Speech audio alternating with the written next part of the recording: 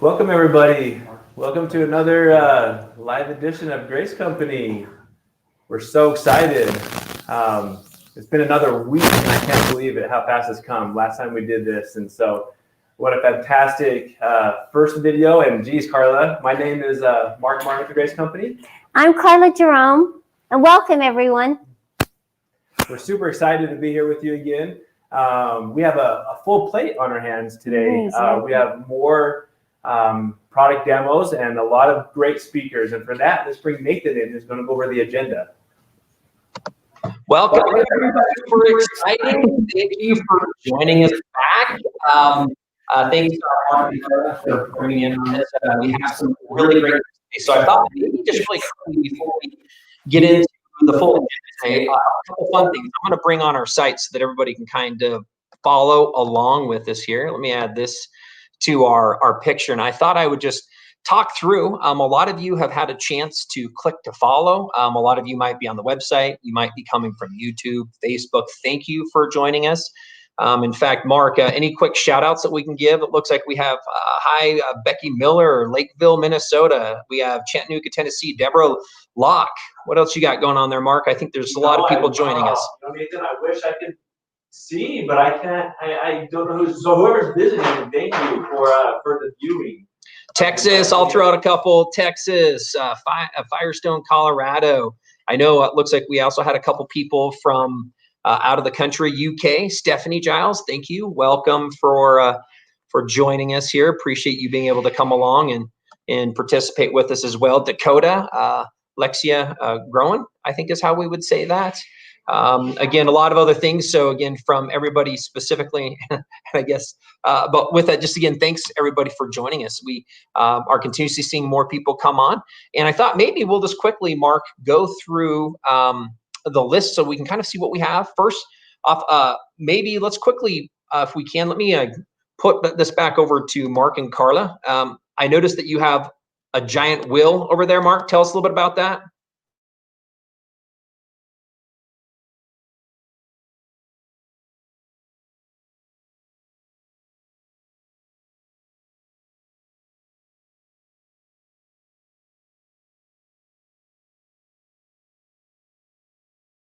So with that, I guess it's not a big wheel, but a wheel of prizes, and we're giving away several things. Now, to clarify, if you're following with us again from last week, we heard that there were some different streaming speeds, Facebook and YouTube. So we're going to be giving away a winner on both of the different panels, the different streaming channels there. So we'll choose a winner from YouTube, we'll choose a winner from Facebook. So know to be available to participate.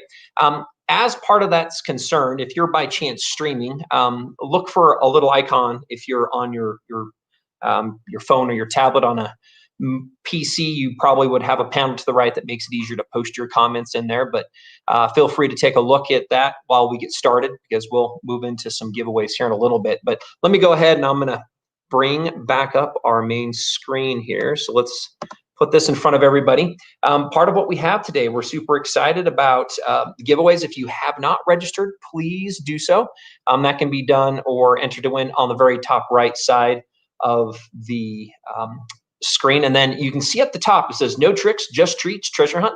I'll talk to you about this. We just went live with that actually as we're starting this stream, and we're going to give away a bunch of other prizes throughout this week. And we're going to tell you how that works with the treasure hunt coming up here in a little bit as well.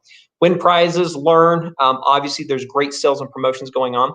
But looking at part of what we have today, we're streaming live now. We have a wonderful chance to hear from several different people coming up. Dr. Elizabeth Townsend is going to be sharing some key information with us here about noon. We also are going to be coming back where we're going to be doing and promoting a lot of different sales and some different items that pertain to that as well. We're going to do product demonstrations today. The product demonstrations we're going to do are on domestic to mid-arm 15s, 19s, 21s. What are those? Why is there such a variation in those? Why would somebody potentially start with their domestic, or where would they move to if they move through that process? We're also going to be doing the giveaway. The big giveaway will happen around 2 o'clock today. Then we also have another class by Leah Day coming up at 3. We'll be doing some more prizes around the 3:30 hour. 4 o'clock we have a class that we'll be doing with Jill, Cooper, and Sherri Holland, just brand new into this quilting process. They're looking at starting up quilting for others. So that'll be fun to hear from them. Following that, again, we'll do some more giveaways. So stay with us. If you weren't with us last time, we're doing a lot of giveaways. So during and throughout the event, now those giveaways, if you're international, sorry, thanks for joining us, but we will be doing those prizes for the 48 states, the contiguous United States. And we also have at 5 o'clock another lecture put on by Sarah Maxwell. So that's a pretty full schedule of what we have going on today as we move through that process. I wanted to, again, look through the site really quick, talk about the event schedule, which allows you to scroll and check all those events. The quilts, we will be viewing a couple of these quilts. If you have not entered a quilt, I would ask you to feel free to do so. There are prizes for those people to win who enter, and then there are several categories. I'm just going to pop in here again really quick to take a look at a lot of those. And this randomly brings up quilts, and you can browse and look at those. You can vote for them. You can use the icon down on this bottom right corner, or if you go into the quilt itself, you can also just click the vote button to vote for those. Now, Carla, Mark, maybe if I can go back to you and share with me a little bit more. Last week, we had a wonderful chance to look at those quilts. Maybe just share some of your thoughts and what that experience was like with everybody. Well, it got me excited. I started going in and clicking on them and making comments. It was so much fun. It was a lot of fun to read what you wrote about the quilts. That story behind making the quilts is almost more fun than looking at the quilts. So thank you, everybody, for submitting and putting some thought behind that. That's exactly right. That's what I love to see, that because there's so many hours and years that go into it. So to hear the reason why the quilt was made, or wasn't even finished. Yeah, wasn't even finished. All of that background stuff. I'm the same way. It's the story behind it is just as good as the quilt. So that's what I really loved. All right. So talk about.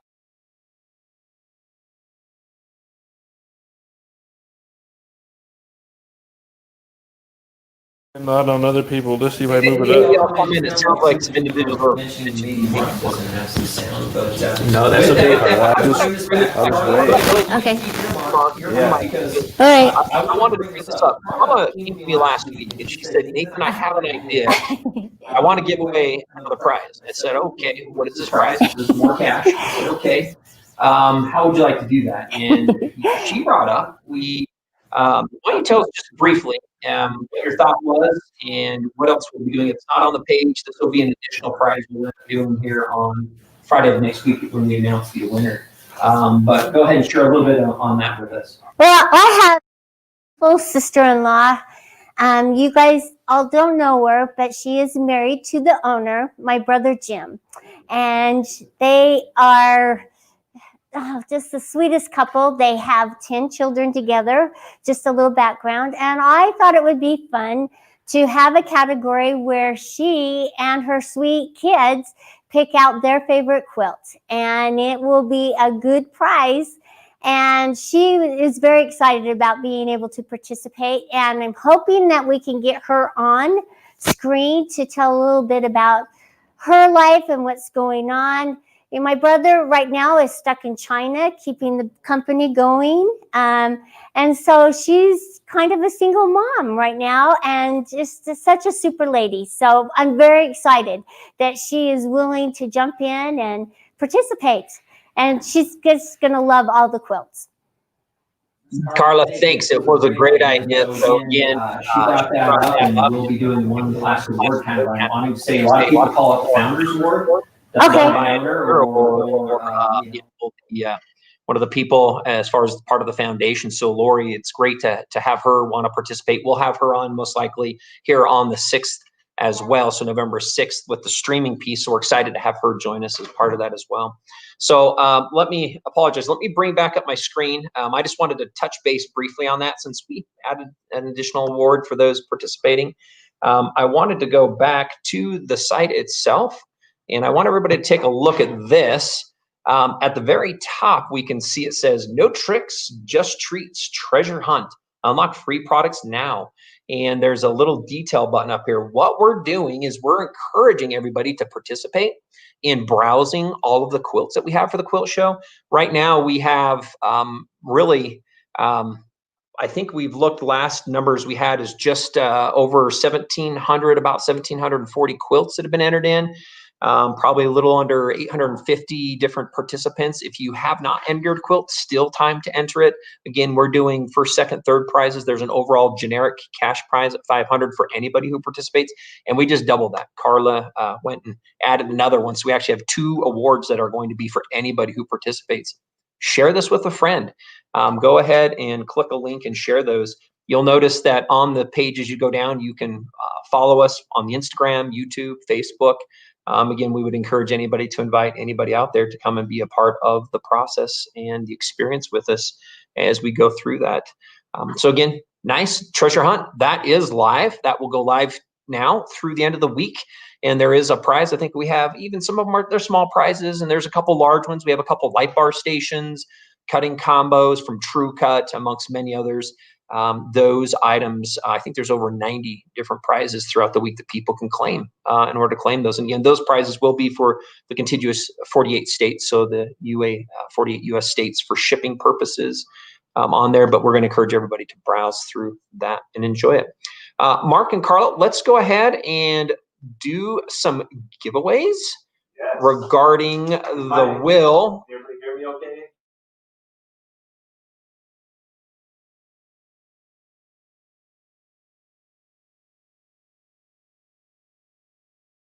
What's that? No, I know Mark. Great. All right, I'll give it away. You know I love it. Let's go for it, Mark. All Right right. over here, Carla. You're good. No, you spin the. So is it possible to do a close-up on that, Will, so we can see that we've added some new prizes? Oh, it's a quilter's combo. Well, we're not giving that away right now. Oh. We're not giving anything away yet, so we don't know where we're giving away for. Oh, okay. Right, in the will. Oh, okay. We just did it. We're gonna have Mark, Carla help us here. Mark will spin it, and then we're gonna have some giveaway. Carla will tell us a little bit. But I thought we could do a close-up on this wheel real quick to see we've added some new products to here, which is pretty exciting. So I think the question I want to bring out is, last time what we did is we put a question for everybody to participate with, and then we allowed the Facebook, YouTube individuals to participate and send their comments. Let's go ahead and see if we can add and ask a question for everybody right now. What would be the question that we would like to ask the group in order to choose 2 winners? What would that be? I'd like you to name one of the categories in the quilt contest. So the first one to come up with the category that's in there. So she's saying categories from the quilting submission. Yes. What is one of the categories? One of the categories from the quilting. And so this is the question that she has, and we're going to go back and looking at streaming. Those of you, oh, there we go. We had a first one that came through on, oh boy, this is going to go 900 miles an hour. So thank you everybody for participating. We're going to go through from Oregon. Welcome everybody. Thank you. Appreciate it. They are saying thank you for the generosity. We're going down to the winner. Which one did you see here? By Amy Munn. But is it an actual holiday or is it bigger than that if we look at the official quilt title? I am going to look. Do we have a winner yet? It's called Holiday Quilt. So holiday will work. So who was the first winner? Go ahead and give me a name on that.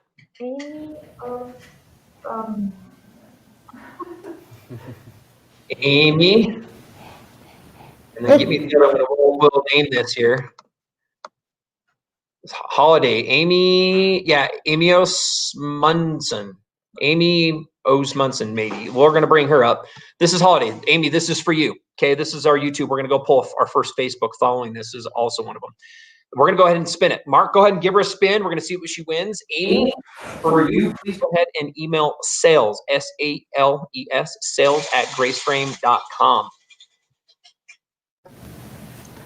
Awesome. Finesse thread. Finesse thread. Carla, go ahead and talk a little bit about that finesse thread for us. Thread, it's 50 weight. This is the solid selection. It's 4 of our solid colors. It works beautifully. You'll love quilting with it or sewing with it, either one. It doesn't break as easy and less lint. Huge great gift. It's a fantastic gift.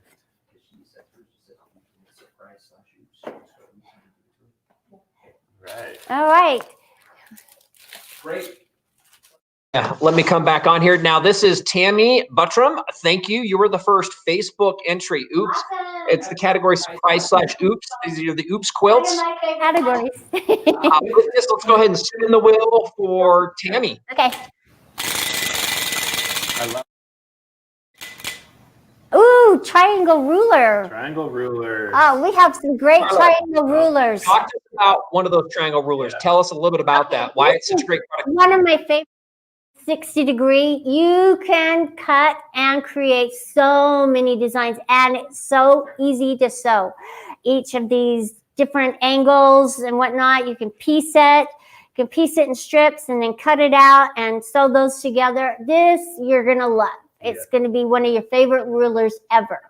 Now, I want to up the ante on this. Carla, Mark, can you dig out? I think we have 2 other triangle rulers. Why don't you pull those out? Yeah, so we have a regular 90-degree triangle ruler. One of the quilts that we use all the time is one that I use. It has a lot of bright colors, so you'll love this.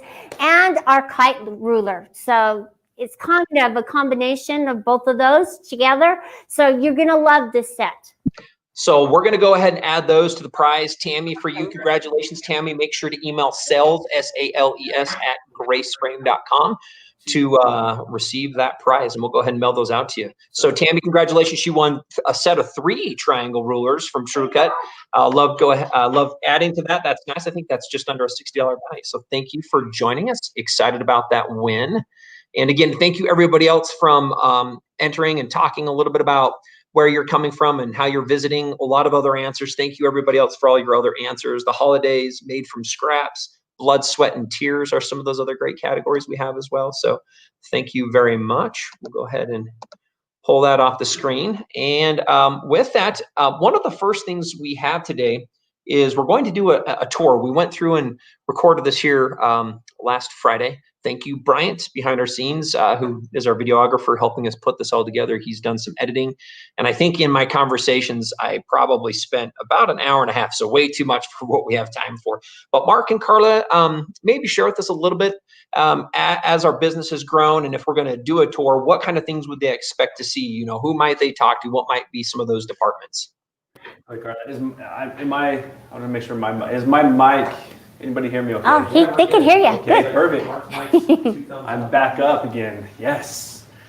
So it's always great, right, Carla, to have who else we have here. Because all of our stuff is designed here in Salt Lake City in our facility. So it's so nice to be able to see who else works at Grace Company. I know you see a lot of Nathan, myself, and Carla. You hear Brian's name mentioned, but this is great to go around the company and see who else works for us and what they do. So it's exciting, and yeah. So Carla, what are your thoughts? Well, I think you all get to meet the people behind the scenes, the people that make it happen. Our shipping department, who works so hard day in and day out, the people who answer the phones, our engineers, we have graphics, all these great employees that work for this fabulous company, and you have the opportunity to meet them. And I'm excited because we have such a great place to work and so many talented, wonderful people that contribute to what you receive when you order. And so, yeah, I'm very excited about you all being able to meet everybody here. Absolutely. Okay. With that, thank you. Really appreciate that. I just really would reiterate the same things. And with that, you're going to see all sorts of stuff. Again, we've got about a half hour that we're going to walk through as part of this tour. When we come out, I'd like to do another spin the wheel for those who are live and joining us. If you're live with us, go ahead, invite friends, invite those people that you might feel would be interested. This is going to go behind the scenes with Grace Company. You're going to see our sewing machine labs and our part of our tech team. Again, because of the current environment with COVID, we have several people working off site as well. Unfortunately, we weren't able to get them as part of this. And again, it's just a glimpse of part of what makes up Grace Company here. So with that, we're going to go ahead and bring this on, bring it into our stream here, and we'll look at moving forward, and excited to watch part of the tour. So go ahead and enjoy. Welcome, everybody. This is a tour of the Grace Company. Thanks for joining us today on this fantastic Fall Festival event. We're going to take you around, and we're excited to introduce you to everybody. So let's go ahead and step on inside Grace Company. Here we are walking in and saying hello to Jessica, who's here with receptions and our customer service team. Welcome, Jessica. Thanks. This is a quick shout out to all of our people joining us here. Anything you want to say? Thank you. Thank you for all the support. I know you get a lot of calls every day. All day long. Wonderful and fantastic. Thanks a lot. We're going to continue. We're going to go talk with Eddie, director of our operations. Hello, Eddie. Hello. This is our stream with our customers here for the fantastic Fall Festival. We have hundreds of people watching, and I thought maybe we could just see what you would have to say as a shout out for our customers out there. Thanks for visiting us. We're excited about new products coming out and excited to be developing things for you guys and making quilting easier for you. Eddie brings an immense amount of wealth of knowledge to the business. His team is always asking about what we can do to create the right kind of experience. Yeah, I mean, our goal is always to find things that solve problems for the customer and to make those products affordable so that as many people can use them as possible and improve the experience of quilting. So that's how we look at every product that we start developing and try to create solutions for you guys. There's always something new going on. We've got the 3D printers, and that's like Christmas. Every time something comes off the 3D printer, everybody gets excited. We check it out, try it out, and it's fun. It's fun. It's a great thing to be involved in, and we love it. It's great. Well, wonderful. Thanks, Eddie. Appreciate having you share a little bit with us, and we're excited to go and talk with more of the engineering team. All right, so I'm going to hold for a minute here because this is the inners of secrets right here. So I'm just trying to make sure we're good. Engineering team. All right, come on in here. Come on in here. So this is what we have as engineering. Over here, we have Cody, who's head of our engineering department, our engineering manager. You want to say this is for our customers out there? We're live streaming and we're talking to them about what's going on, a lot of things that have been happening. So do you want to say anything to our customers out there? Just excited. I'm happy to be here. I'm happy to be part of the company. I think we do great things. Having us focus on the customer experience first from the very beginning of the design is really what plans our entire design process and the entire from beginning to end, because we make and manufacture and design everything. And so we following that full process all starts with what the customer wants and needs. And so if we can focus on that experience, that's what helps us do all of our designs. Next here, we have Justice. He's actually our project manager. And I know he's been with us for a short bit of time, and life is probably pretty crazy because I know we always have like 900 million things going on. Yeah. Anything you'd like to share with our customers? No, I think mostly we're just excited to give y'all great products and to hear what y'all think of our products. That's probably my biggest feedback is what do you like? What don't you like? What works? What doesn't work? So we can really make that experience as everyone drives home, like really the best thing for you. So we appreciate y'all tuning into us here and viewing our content and hope to hear great feedback from you. Thank you, Justice. And here we have the rest. Michael, I know you've been with us for a little bit. Welcome, quilters. Nice. Love that. You have anything you'd like to say as a shout out to our quilters? I'm just excited to be here, and I'm glad you're tuning in. Hope you're enjoying the program. Wonderful. Here we got Fred down over here. Well, hello there. We're all excited to be here. We've been doing what we do for a long time, and we're always trying to do it better. So we're always happy to hear ways we can do that. I know that there's been a lot of serious projects, heavy ones, frames. What are some things that you think about when you go through some of those design processes that you can maybe share? We want it to be easy to set up.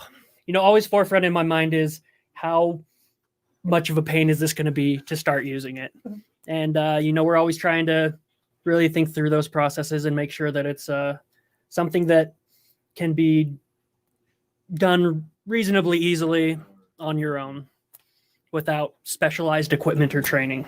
Fred does an amazing job. I know that we make sure that things arrive in good condition and that they're methodically laid out through the instructions and as you move through those boxes. Been around a long time and seen, kind of shift from just getting something that works to getting something that works that's easy.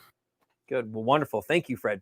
Now we're going to kind of go and another room where we do a lot more R&D. And here's where we have a couple of our electronics engineers and where we do all our prototyping. Everything that we design is designed here in Salt Lake City, Utah. A lot of the ideas that we get from our engineering staff, our customer service staff, customers, we put those all together, and then the engineering team designs those three-dimensionally. And then what we do is we print those out. So these systems actually give us a physical good that we can then experiment with. And here we have Sam. You were with us for a little bit. You're back with us. How long have you been with us again? So I've been back for about 2 months. I've just finished my computer engineering degree. So, and I'm here full time working as an electronics engineer.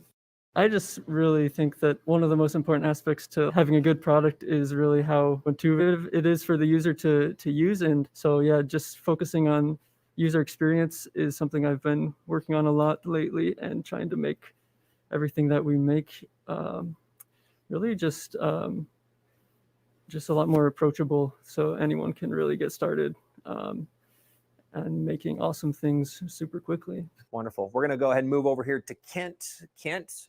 So Kent has been, again, we have our kind of our programming. We met Brad upstairs with some of our software. Kent does all of the electronic components and all the programming that has to go along with those. And obviously Sam helping out with part of that. Kent, why don't you go ahead and share with us, you know, part of the experience that you've had in your journey as you've helped create different products for our customers. Okay. Well, I have a belief that the purpose of life is to be happy. And what I would like more than anything is to design products that make our customers do something they enjoy and to bring some happiness to them. And that means designing them so that their value in that, and that they function properly, and that you just have an enjoyable experience in using the products that we design here. I'm very conscious of all of those aspects in the designs that I do, that I just really want you to have a great experience. Just hang on, because there's always more important and exciting and fun products coming out. This isn't stagnant. It's moving, it's growing, it's improving every year. And you should look forward to seeing future products that we come out with. Well, wonderful. Thank you very much. Exciting to be here. Obviously, several stuff covered up. We can't show you all of our secrets. A lot of things, new things, maybe the next month or two, new things spring of next year, new things fall of next year, always new stuff. So we're going to step into our marketing and our graphics. I know that behind the scenes, you're not seeing Bryant behind the scenes. Woo, woo, woo, woo. Who's this guy? Bryant, you want to say hi to our quilters? Hello. What? That's it? That's it. I'll say a little bit for him. Brian's done a wonderful job. A lot of what you're seeing now in the live streaming, all the initiatives and the videos you see amongst a lot of the other planning, all comes from Brian. So Brian, I'm going to do a shout out for you on behalf of the quilters. I know that he is very passionate about making sure that you are getting the content that you need and that it's looking the way it's clear. Thanks a lot for Brian. This is their area. We also have Courtney. This is for the shout out for all of our quilters out there. Hello, quilters. How's it going? I know that you've been part of this live event. Yeah, it's been more fun. It feels kind of like we're building a community, which is super important to me. I think that's what we really need as quilters, as just people, especially nowadays when we're stuck inside. And I'm way excited that we're doing these live things. It makes me feel a little bit more connected to you guys. How has it been working with Grace Company, working on some of the current products and being able to look at that customer experience as we move into some of the new ones? I've actually been enjoying trying to come up with ways to make the out-of-box experience kind of more fun. Like when you receive a product and like opening it up and making that an experience as well. So hopefully I can bring that to some of the newer products that are going to come down the line. Maybe look at some of the older products as well. Wonderful. Thanks. We love having Courtney on the team. This is our customer service area, our customer service and sales. Here's Tanil. Hello. So Tanil, these are our customers that we're streaming to and we're introducing and kind of doing the tour of Grace Company. What would you like to say to our customers out there? I want to say hello. And if you call in, you'll probably get one of us. And we're always here to help you if you have any questions. So again, Tanil, give us a call. I asked Tanil the other day a pretty blank question. It wasn't a trick when I said, Tanil, how well do you think you deal with our customers? And what did you say? very well. Better. She says, I think that's something that is one of your strengths. And I think that people love and enjoy talking with you. Thank you. I try. She does more than try. She does a phenomenal job with that. I think the Grace Company is growing really fast. We really take pride in taking care of our customers and making sure that you're happy with what you've received. And I feel like every day it's a real positive environment, which is good. And but the growth we've seen is really exciting. And maybe I can do a shout out. Thanks to everybody who is participating and who's joining and who's buying the products and engaging and using those. Again, just thanks. You have great ideas as well. So we've appreciated having those ideas. And thanks for Tennille. Tennille also is our accounts and our events coordinator. I mean, so she does all of our big events, and it's a little bit different this year. It is. You've had to learn new. She's learning how we're managing our digital events. The virtual events, which are different. All of these things that we have like now. And then there's been a couple customers who've had a chance to join. We've had, with the restrictions, but we've had some spacing that we've been able to create, and we've done some in-person classes too. We have, and hopefully we'll have more classes. We're even on the line with Germany next year. I know Germany is probably going to be open. It's so a go. Our business is an international business, and she deals with everything throughout the world when it comes to our events. So thanks a lot for all that. Thank you. Bye, everyone. Here's Smack. Smack is one of our account executives, Stevenson Mack. We call him Smack. Yeah. Hey, everyone. How are you? Hope you're enjoying the Fall Festival show. Looks like there's been a lot of really sweet shows going on, a lot of classes, a lot of cool giveaways. So I hope you're enjoying that. It's been great to talk to everyone and to see, like, I'm learning. I don't quilt. I've never quilted before, but my mom, she's a big quilter. And so seeing her passion and then just talking with all of you and seeing your passion and your desire to get the next and best and to have the best. And it's been fun trying to help you get that and to get you into what you need. So it's been great to work with everyone. Thanks. Here we have Alyssa. Hi, guys. It's so good to have you join us virtually. We're so glad that you're a part of the Grace Company in your own special way. I do accounts receivable here. I'm the accounts receivable administrator for the Grace Company. And so some of you might have spoken with me. Some of you might get the opportunity to speak with me in the future, but we're glad to know you and we're glad that you're part of us and hope you're having a great day. What comes to your mind when you think about what we're trying to do to engage with our customers and what that might mean for us and for them in the future? That's a really great question. I think one of the biggest things that the Grace Company is doing to engage with customers is just improving the user experience in general. Whether that be through, I'm sure you heard Tennille, she's helping with some of the classes and the events, and that's something that's going to continue to happen. Or some of the videos that the Grace Company produces on how to manage the fabric, how to manage the frames, things like that. All of these things, all of these tools and these skills that will help quilters and users to have a great experience, I think is a big thing that the Grace Company is doing to improve a user experience. I think another one is just the team itself. Each member of the team is invested and fully invested in helping customers and users to have the best experience possible. And so as that continues to move forward, and as more and more customers continue to discover the usefulness of the videos, the quality of the tools, and the amazing experience that can be had by working with each team member, I think that will continue to move the Grace Company into a very bright future. Well, wonderful. Thank you very much. Thank you. It looks like we've just had Jarek walk up to us as well. Jarek, here you go. Jarek's one of our account executives. Say hello to our live streaming customers out there. Nice to meet you all. Anything you want to say to our existing customers and some other quilters that are out there viewing today? If you have any questions, give us a call. I'm happy to help anyone that, has a question, and the phones are a little slower today. So, if you want to keep us busy, just give us a call. When people come in, they ask, I'm looking for a machine. Well, then I ask, how much space do you have? What's your budget? So it's more of helping you make that decision. We're not going to push you. And that's part of why I like working here. I'm just really excited for the promotions we currently have it on. And when they first came out with that, I was like, are these for real? Yeah, free frame. It is just a good deal. And I'm excited to see more sales with that. So I hope you can take advantage of that. Yeah, wonderful. Well, thank you very much. Appreciate that, Jarek. Absolutely. We're going to go pop in and we're going to see Mark. How's everybody doing? So this is obviously a different set than what you'll see when I'm on camera. So try to keep it nice and clean. By the way, they call me Mr. Clean. So if you guys ever want to make a comment, there's a little Mr. Clean right there. But it's always nice talking to you guys on the phone or doing the live videos, and any comments you can share or make us feel like we're part of of what you're doing in your hobby or your fun quilting life is always fun. So we appreciate it. I appreciate it. I know my team, they're very excited to hear from you. And we just have a lot of great things coming. And these live videos, we're going to do a lot more of. So those who are watching now, continue to watch because we'll have a lot more coming out. I'm going to give this to Laurel Jane, LJ. She's one of our account executives. So we can say hi to all of our quilters who are streaming. Hi. So what I thought about, is there anything you'd like to share with them as they're here and you have a chance to talk with them? I don't know. I'm a little bit newer here. I've been here about 2 months now, but I've loved it. I love having you guys call. So anytime you guys call in, please call if any questions at all. I love talking with you guys. I love working here. I love everyone I work with. So it's just been great. So Has there been any memorable experience, phone call recently in the last week that stands out on a conversation with a quilter at all?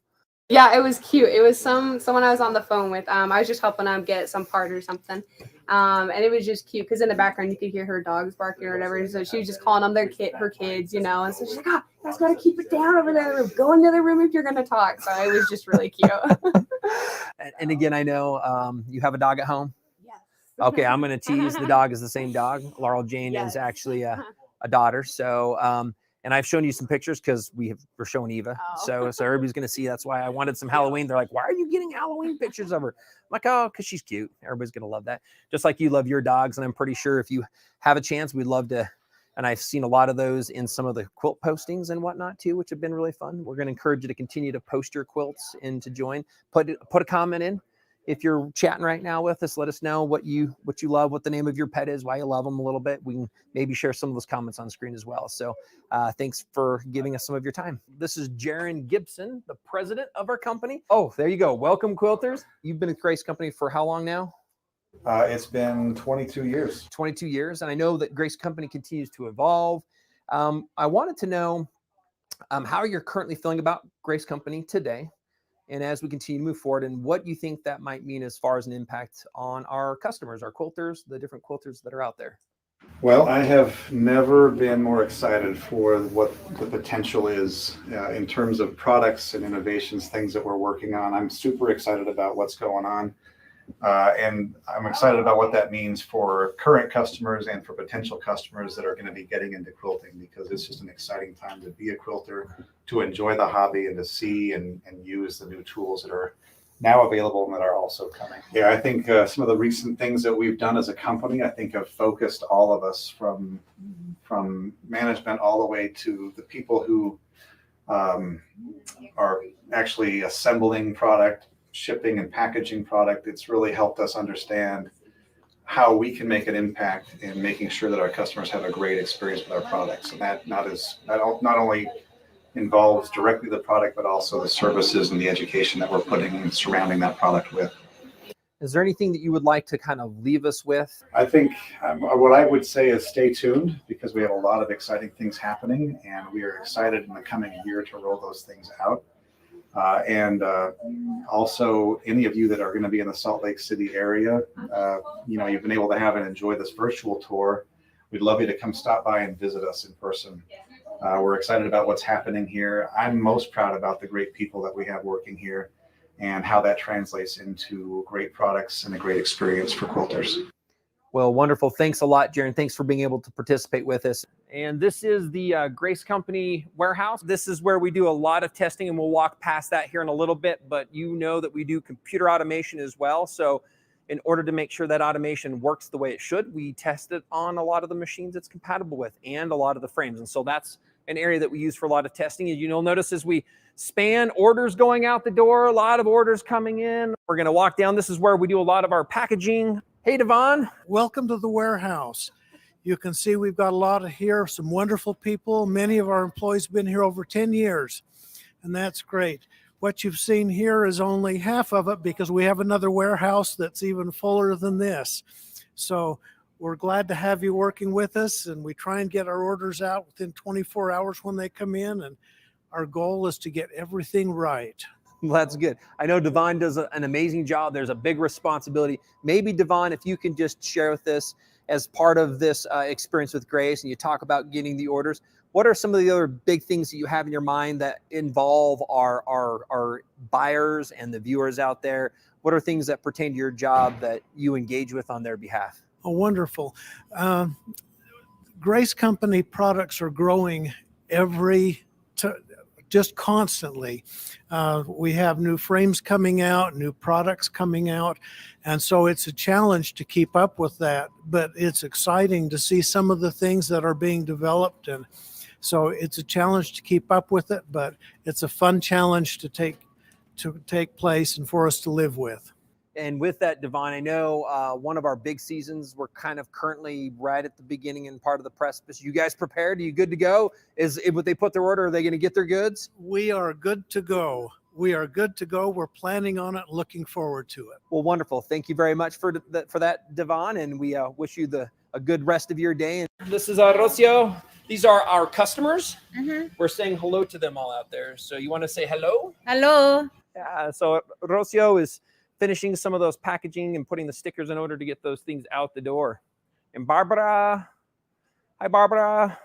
Hola. Hola. Replacement parts for products out there. Sewing Machine Lab. You'll notice different parts. Some things get serviced here. Fixed, checked, QC'd. This is the sewing Machine Lab. So, say hi. John's team does a really good job. Every single machine that comes in, John's team's completely responsible to make sure that that machine is perfect before it goes back out.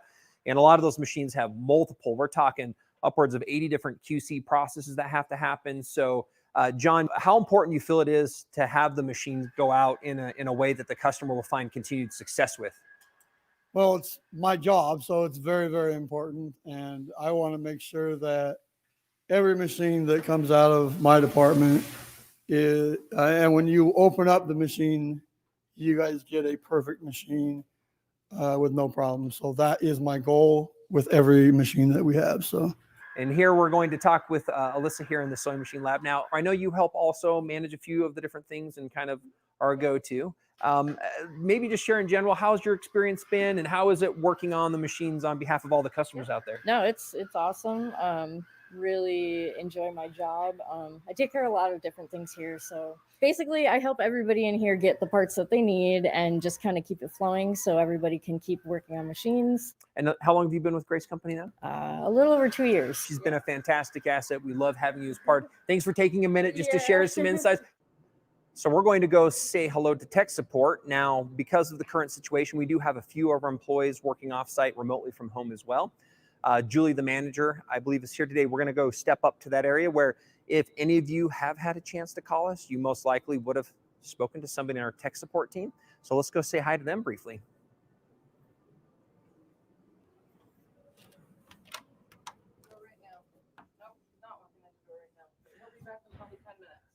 Hello, Julie. Julie is our manager over our tech support, and I'm going to give you this for a minute. What we're doing is we're saying hello to all of our viewers today. Hi there. And I thought maybe what you could do is share a little bit about what you feel the tech support helps do on behalf of Grace Company and our customers. Sure. So the tech support team takes calls and emails, and on occasion we get chats transferred to us whenever they're experiencing problems with our sewing machines, our software, our robotics, or our frames. We research the problem and either get them a resolution over the phone with some education, or in the event we need to order some spare parts, we can order those and get those shipped out right away.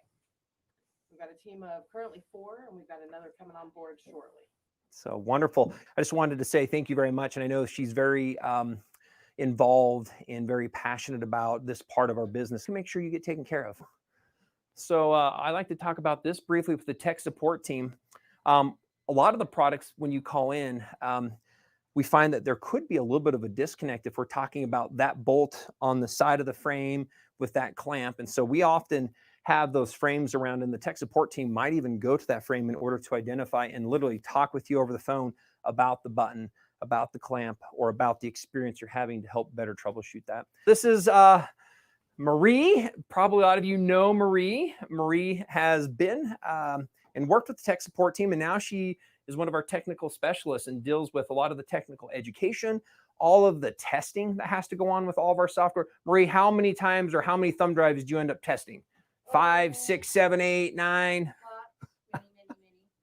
So I'm gonna go ahead and I'm gonna go ahead and how many was it again? Many. Many. Couldn't count. Yeah. So these are our customers and a lot of viewers today that are streaming live. And so we're doing a shout out, walking around, kind of doing a tour of the Grace Company. So we thought you could say hello to everybody. Hello, everybody. How are you trying to help create the right kind of experience for our customers? To make it easier and flow better when they're running the software. I do look on the Facebook groups and make sure everything's good, especially for the technical stuff, just so they don't have to wait over a weekend or over a night to have a problem figured out. Marie is a quilter. Now, you didn't start as a quilter. I did not. And share a little bit about your journey as you got into quilting and kind of what you're doing now. Yeah, I never quilted before. Then I started with the Grace Company in tech support, started learning the software, loved the software, and that's what became my journey of quilting. I learned to quilt before I learned to piece, but now I do both and enjoy it. I'm addicted to it, always thinking about doing it. So I'll ask, have you started to accumulate any kind of a fabric stash? Are you at that point? Okay, you're there. You've started to get those. Yeah. And lots of bins under my frame at home with fabric. Good, wonderful. And something else that comes to my mind when I'm sharing some time with Marie is her mind's going 100 miles an hour as well. And I know you've done a few different type of automation full quilt projects as well. I know you did one that was a big snowman. Yeah, his abominable snowman. Abominable snowman. I needed to test virtual long arm with the software. It allows you to do a pattern that's larger than the throat of your sewing machine. Yeah, and then I started filling him in manually. I wanted to fill them all in, kind of do like an embroidery. He is 39 inches wide and 42 inches tall, so he's quite large. But then as I was doing a free motion, I'm like, no, I can't do this. So I decided to do it with automation. So I created a pattern that was just a back and forth stitch. And then as I went through him, I was using the pattern eclipse to get the body of him. So he was, so it doesn't stitch outside of his body kind of thing. Well, wonderful. How did it turn out? It's not done yet. Not done? Partially done? Mostly done. I just need to go back and do some details. Some details. Well, wonderful. Yeah. Brad, who's with Cabin Logic and works specifically with Grace Company in the design, and he is the programmer. Hello, Grace Frame customers. Nice to meet you and nice to see you. How about your journey? You've been with this and doing this for how many years with Grace Company? I started doing this part-time in the summer of 2004, and I came on full-time in 2011. So we've been doing this full-time for, 16 years now. Wonderful. What I like about the Grace Company is we are always trying to innovate, and our focus is on what's best for the customer, and we try to do it in our software with the interfaces and the capabilities that it has. And it's a really big team effort here to get our end product out, and it's something we're proud of, and it takes a lot of work, and it's always in a continual state of improvement. Yeah, well, wonderful. With Marie and Brad, I just appreciate, again, from my side, we wouldn't have what we have today as far as even a customer experience or a product without the two of you. So it's been wonderful to have part of this team. We're excited about continuously expanding this team as we look to continue to improve the products that you receive and that you engage with. So let's go ahead and continue to another area. This is one of the areas, like we saw earlier, that Marie works in. And we have so many different brand machines and so many different systems that end up getting tested. So we're going to step through this interesting inner sanctum area of where we're doing the recording, which is where you're going to see us later on, or where we're at today as we're doing this. And again, a lot of staging going on. We've got a lot of other video shoots happening. So a lot of stuff happening here. We're going to go ahead and step inside here. Welcome to our studio. So yes, we are sitting in the studio now as we're sharing this with you. But this is where all the live stuff happens, all the pictures happen, all the videos happen. Let's kind of walk up into this area a little bit and let them see what it looks like from the other place. Maybe go have, and I will sit next to you for a second to experience part of what this is. And so everybody that's participating, we've got people behind and individuals running the camera sides of things and the audio sides of things, and making sure that all this comes to you the way that it should. It was a fun tour. Thanks, everybody, for coming along with us on the journey. Just kind of wrapping up again, it's been super fun to have everybody join us as part of this event. I know I'm hoping this tour is meant to feel a little bit informal. We wanted you really to see, we're all people like you. We love and we're enjoying and finding passion in the jobs that we're doing. And most importantly, we just really want to say thanks again to all of our consumers. Those people that, even if you're not a consumer, who are giving us a chance to have a conversation with you. And again, we're just excited to continue to bring you more information, more content, hopefully more education as well. And we are going to invite you to continue to stay with us, come back, visit, give us your thoughts, give us a call if you have any questions on anything. And with that, we look forward to having you continue with us as we move forward with additional Fall Festival information. So thank you, and we'll continue with the show.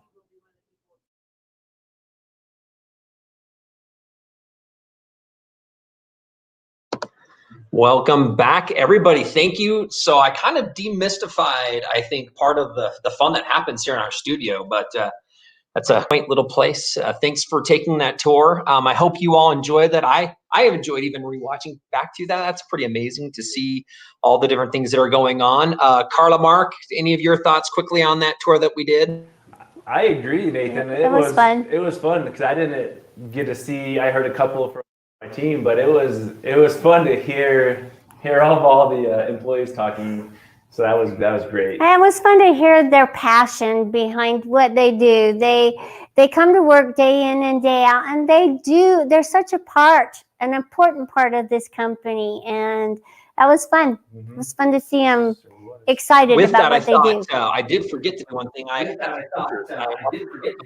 had some pictures, and I wanted to put a couple quick pictures together. Dog and dress up. It's Halloween, and maybe you'll see another guest here a little bit later. You might not know, but just be expecting that. Everybody's kind of giggling because they might know what's in store. So, but I thought I would just quickly add this stream here. This is our dog Eva. Now, this is back when she's a pup, and I just love pretty dog. She's a silver lab. This is her now, full grown, and I'm just going to quickly click through. Of course, she doesn't necessarily like being dressed up. It is Halloween, so we have done that many times. And our kids always are finding ways of doing something else. My son's, by the way, his favorite skiing costume, and trust me, yes, he does wear this while he skis as well. So pretty fun with what that is. I'll just show you a couple lessons. This is obviously the cone of shame. Yes, she's had to wear that once here. And yes, she does tricks. So we like to have her balance, and she'll hold very still for quite some time. And yeah, even pretend glasses or the real glasses. In fact, this is one just from this week with my son's birthday, and putting his shades on the dog to make her look cool. So it's been fun having her and always putting her in her different costumes and her different outfits. And so curious dog, I love that. She eats bees, just so you guys know. She eats bees. And we'll be sitting outside, and all I know, you hear her chomping, like, there goes another one. I think one time I counted, she ate 5 bees off our lavender plants as we were doing that. Luckily, she's not allergic, but she does love to eat the bees.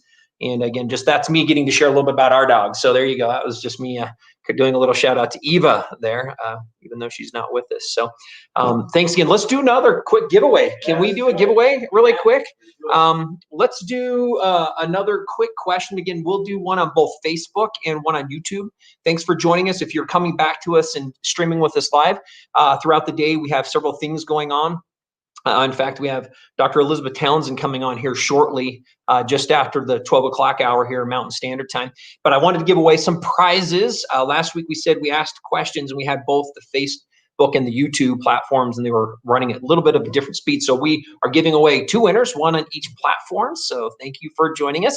The question I have that I want to throw over to Mark and Carla, what is the question we should ask so that we can get this up there and get them some prizes? You do? Let's yeah. All right. Okay. The first person who can remember what the owner's wife's name is, or the owner themselves, so as the couple.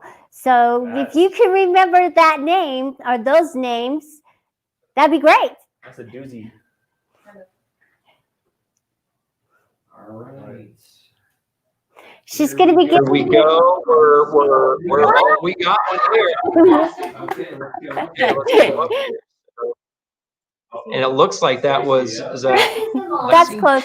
Hold on just a minute here. just a minute here. So, yep, Lexi and Stacy. So we're going to throw this one on. Lexi, we're going to give a shout out to you, Lexi Brown. What I would say is, one, thank you for joining us. We appreciate it. If you haven't subscribed, do so, everybody. And make sure to email sales, S-A-L-E-S, sales@graceframe.com in order to receive your reward there. But let's go ahead, Mark and Carla, let's go ahead and By spin the the way, wheel and her see name what is she's Lori, winning. and that's how you won. Grace is Jim's mom, Jim and Lori's mom and mom-in-law. So And there you go. All right. Here we go.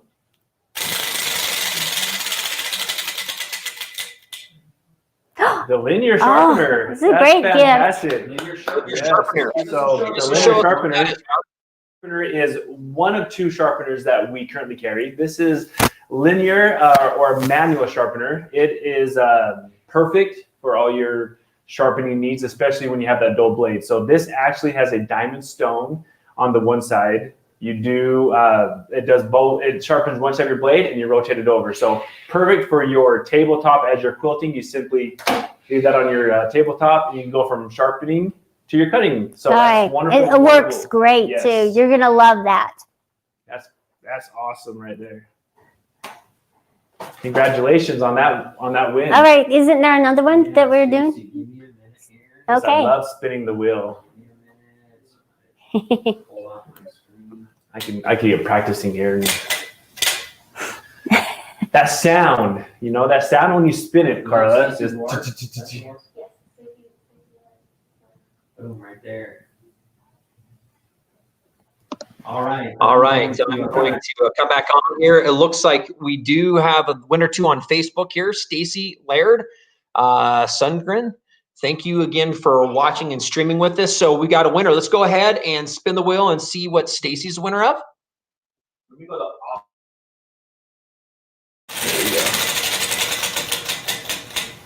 Awesome. For cutter, Yeah. 45. So let's grab that out.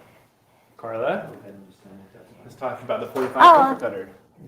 All right. So this wonderful cutter works with our rulers, and the track right here on the back is the guide. And then if you don't have a ruler, which I would like to give away a combo, it works as well with other rulers. And so you just take the guide off right there. It's got the bent handle, so it's ergonomic. And once you start using this, you won't want to go back to a straight cutter because it is awesome.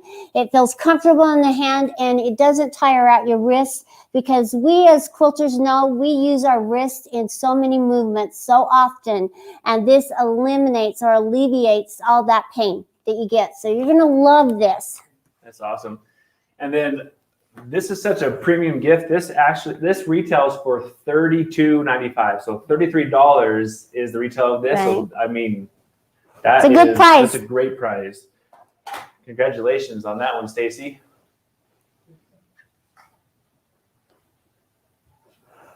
All right. So we're gonna go ahead and pull her out. I'm gonna have you guys talk a little bit more about the fantastic office. Yeah. I have to go ahead and get something out here. So, Carla. Yes. Nathan mentioned earlier the packed show that we have. Oh, yes. Today is a busy day. You're going to be seeing lots of wonderful information about quilting. We're actually going to have later, you're going to see this room. We're going to have a big frame and a small frame with 6 machines. We'll have 6 machines in here, Carla, that we'll talk about. And pretty impressive. Yeah. So stay tuned for that, because we're going to demonstrate and talk again like we did last one, but this is going to be more in depth with the product. Again, 6 machines that we'll have, and I mean, that's a lot of talking. So we got to make sure we drink up on our water so we don't get cotton mouth, because we're going to do a lot of talking on this. That's right. One. We'll chew some gum too. Yes. And we're going to stay as far apart as we can for our social distancing. But as we go through, I don't know if there's any questions that we can see. I see a lot of you. Congratulations. And that's, again, with the quilters. You quilters are such a great group, because it's congratulating, and it's not the heart of our business. Yeah. and they're congratulating everybody. So, and we have a lot of people who loved the tour and also chimed in from all different parts of the world. So, thank you for viewing. And if there's any questions we could answer at this time, would be great. If there's anything pulled up. All right, no probably questions. So let's go ahead and bring Nathan back in. All right, thank you very much, everybody. Appreciate again everybody streaming us. We are going to be inviting in Dr. Elizabeth Townsend is joining us right now, and we'll be shortly being able to get some information over to her, and we'll have her tell some stories about part of her experience. While we're doing this, before we introduce her, I'm going to go ahead and I'm going to read her bio for everybody so that we can kind of read some of that. And it looks like she's ready to go, but I wanted to talk briefly about this. So let me bring this up and put this in front of us so that we can see. Let's go ahead and add this, and then I'm going to go to her bio for us for just a minute here to read a little bit about her. And again, we're excited to have her here with us. In fact, let me go ahead and we're going to bring her on in. I have you joined with us, Dr. Townsend. I just thought maybe before we get into this, it's been an amazing journey. I know that I'm trying to think of how many years ago I had a chance to be introduced to you there, Dr. Townsend, with it. But I thought before we do so, and you can share with us all your history. She has a lot of different titles, obviously amongst one of those, a doctor and so many other wonderful things. I'm just going to briefly read some of this biography. You can see this in front of you as well. But she, Elizabeth Townsend Gard, is the director of the Tulane Center for IP, Media, and Culture. She specializes in intellectual property law, including copyright, trademark, and comparative intellectual property. And there's a lot of things that go into this. I was reading through this going like, boy, I'm wondering just how much school you have to go through in order to have all this information and this knowledge with you. It's pretty impressive. So intellectual property, entrepreneurship, including social entrepreneurship, solopreneurs, and handcraft entrepreneurs. She teaches in Tulane's Masters of Jurisprudence in Labor and Employment Law program, where she focuses on the intersection of intellectual property within the context of employment law and business practices across the country. And kind of interesting, thinking, okay, here's an individual that kind of comes from part of the law and entrepreneur world. Why and what that maybe might that mean? Elizabeth, welcome. Thank you very much for joining us today. I'm very excited to be here. This is so much fun. This is like, how much fun can you have? It's so amazing. I think you're muted.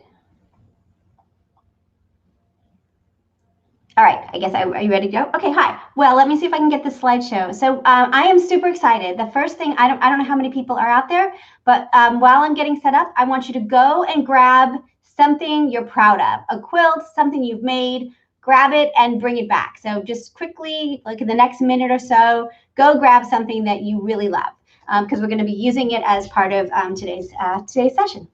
So a quilt, something, just anything that you love that you want to show off. I don't know if they can see it. Can we see it? We don't have a way to see that. Okay, well, we'll figure out how to do that. Usually in Zoom, you can have other people. Okay, so let me see. Let's do the slideshow. Let me share my screen. And can you see my screen yet?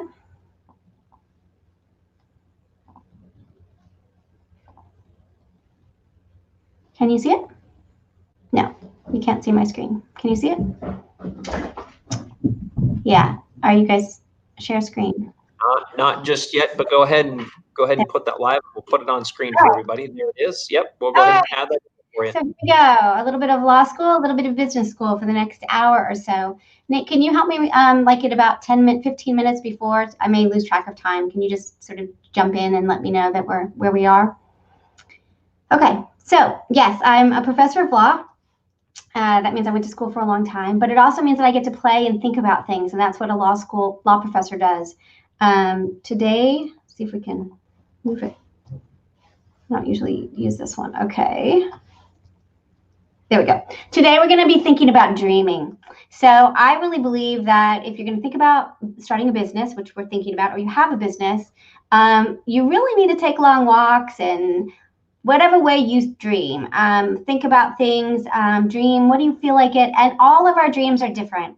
And when you think about our dreams, you have to also think about what your goals are. And everybody's goal is different. And so, you know, I've been through a lot with entrepreneurship. I'm a reluctant entrepreneur. I didn't really want to be one. And I kept getting thrown into these sort of very dominant discourses that told me I had to do things a certain way. And I really don't believe that anymore. I think we can all dream and make our own road.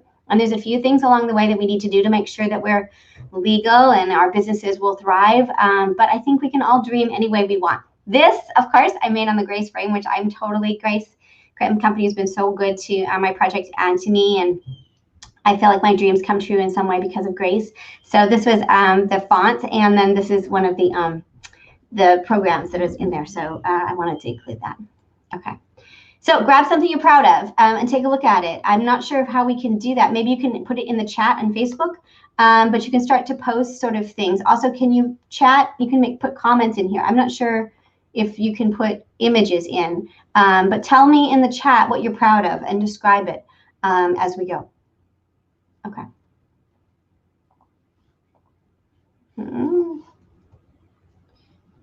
Okay, I'm having trouble with I don't usually use this way. Okay. Okay, so what are your long arm dreams? What are your quilting dreams? Can you add in the chat, start to talk about that? And I don't know if there's anyone at Grace that can start to read them out as well. So yeah, so just think about what your long arm dreams are. I know with mine, I wanted to be really good at doing long arm. Like my goal was to be like one of those good ones. I also wanted to quilt for my community. I also I'm one of the long arm dealers, so selling them was really cool. And then my quilting dreams have changed over time. And so I think about sort of, you know, we went to market. That was super awesome. We have a big community, right? So everybody's dreams are different. Maybe you want to be quilting for your, right, so making masks, right, exactly. Row by row quilts, that's right. Yeah, you want to quilt without all the pain. Okay, that's super great. So again, so what do we want to be? Who do we want to be? We have to start there in terms of understanding what we want to be doing.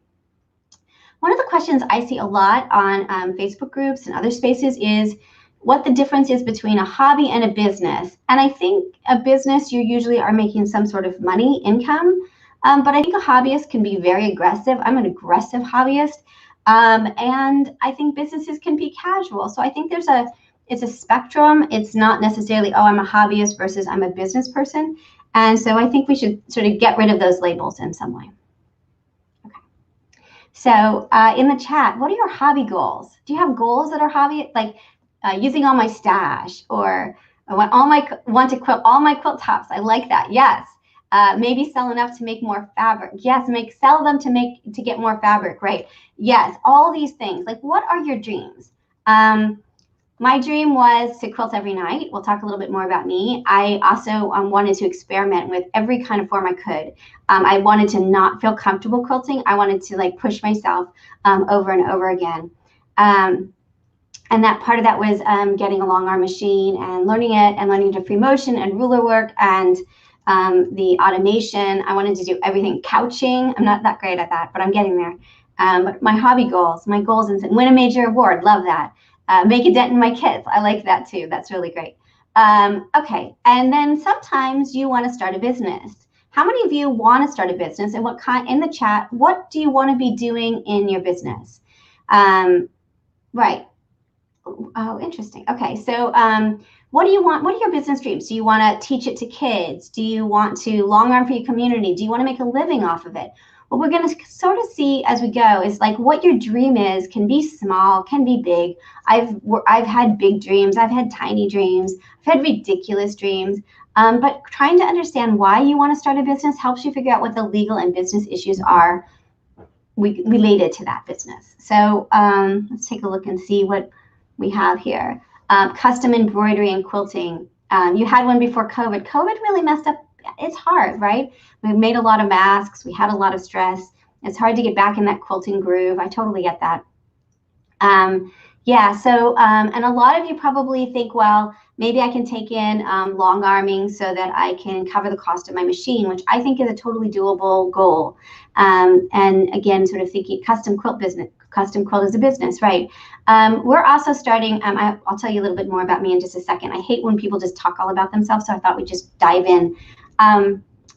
I think we're starting an Etsy shop. So we're trying to figure out with our little project where people will buy things and how much we can keep our costs down so that there is profit in quilting and Etsy, but that's for the spring. Okay, my approach. So we start with the dream. That's the approach. Think about what you want. Even as we're talking, write down your dreams. Think about what it is you want. Do you want to have a multi-million-dollar company? Do you have an invention that you think will change the world? Do you want just a little bit of spending money so that you can buy whatever you want to buy at the quilt shop? That was part of my dream, right? I wanted to buy whatever I wanted to buy, and I didn't want anyone telling me not to buy. Not that my husband does, but that kind of way. And I've more than exceeded our that goal. But I now am buying bolts of fabric instead of yards of fabric. My dreams have gotten bigger as my pocketbook has gotten bigger from the business. So lots of different kinds of dreams. Do you want to be teaching locally? Do you want to be teaching nationally? Do you want to enter your quilt designs in magazines? All of this is different, and it sort of relates to how the law, what you need to know about law and business to be able to do that. So if you're going to be working with magazines, you need to be able to read a contract and understand what that contract is. If you're long-arming for individuals, you may want a contract in place to make sure that everybody's on the same page of how much it costs and what will happen if there's problems. And so we're going to look at that. Okay, so for whatever business you have, there are basic business things you need to know, right? How to start it, how to incorporate or become an LLC, how to grow your business, the role of social media. Like, are you going to be looking locally? Is your group on social media? What kind of social media? And then basic accounting and finances. The same is true for law, and that's really where I play. I mean, I play in basic business stuff because I make businesses and I have to understand how the businesses work. And so it's out of necessity. But my passion and my love is in the legal side of it. So choosing a legal form. An LLC is super easy, only one person. It costs maybe $100. You can do it at your state. Super, super, super easy. Getting an EIN number, all those basic things you need to do to start a business. Once you do that, you can then go on to other things. You're going to, as part of that legal form, you're also going to have to name your business. So it all kinds of comes together. And so if you're going to start to name your business, you have to say, well, is that name available?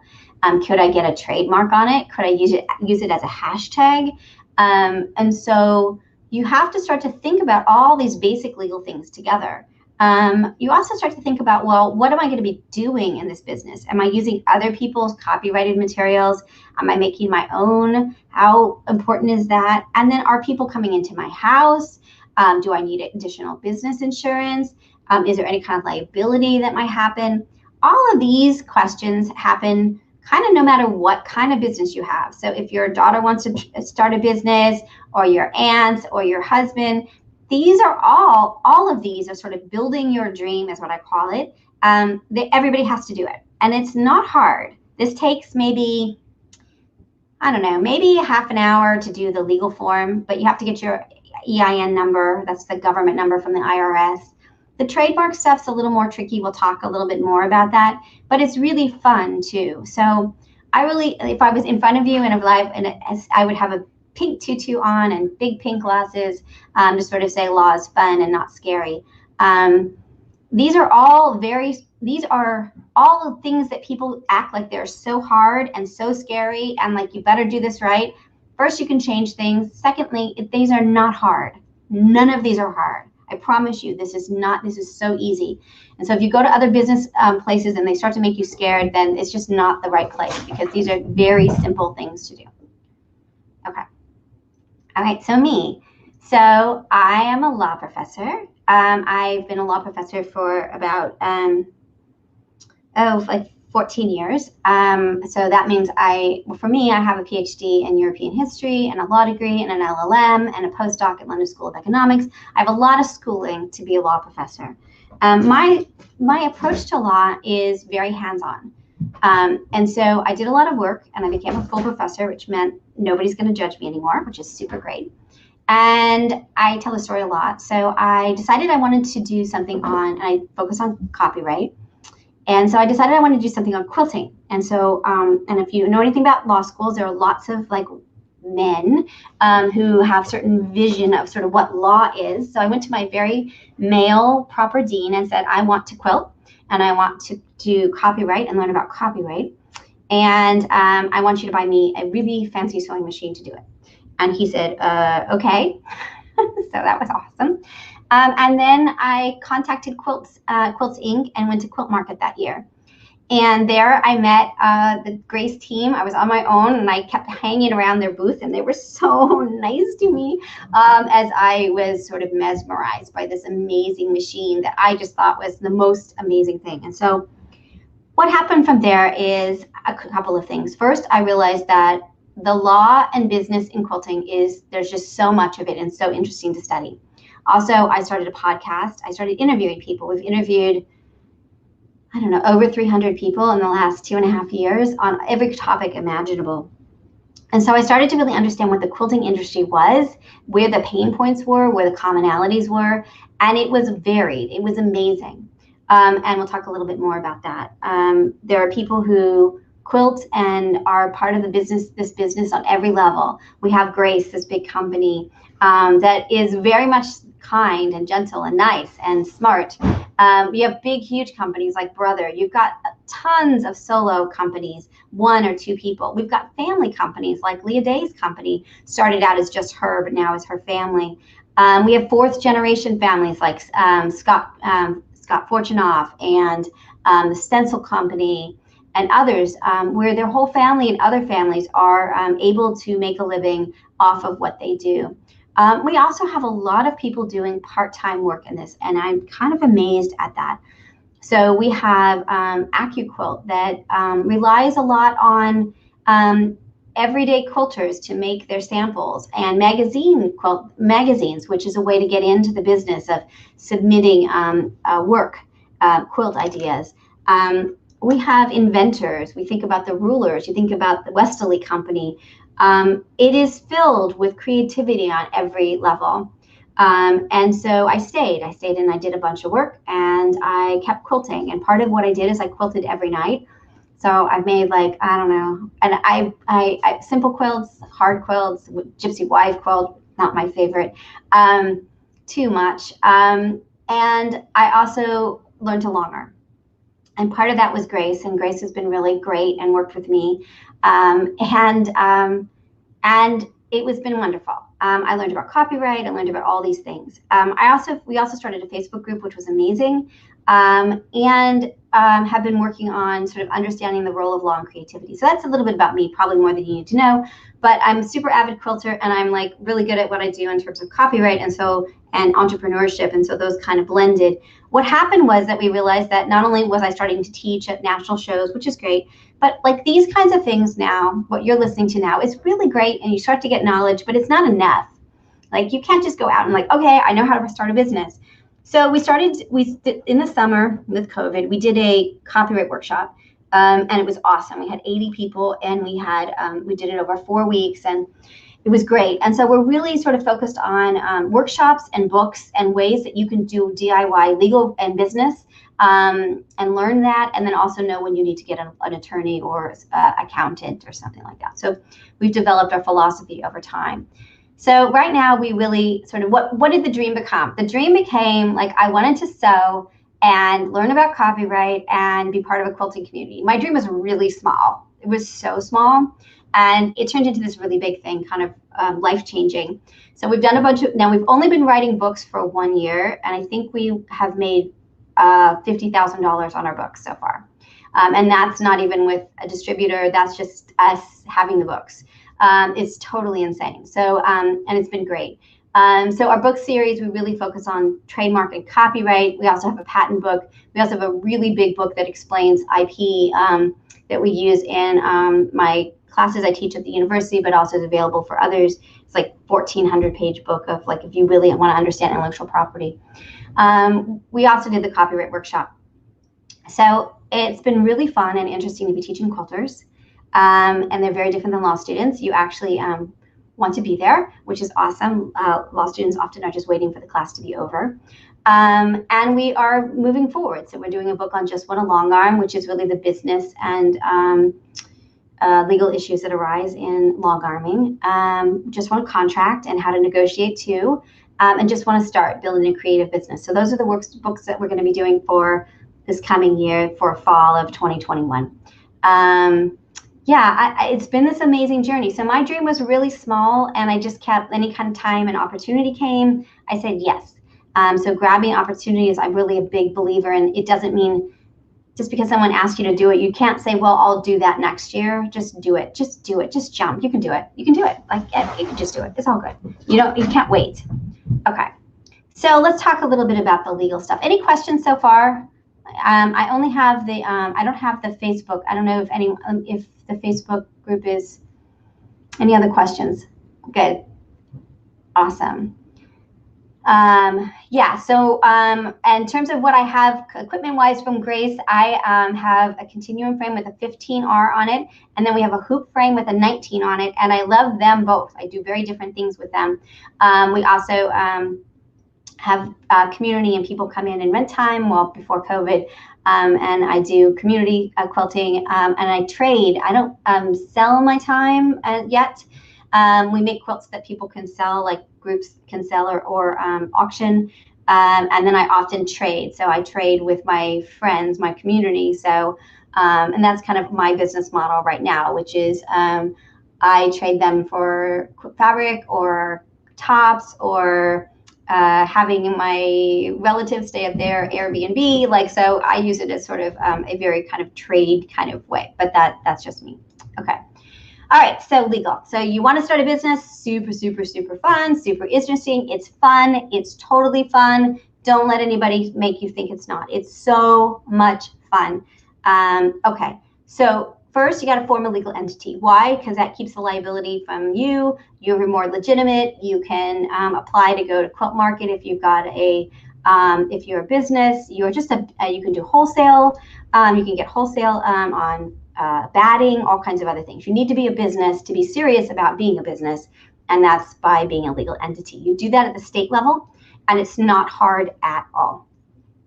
Forming an LLC, a solo LLC, is the easiest way to go. It stays on, it does a pass-through, so it's part of your taxes. You don't even have to worry about that much. And as you grow, you work with accountants and other people to sort of figure out how to do what you're doing. Right. Trademark your name. So I am that's my message for you today. If you think your business is going to be more than just like you and your friends, and you're not going to really do very much, and it's not going to be on the internet, and it's just local, that's good. But we live in an internet world. And so I think I think you should be registering your work at the federal level. It gives you lots of protection. It also helps you make sure that the big companies know that your name is being used as a business. So if you have, example, just want to quote. So we have a registered trademark, and it's not hard. We have a book that teaches you how to do that if you want to do it. You can also get someone. So there's a lot of places that will scam you. Be super careful with trademark. There's a lot of scamming out there, like a lot, because it's pretty easy to do and people act like it isn't. So if someone's telling you it's going to be $1,500 to do your trademark, say thanks. You'll pass. It's not hard. But trademarking your work is like a territory. It's like your house, your thing. So Just Want to Quilt has a trademark. And so if Mona's looking to say, well, we're going to name something new, if they do their due diligence and they're smart about it, they're going to go and look at the USPTO, the U.S. Patent and Trademark Office, their database, to make sure that there's a name that they can register. They've registered Jelly Roll. That's an example. There's lots of companies that register important. Part Tula Pink is registered. Social Justice Sewing Academy is registered. We help them. All kinds of companies register their works. And it's super important because it lets the world know that you hold that trademark. Also, if you use hashtags, if someone starts to use your hashtag, not just to describe how happy they are, I just want to quilt, but as a source identifier that it's their product, you can send them a cease and desist letter. So it's kind of like a title to a house. You need your house in order. And that's what a trademark is. And again, we do a ton of work on this. It's not very hard and it's fun. Once you learn how to do it, you can teach others to do it. You don't have to be a lawyer to register your own trademark. Okay. What else? Okay, contracts. So there's contracts for everything. And I think, we are just starting to work on this project. I think trademarks are super important, but I think contracts are also really, really important. That you know how to read a contract, you know when to argue and when not, how to negotiate a contract. There's different ways of negotiating. And so we've been working with fabric designers and pattern makers. It's mostly pattern makers who are negotiating with magazines on sort of what they need versus what the magazine needs. And so it's helpful for you to understand that both sides have certain needs and certain requirements, and do it in a way that it ends in a good contract. So that's one of the work that we're going to be looking at this year is, on all the work that I do comes, the law students also work on these projects, and they're very about teaching and learning and all that. So we're going to be doing Just Want a Contract in the spring with my IP and entrepreneurship class. Insurance and liability issues. So people come and use my machine all of the time. Well, not anymore because we don't let anybody in the house. But when we did let everybody in the house, we had people learning, teaching them how to do it. We had friends doing it. We were doing charity quilts. It was fun. My teenager really hated the fact that there were always quilters in the house, but that was too bad. And I made everybody sign a waiver. So when they were using our machine, it's a very simple form, and I made sure that they recognized that they might get hurt, and that was on their own accord, that they weren't going to sue me or the school or anyone else involved if they were not careful. And it was really simple, and they all signed it. And for me, that made me feel better about having people using really aggressively big machines. But that's just one example. Another example would be like customers and who bears responsibility for that, and do you have extra insurance if something goes wrong, or what if you get sick? What's that situation? We had a lot of teachers be really confused by the force majeure clause when COVID happened, and a lot of the places were saying that they were not going to enforce, have them come to speak. And so it was very confusing. And again, with a little bit of contract knowledge, you can understand what's happening, right? Okay, so that's kind of the legal side of it. Forming a legal entity, super, super, super, super easy. So easy, so very, very easy. Trademark, when you're thinking of your name, you should also be checking. We have a book, Just Want a Trademark, if you want to do it that way. We can do it all kinds of ways. There's lots of ways online. But if you're thinking about it, you should be thinking about whether you can also register it. So we have a number of people who have a name, and then 4 years later they decide, oh, I want to register it, and they can't because there's all these problems, and they could have known that night where they were thinking about it. My kid just started a business, an arts collective, and they wanted a name that was taken, and then they had another name, and it was a little bit, they had to change the spelling, and they had to make it a little bit different, but they figured out what they wanted to do, and that was just brainstorming, and that was kind of the fun part. So the name, thinking of your name, and trademark all go together.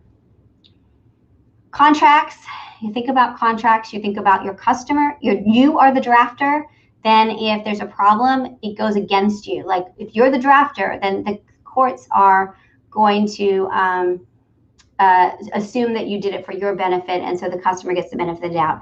Others draft it, say a publisher sends you a contract or a quilt show sends you a contract. The reverse is true. You're also sort of trying to understand what you need. A contract is two things. It helps you identify the relationship that you have, and then also it helps you to understand what happens if it goes wrong. And we've had we have another company called Limited Times that does this ridiculous software program that we made. And so we work with big institutions, Library of Congress, Harvard, all these other big companies. And so one university that we were working with, we negotiated for over a year and a half on this contract, and it was everything that possibly could go wrong. And I just felt so depressed by the end. And my husband, who is with me in this company, was like, no, we're just getting it all. It's look, if you had a contract like this, not a prenup, but a contract that's I promise to do the dishes, but if I don't do the dishes, I promise that this. So it's just working all the problems out before it happens. And so you have to think about it that way. Any question? How are things going over here in the chat? I haven't been paying attention. Right. So interested to know about copyright laws. And okay, so copyright. So all those things that you just had, that you pulled, that I can't see because we're not on Zoom and I don't think there's any way for me to see your images. So I'm sure they're super beautiful and I wish I could see them. Maybe you can post them in Facebook and I'll comment later on it. What we do in the copyright workshop, and I think that any person who is a creative should be taking a copyright workshop from the beginning, because I have to know the law that you are enacting and that you're working in, whether that you're an art quilter or you are way into shows or you do charity quilting.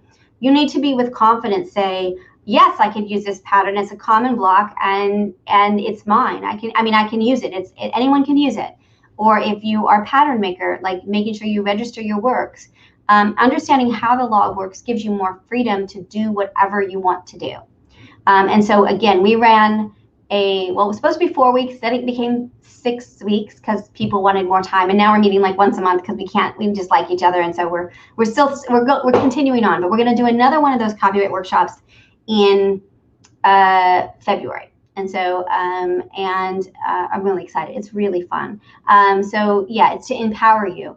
So these are some of the questions that happen with copyright. There's a lot of things in copyright that are not protected, and other things that are. And so that's really key to understand it. Also, if you're an art quilter, understanding how fair use works really broadens what you can do, and what the public domain is, and also moral rights. So there's a lot of times so in our group, we have a Facebook group called Just Wanna Quilt, which I would love for you all to join. We are a great community. We're super fun. Our only rule is kindness. We're pretty much anything else is good. But we have a lot of conversations about this stuff. Copyright is a economic right. It's an economic set of rights by a federal law made for big companies. It wasn't really designed for us regular people. And so I think there's after studying this for 3 years, I think there's a number of layers. And I think that as a community, we decide what's acceptable and what isn't acceptable outside of copyright. So there's a moral or ethical issue. It isn't that, well, I'm going to go to copyright jail, because there are people, but there are very few people that go to copyright jail. And so I think it's understanding how the system works, what the physics is, so you can be, this certified accountant, awesome. So yeah, so I think that it's understanding all these things in the context and when it matters. If you're making a a Harry Potter quilt for your grandson or your granddaughter, that really doesn't. For me, nobody cares. Warner Brothers doesn't care. They're not going to get upset that you've done weird things to make this thing. But if you start to sell it on Etsy, they might care. If you only sell 1 or 2 on Etsy, they're not going to care. But if you start to sell quite a bit, they're going to care a lot. And we saw that with the crochet and the Baby Yodas last fall, that those people who were making a lot of Baby Yodas very quickly were getting shut down. And so understanding commercial versus non-commercial, or also this other category of low commercial, what you can and can't do with licensed material, all these things are what we talk about in the copyright workshop. Again, if we had 1,000 hours, we had 4 more hours, I would tell you everything I possibly could, but I wanted to sort of expose you more. That was my thought with this talk. Okay, long arms. So I am super proud to be a dealer because Grace is awesome and it helps support our project. All of the money that we make goes back into our project and into supporting our work, so we no longer beg for money from the dean and other places. So it's super great. We are financially self-sufficient, which is rocking, plus the book sales. And also it gave me the opportunity to really understand what kind of questions come up. Ruler work when Leah Day makes a pattern, can you use it in any kind of way? There's all kinds of questions that come up with copyright. Also with the automation, embroidery has those issues too. Right of attribution, if you quilt something for someone, do you get to have does your name get to appear as well in that show? And what if it wins? And what if you know that it's your quilting that really makes this thing? What kind of right of attribution should you be requesting? Also, who owns the copyright in that? So the copyright is different than the object. So someone can own the quilt, but the copyright itself, the copyright in that quilting may be yours. And what does that mean exactly? Wholesale costs, looking at how to cut your costs if you're selling things, and you all know that, but thinking about sort of what relationships you want to have with what companies and who. So I'm way into Wonderful right now, and their pre-filled bobbins, because I never have a problem with tension on the Grace Company's frames when I do that, but every time I change it to other things, as Nate knows from me, he came to the house once when he was in town, and he was like, "You're a disaster." So he made me all better, and it was all really great, and it was very, very, very sweet. But I'm really careful in terms of, like, I just like the bobbins. So again, if I have a company and I am selling or doing things, can I get that wholesale versus paying retail? And if you're sewing as much as you are and sewing for others, you want to cut your costs down. And then finally, insurance, working with your insurance company, seeing if you need other things, E&O insurance, other questions about what you're doing, also ensuring the work that you're doing in terms of when you're mailing it and other things like that. All right, any questions on that? There's more. I'm going to jam as much information into your head as possible in this hour. Okay. All right, so the Quilting Army, come to our Facebook group. We're talking about these issues, and they're super smart. And it's a group of everybody. So it's regular quilters, charity quilters, art quilters, industry people, famous people, all kinds of people. And we have a lot of really good conversations about just this stuff. We also talk about, like, cats or babies or quilting or whatever. So, you know, we're regular, you know, it's not just business and copyright all the time, but this is a place to come and ask your questions. And we're starting to really have people come to us. We used to be out in other groups chatting, but it felt like we were kind of not battling, but trying to explain things. And it's better for you to come and ask a question in our group and be part of our group. Somebody asked a question about Etsy and having a pattern, and can I sell my if I buy a pattern, can I sell it on Etsy? That is a great question to ask our group, because you're going to get so many responses, 30 responses, and you're going to start to see, oh yeah, this is that particular answer, and you get a chorus of answers. Also, a lot of them have been through the copyright workshop and are training to be our liaisons, so they're working on their that there. Okay, and then your thoughts about your questions. So that's something else. Okay, so searching out resources. So this is my beware. So one of the things we did last year in my IP and entrepreneurship class was we looked to see what people were actually teaching people and how careful they were. So here's my critique. The NOLO books, N-O-L-O, are good, but they don't go far enough. They don't really help you sometimes actually do stuff, although they're a really good resource. I mean, I would say they're the best resource we found. There are a lot of people online right now that are huge scammers when it comes to trademark. They are claiming you have to pay $100, $500, $1,500. And what it basically comes down to is they put a front end over a government website. This is really a problem. We also see once you register your company with the state, you will suddenly get a ton of email and a ton of mail, snail mail. Most of these are scams. So also anybody who's going to charge you a lot for a course, $1,500, $500, $8,000, I would start to really look at who they are. So we see a lot of people putting themselves out. It's like I worked as an actor, so I looked really young. I still do. I'm old, but when I was about 19, I looked about 12 years old. So I worked professionally as an actor while I was doing my my undergrad and graduate work at UCLA in legitimate, not illegitimate, real things. Like every time I say that to students, they're like, "Oh, what kind of movies?" So everybody in LA wanted to be an actor, and everybody thought they could be an actor. I feel like that happens with the business and the legal training. You should not be getting legal advice for someone who's not been to law school. Anywhere, online, anywhere, period. That's why you go for 3 years to law school and have to take an exam. And in my case, I had to write for 10 years to be a professor. We're vetted. We're vetted by a very aggressive system that tells you who you are and tells you, the consumer, who we are.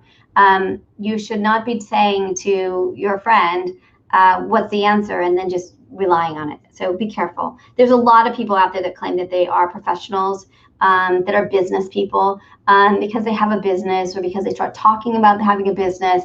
I'd be really careful and look into them. How successful are they? How many people on social media do they have they done what they say that they tell you to do? I've worked really hard in my career to always do it and not just talk about it. And when I fail or succeed, like we have this one business that no matter what we do, it never makes money. I don't know why. It just never makes money.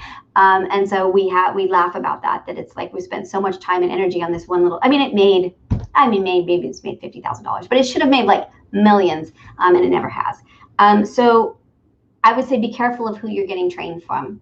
Really recognize what their value is and who they are, and don't just because they say they're a business person, it's like an actor. Just be careful. Don't throw your money out. And also they say really dumb things that make you feel like you can't do anything. None of this is hard. None of this is hard. My 17-year-old has a business up and running. None of it's hard, okay? And look to their success. That would be my other thing, is make sure, look to their success and see what they're teaching you and does it work. If they're saying that you need to do this to get a number of followers, do they do it and does it work? That's your best bet, right? So for me, I've never been really about like big followings and any of those things. That's not really where we're at. We're at sort of quality people who want to learn stuff. But if that's what you want, if you want a big following, if you want like 40,000 or 400,000, you need to go and talk with someone who did that, right? Seth Heckler at Quilting on a Budget. Somehow that guy's magic. Every time he does anything, he gets like 40,000 followers in like seconds. So you have to think about like why that is. Be smart about it. Don't just throw your money at things. Okay. All right. None of this is hard. It's not hard. It's just like, you just have to do it. And it's fun. Think fun. Think fun. Fun. It's all fun. The law stuff is fun. The business stuff is fun. It's empowering. It's insanely awesome. Oh, goodness. Okay. It's not moving forward again. What did I do wrong? We're just stuck on fun. The machine is like, I just want fun. Okay. Dream smart. Be smart about it. Be practical. Be smart. Build. You don't have to figure it all out. You don't have to have a 5-year plan. Just start to think about what you want to do. Also, do your homework. Understand the market. Understand what you're doing. It not hard to do. Just start to think about it. Start to think that way. There's a thing called the lean model and minimum viable product, or MVP. It means like, let's say you want to start an Etsy shop, make one thing or make 2 things, put it out and see if people buy it. Don't make 500 baby hats that suddenly nobody wants your baby hats. So test the market, do a little bit. You don't have to put it all that company that I said doesn't. I did exactly the opposite. We worked for 10 years coding every country in the world, and it turns out nobody really needs every country in the world coded for copyright. So I did everything wrong with that company, but in some way, and I was such a baby when we did it, but it was good. It was good for me. I learned from it, but just minimum viable product. You don't have to make a whole bunch of stuff. Customer validation. So we see this all the time. So you put up an image on Instagram and someone goes, oh, I love that. Can I buy one? Instagram's a great place for that. You say, yeah, sure. Customer validation. What you're selling is what they want. You can do that immediately. You can even do that before you have a company, right? You can start to sell and say, oh, interesting. Ella says, I think law is fun. Ella, I think we should be friends. I think that's good. Seek out experts. Seek out me. Seek out others. Vet your expert. You have to be an expert. Also friends, other people. And also experts can come from other companies, other areas, woodworking or oil and gas or whatever. You can get lots of experience from lots of different people and lots of advice. This is your journey. You get to choose what you do. You get to choose how much time you spend. You get to choose to see how much it overwhelms your life. You can stop it if you want to. If you decide that you don't like it, you don't have to do it. And I would encourage you to not think of this as like, I'm going to quit my job. The most successful people that I am seeing build stuff up and then eventually had to quit their job because it was so successful they couldn't do anything else. Don't think of this as I need to replace. So like I'm a law professor. Law professors make decent, we're paid well. I never saw this as like, well, if only I can quit my law professor job. No, that's kind of who I am. That's part of who I am. You're a scientist and you also quilt. People like that. Oh, wow, she's a scientist and she quilts? That's so cool. So potentially could be extra money or extra, if you're art quilter, extra accolades or whatever it is. But you get to decide, and you shouldn't feel the pressure that you have to be full-time to be legitimate. You're legitimate no matter what you're doing. If you never sell anything, if you never make a company, if you quilt for your grandkids or you quilt for your kid or for, I don't quilt for anybody but me at this moment. I quilt for the book. So I don't know. I just feel really shy about my work. That's okay. You get to decide. You get to make your own road and make your own decisions. And nobody should tell you different. So own it. Okay, so what do I do? Well, I teach all I do is I teach. I'm a professional teacher. For the quilting industry, I have the most fun when I'm in class with you. It's like it renews my soul and spirit. So this is my my service. This is not my. I mean, I get paid for it sometimes, but this is sort of to empower you and to do all that. It's also about community, and in empowering people to know the law makes me super happy, because then you see sort of all the things they're doing, and it's insanely great. Okay, so here's my weird dream. This is what I already said. Now we're at this place. We are making money. We are building bigger. We're hopefully going to have a full-time employee at some point soon. And we're helping people achieve their dreams, which is what my IP and entrepreneurship class is going to do in the spring. And I keep just doing it my own way. And we have extra money and we can help others and do other things. And we're thinking of adopting another kid. So I don't know, it's just kind of, it's given me more freedom, and that makes me super happy. And I keep buying bolts of fabric for my projects, which makes me super happy. So yeah, so that's really where we are. So how to find us, come join our Facebook group. The books, if you're interested in the books, are at Just Wanna Books. You'll see the ones that we're up and coming. We'll have Just Wanna Longarm soon, Just Wanna Contract. I don't know, I've been a really fun ride. These are some of that. We're also doing the copyright camp. Copyright camp, so much fun. If you want to have fun, come to camp. One day we're going to have it at Tulane when we can all be back together and have you all stay in the dorms. It will be so insane. We have this dream of copyright camp, you know, in this crazy dorms. And then as far as special thanks to Grace. Grace, you all make my life so much better, and I am so glad to be giving back and being here on this in this environment. You were there and you were sweet to me when I had no friends at that first quilt market, and I was just playing with your system over and over again. You were kind when I started to quilt, and when you suggested that we be a dealer, and being a dealer changed so much and helped us understand what that meant to be a dealer.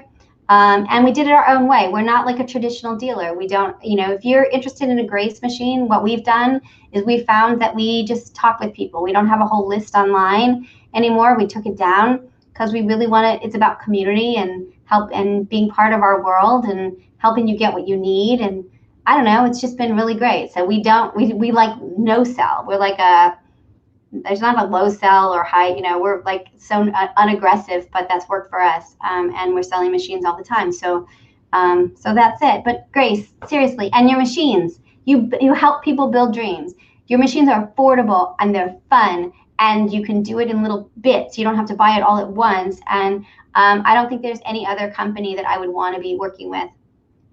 Because I just feel like you let anybody dream and anybody have a long arm, and it's all manageable and doable. Even the domestic machine on the Q Zone, it's amazing. So that's where I'm going to stop.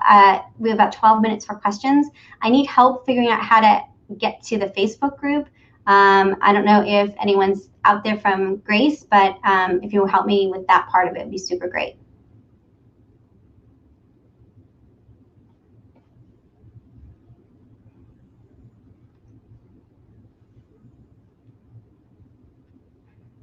Do you see any questions?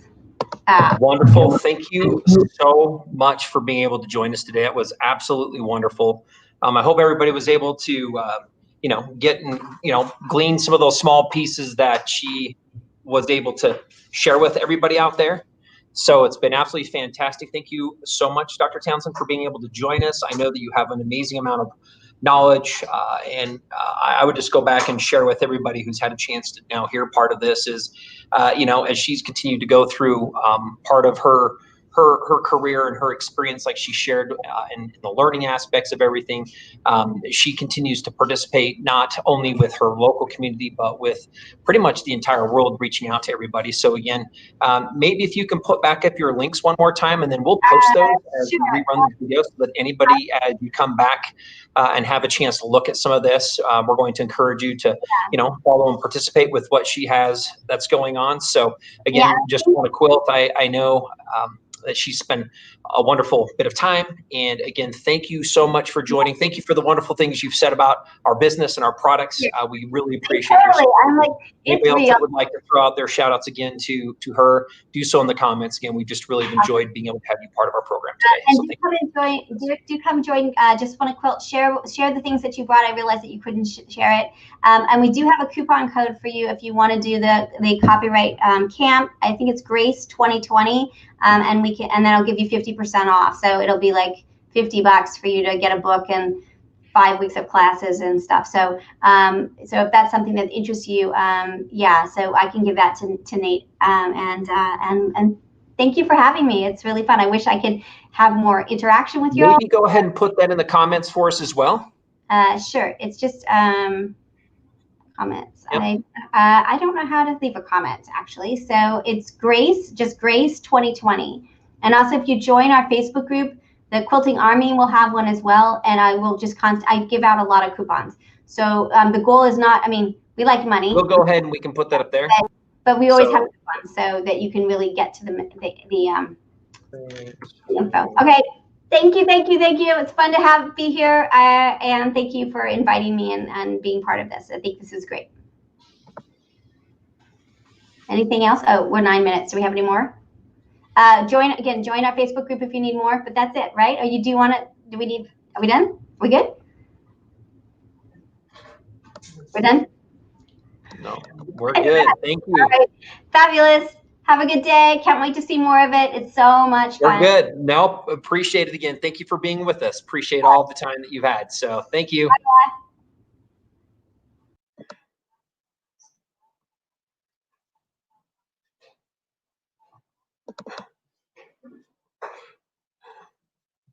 Okay, I'm going to bring, hey, everybody, thanks for joining us here. We're going to go ahead and bring Carla and Mark back up here. Hi, everybody. Welcome back. Obviously, a little bit of some different settings that we have here. So thanks for staying with us.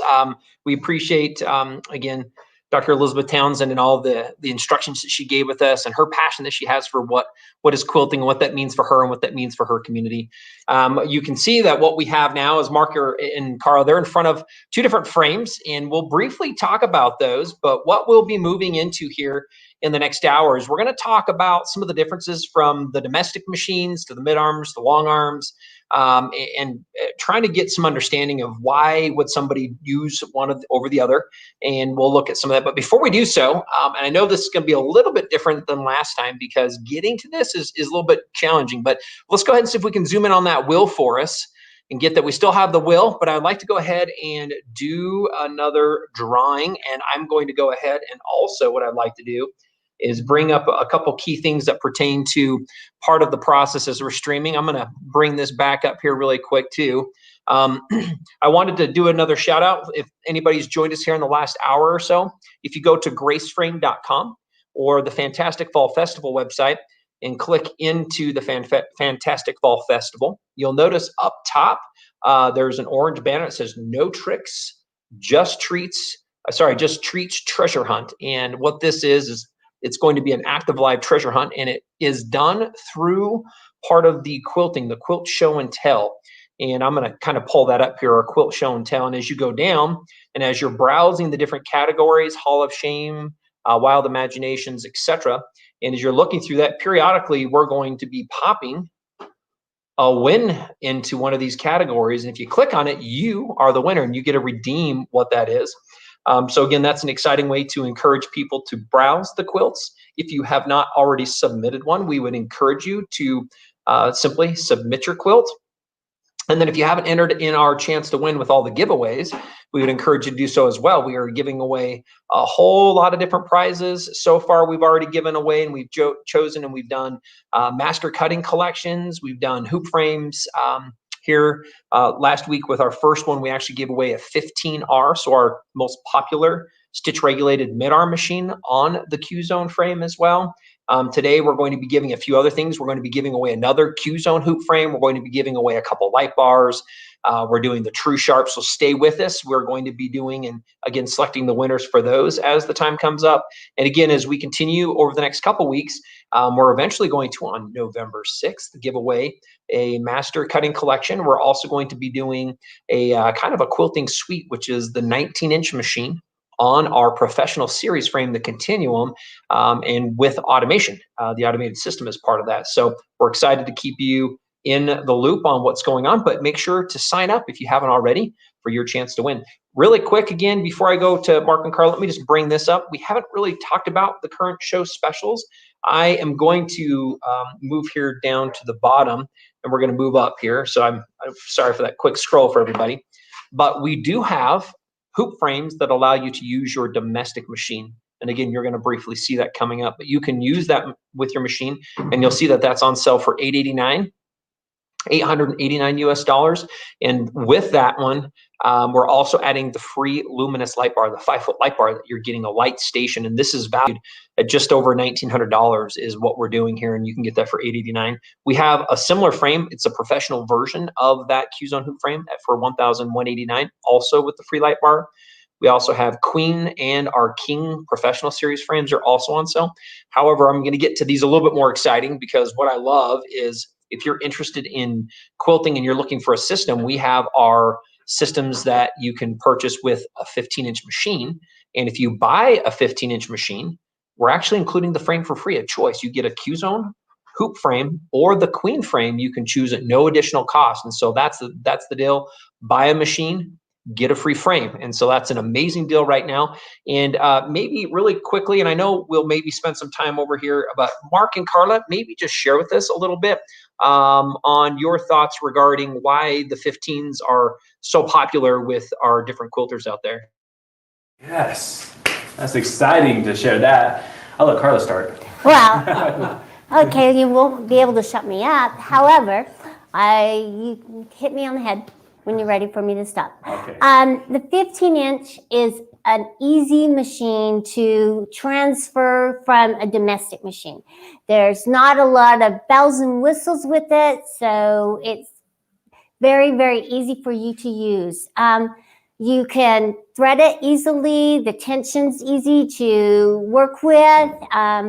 Also, the throat space. It's not a long arm, it's a mid arm. So that throat space makes the quilting a little bit larger area. However, it's not so much that you feel like, oh, can I do this? You won't be afraid. And you can just hunker in and really smoothly glide it across your quilt and do all your wonderful quilting. And so I love the 15-inch machine. It's the one that I've quilted with from the moment that we started making it. And it was just an easy transition because we were working with making the frames for the domestic machines. We were the first company that came out with a home machine quilting frame. And so from that point that we started making this machine, it's just been a very easy transition. And now we've got the longer arm machines. So it just kind of makes that evolution of your quilting that much more of a success. So back to you, Mark. Actually, that was great. I didn't even have to hit you on the head because that was perfect.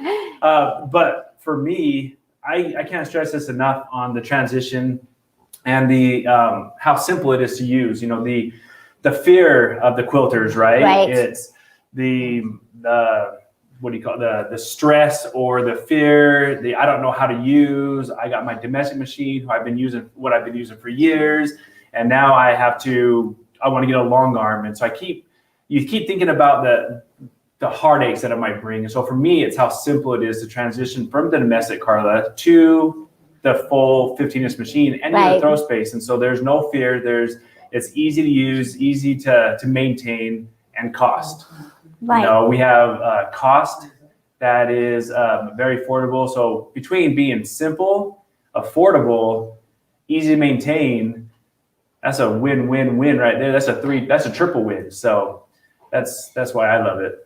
Wonderful. Thank you. I appreciate the two of you sharing those thoughts and that information. One thing I love to go back to, and I do talk about simplicity, right? As a quilter moves into this realm, that 15-inch machine has been so successful because, you know, out of the box, it comes with the handlebars as part of that assembled. You can pop the screen into there. We also have 3 options. Again, let me kind of bring back up the site here to let everybody see this just briefly. But with the site, you can see that the pricing is pretty awesome. We actually have a non-stitch regulated version on sale for $3,499.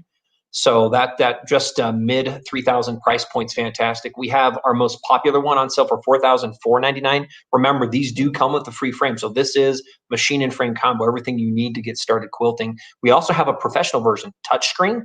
Our screens can angle. So if you're a taller person or a shorter person, you can make sure you can see those easily. And on our Pro, it's actually a touch interface, which means we actually even have more features and more functions. And the machine quilts a little bit quicker at 2,000 stitches a minute. So again, those that are looking for more information or want that, I would encourage you to log on to the Grace Frame website. Feel free to always give any of our account executives a call. You can call 1-800-264-0644. You can see that on the screen there, but feel free to give our people calls.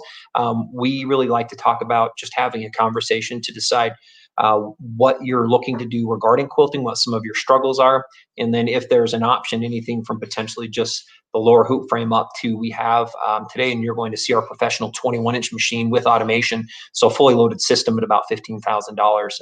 So quite a range, you know, just under 1,000 to 15,000. So Mark, do me a favor. Let's go back to that wheel. I kind of jumped in with some of these promotions, but let's look at giving some goods away, and let's go back there. I know Mark's pretty pumped about giving away more goods. I love giving away the ready? So I don't know. Like if we're looking at this, Mark, maybe you need to ask. Remember, we need to do a question, a poll out there. To get somebody to respond to us. What's the question? You go, Carla. I have a good one. Earlier on, so you that have not been watching, Mark had a picture that he showed you of a gentleman that was bald, and he has a specific name, and in his office when we were taking the virtual tour of the Grace Company. Does anybody know who that person was? I love that. Love that question. Somebody got it. Awesome, you're watching. All right, so here we go. Let's go ahead and we're going to pull in the answers. We got right in. We got our first Facebook winner. Oh, well, sorry, I'm clicking. You're moving so quick. This is the first Facebook winner here. Oh, and it's still moving on. What are we doing? We have Ron Schaefer. Ron, thank you for joining us. We appreciate you joining us on Facebook. We also have our first YouTuber. Can we get that down? We're going to do a spin for Ron here, and then it looks like we also have a winner in the other category from our YouTube as well. But let's go ahead and spin, Mark. What are we going to give Ron? What are we giving Ron? Ron, he's going to get. What's it going to be? Here it goes. Oh, True Sharp 2. Oh, nice. Go ahead, Mark. Share a little bit about why that is an awesome win.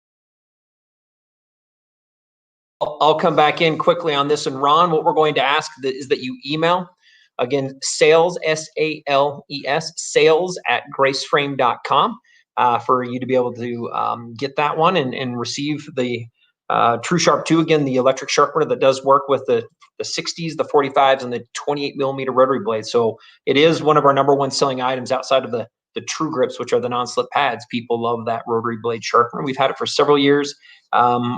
Great success you'll have with that. So I'm just going to do a shout out if anybody again has other questions or comments as we get into part of this next section. I would ask that you come back and you contact our customer service team, our account executives. You can also feel free to email in at info@graceframe, info@graceframe.com too. But we're going to go back now. I'm going to just make sure I'm all on the same board here, and I'm going to be choosing this next winner. This was the YouTuber, but the first one says Me Clean, which isn't the actual correct one. So I would love to say, I actually think it's maybe a typo, but I'm going to take the legit one that's on the screen because everybody's going to say, well, it's not really Mr. Clean. Was it Mr. Clean? So, and I also want to say Amy Munson, I think she maybe won. So, but it says Me Clean, and I'm going to be pulling up. This is the official one that we had was Mr. Clean. So we're going to go ahead and give this to Diane G. Diane G, congratulations. We're going to ask for you to go ahead and, again, email sales, S-A-L-E-S, sales@graceframe.com. And let's go ahead, Mark, give that wheel a spin and see what we're giving her. Let's do it. Diana, ready? I hope you're sitting, Diana, because this is going to be fantastic. Here it goes.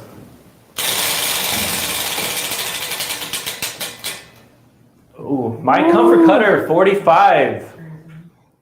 All right, Mark. So with the My Comfort Cutter, we're going to up this just a little bit. Not bad. This is an amazing cutter. Most ergonomic cutter out there, period, hands down. What it does and what it eliminates as far as stress and pain. But Mark, do you have a combo? Can we make this a combo? What I would like to do is add the ruler, which is one of the most important parts. So our longest ruler and the non-slip pads. So maybe if you can see, I don't know if you can pull that combo out and show what we'll upgrade that to. Yeah, just upgrade it to the combo. I love upgrading. So here it is.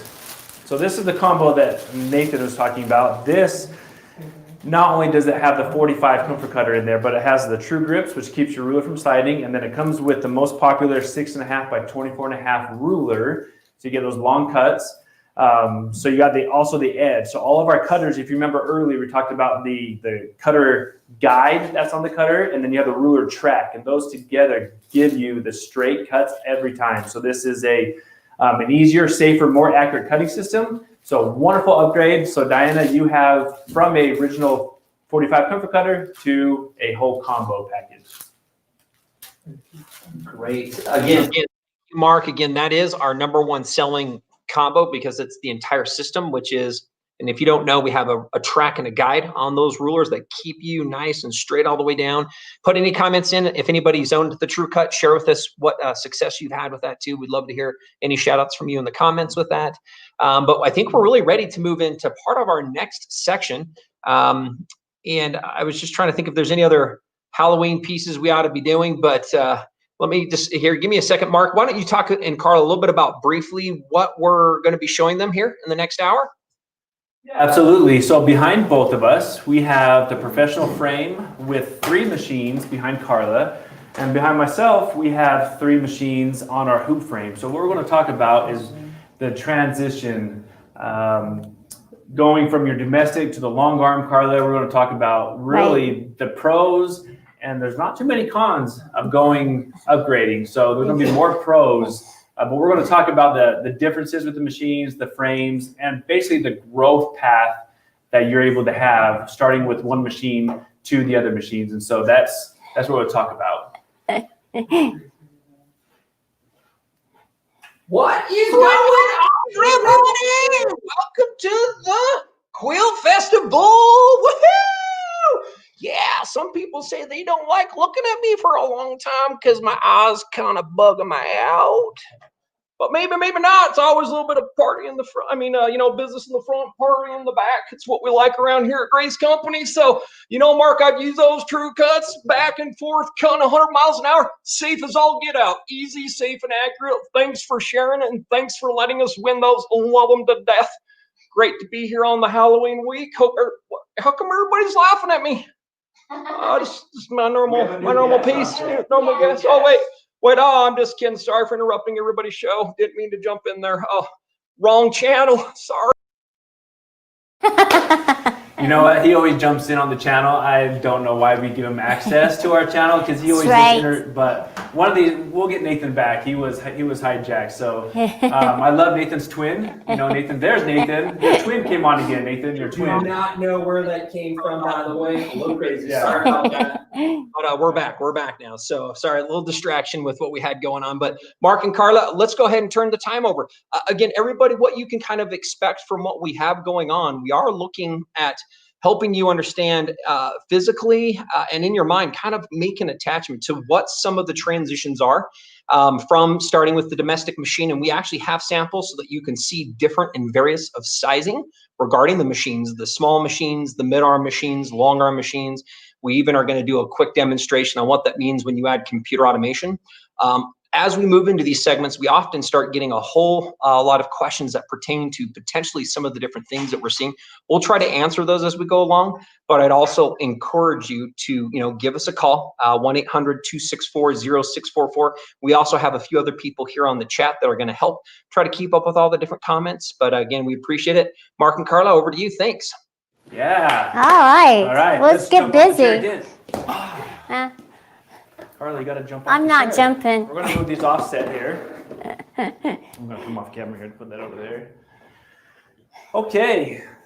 So, Carla, we've done videos over the last several months, right? Yes. On the hoop frame. Lots of videos. Lots of videos. We talked about the growth, right? We talked about what machine could go on the hoop frame, and now we get to show them kind of that growth. And so as we can see here, the growth of the machine. So we have our domestic camera.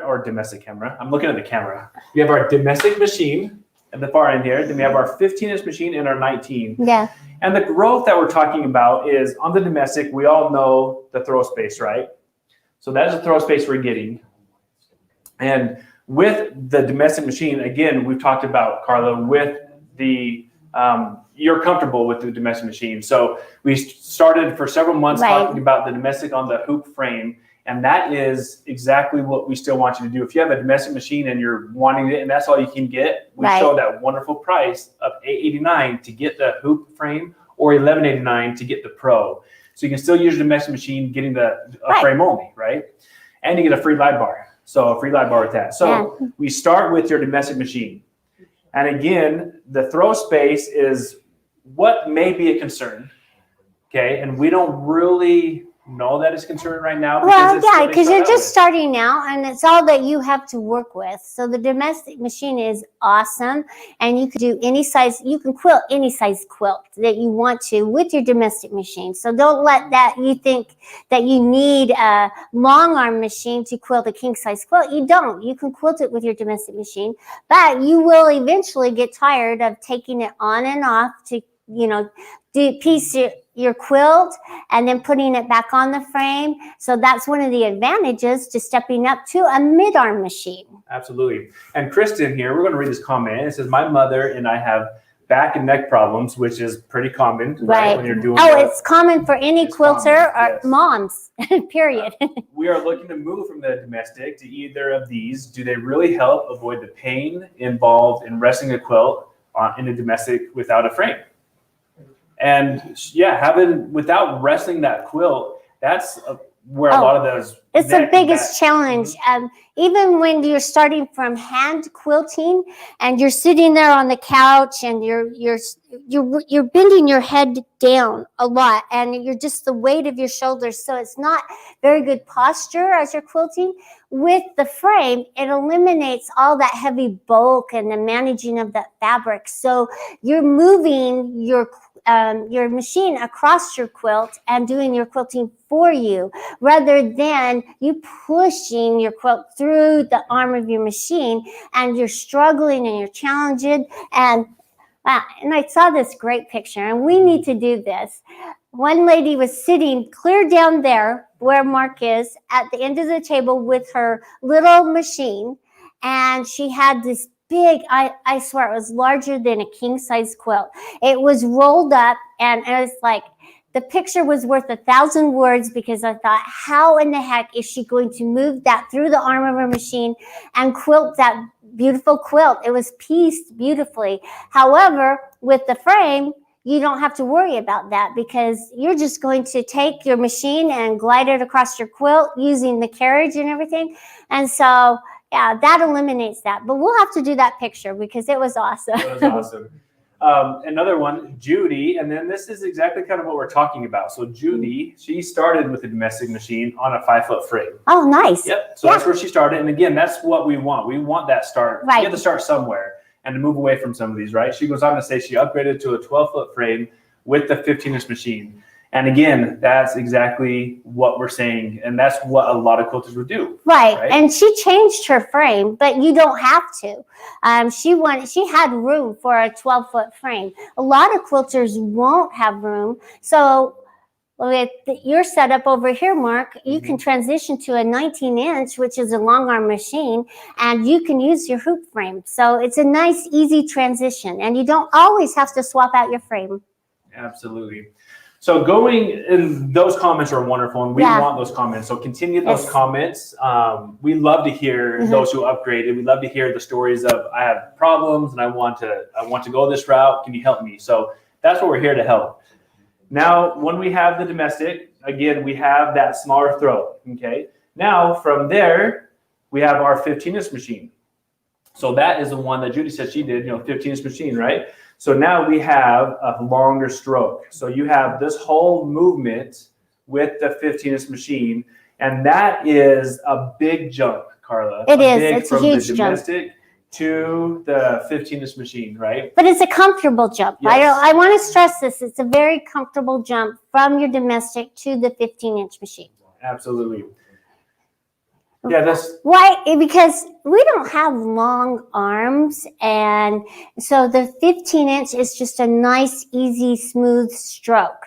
It's not like a big long arm that you've got those 26 long arms and everything, but you just don't have to sit right there. You can pull it in nice and comfortable and feel like, oh, I can handle this machine. It's not intimidating and it's not a scary transition. It's just very comfortable and very easy and very simple. That's right. And so that's what a lot of people think, right? They think of that intimidation of, I gotta reach forward, right, and then come back. And so, like you said, Carla, they don't have to worry about that with the 15, and even with their 19. So again, look at the throw space on the 15. Okay, so that's perfect. Right, so and they don't have to stop there. And from the 15 to the 19, it's another easy transition. Yes. Yep. And then you even have a larger stroke space, right? So as you were sitting here, that throw space allows you to not have to continue to roll your fabric or to move your fabric, right? And so that as we see the whole stroke, okay, so as we see the full stroke, this is a bigger throw, obviously from the domestic to the 15, and it's very simple. Now, here's the thing with the 19. Yeah. We now know that the 19 is getting a little bigger than the 15, right? You have this wonderful throw space, covers a lot of ground. We talked about stretching out, right? Right. So the 19, we built in the handlebars to extend. Such a great feature. Yes. So with that, we can now bring this handlebar out. Yeah, so that stroke isn't so intimidating with the extra few inches that you have with the 19. Yes. So we got about two more inches that we have with the 19-inch machine. So that allows you to not need to go back, right? So again, the 19-inch machine, wonderful stroke. Now, there are many accessories, okay? So Lexi, or Lexia, I want to say. How you say Lexia? She has a 9-inch machine, so she's probably asking about domestic machines. And so, yeah, absolutely on the domestic. A 9-inch is a great domestic size to work with when you're quilting. She has a 9, So 9's a great way. And don't let the frame fool you. It's a hoop frame, so you can only quilt just a small quilt that fits within that area. You can quilt as large a quilt as you can fit on this frame, and so it's a hoop frame, so it just drapes over the side, and you quilt your section, shift it, quilt your next section, shift it, and then start working your way down the quilt.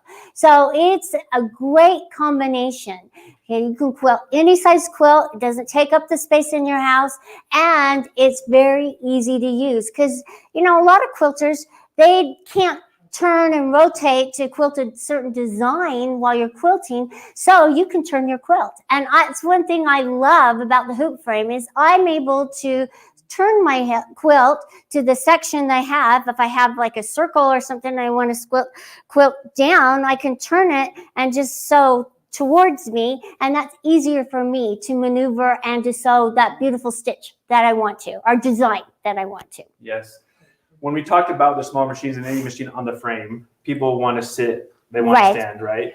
The transition from the domestic users to even our machines, they were already sitting, right? They probably felt comfortable sitting. And so this frame, you can do both, either one, right?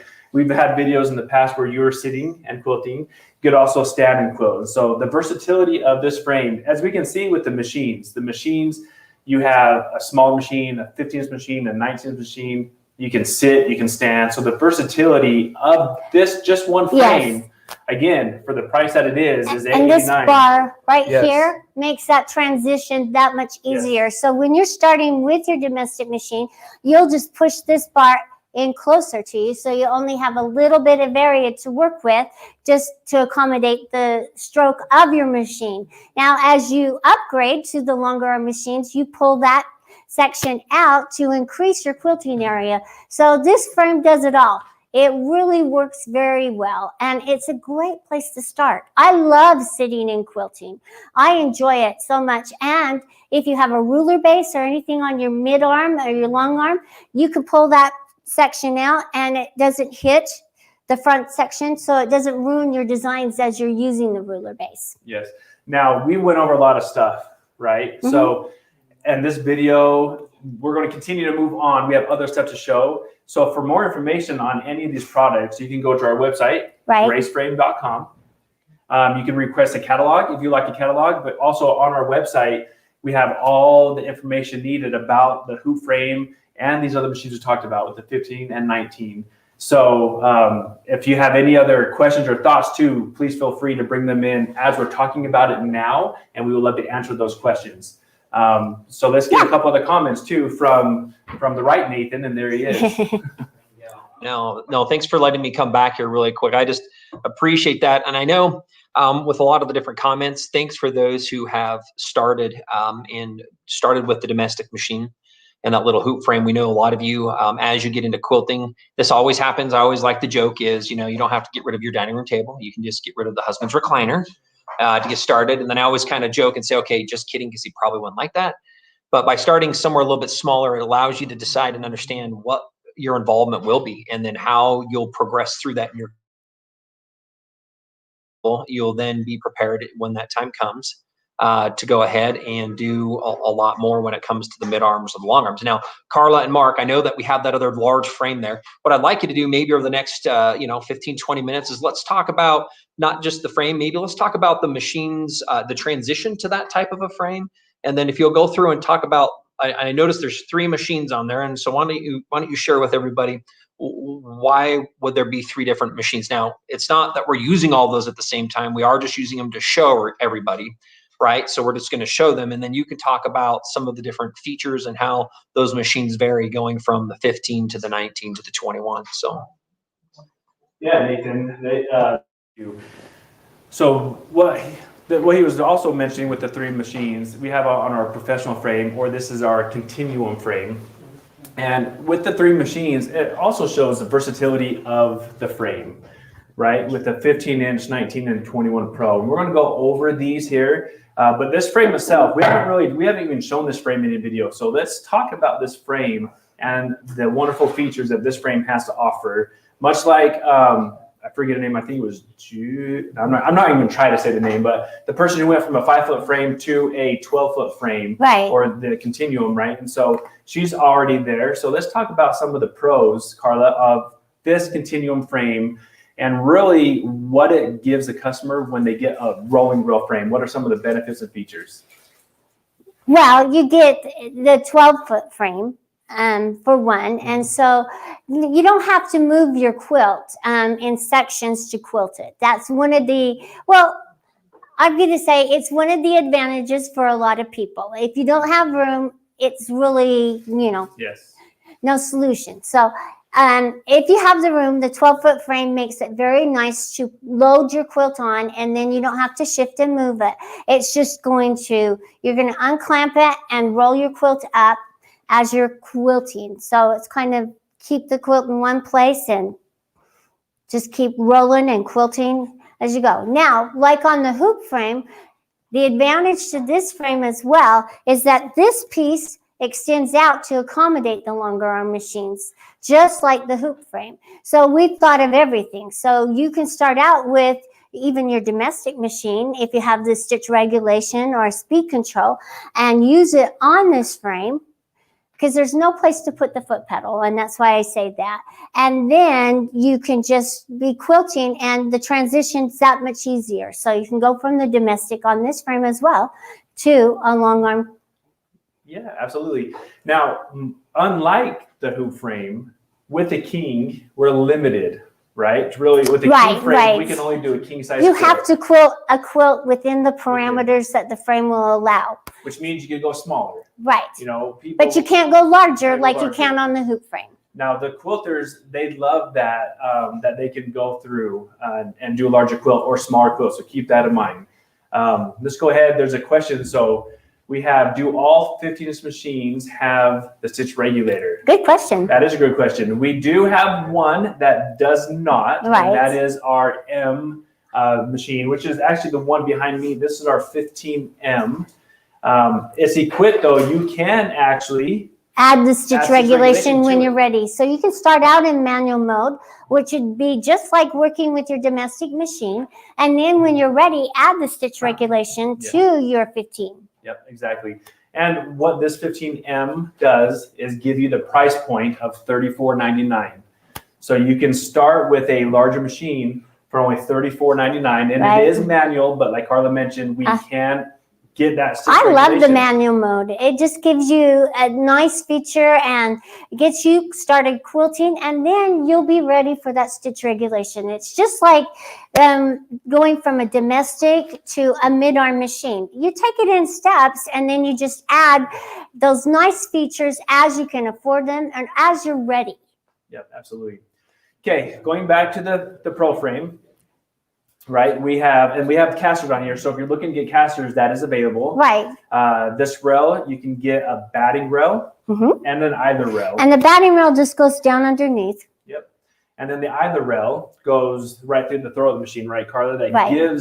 that allows them really to never have to, you don't have to raise Or lower the sides. Or As lower the this sides. pole fills up with fabric, if you don't have the idler rail, you'll have to raise each of the sides up off of the machine so it doesn't start rubbing. And that's just one of the things that the idler rail will eliminate. And it's a nice feature. But you can't use the idler rail with the domestic machines. It doesn't fit in there. So it has to be a longer arm machine.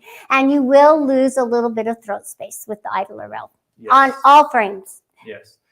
Now, much like our machines, we talk about how easy our machines are. So if you're looking to get a mid-arm or a long arm, the Unique machines are the perfect machines because, again, we talk about the simplicity of it. It's very simple, easy to maintain. Same with our frames. Right. You know, we talk about how easy our machines are, but our frames, again, are easy to assemble, right?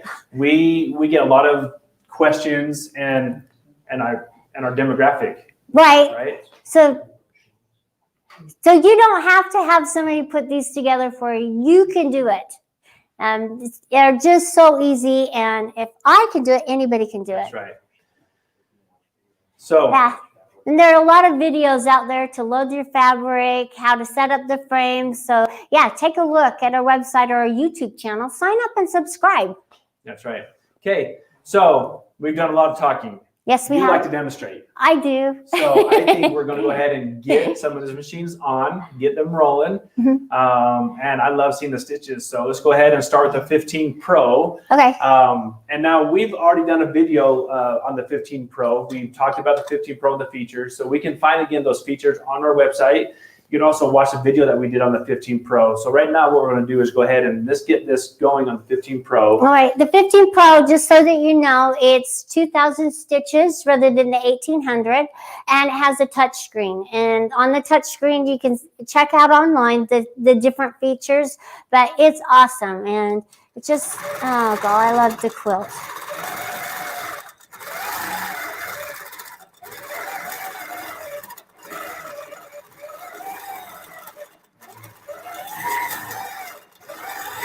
You just hear that little beep? It's called the overspeed. It just means that I started moving the machine faster than it can actually sew. So it beeps at you and tells you, okay, Carla, slow down. All right, let's go back to Nathan for a couple other thoughts.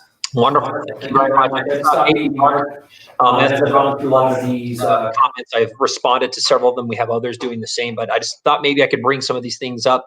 Again, just a reiteration is if we know there's probably going to be too many questions for us to be able to get through with all the different things from a demonstration standpoint. So, feel free to go to our website, www.graceframe.com. That's GRACEFRAME.com. And let me go ahead and put that on the screen for us all to kind of see here. So you can go to our website and we have information on the specific frames, on the specific machines. And I bring this up because one of the other questions as they were looking at the domestic machines and they were looking at the Q-Zone hoop frame was an ask about the QCT5.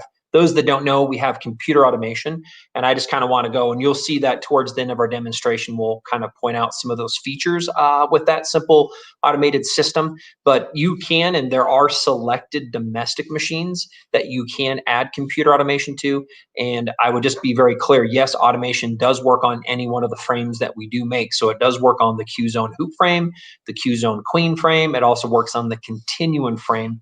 And with that, if you start out with it on your domestic machine, that same automated system runs the 15 systems, the 15R and the 15 Pro. It runs the 19, and it also runs the 21 and the 21 Pro. So there's no need to change or upgrade that software and that hardware if you buy that, and it will transfer with you as you migrate or you decide to upgrade from machine to machine to machine. So I thought I'd kind of throw some of those things out again. Again, encourage you to go to our website, make a call if you want to, call our 800 number. Let us go ahead and help answer any other questions that you might have. So again, thanks with that. Go ahead and continue with those, the 15, the 19, and the 21 there on that frame, and share some of the features on those for us. Right, Carla, on the 15 Pro. All right, well, on the 15 Pro also you have on the front screen where you don't have on the 21, okay, not on the 21, I'm sorry. They talk in your ear, and so you kind of get a little sidetracked of what you're talking about. You can put your needle in the down position or the up position. You can turn your overspeed off. It's very easy with the touch of the screen, and you can have your needle jog, so it will jog down towards your quilt, so you can pinpoint exactly where you stopped, so you can pick it up right where you left off. And then you can change your stitch mode. So all you have to do is go into base, manual, precise, cruise. So you can change it just with the touch of the screen. And that's easy because you don't have to fiddle with the buttons at all. So that is just a little bit about the 15-inch machine. Plus you get the more stitches. It's got a faster motor, larger motor. So it's 2,000 stitches and rather than 1,800. And so it is smooth. I love quilting with this machine.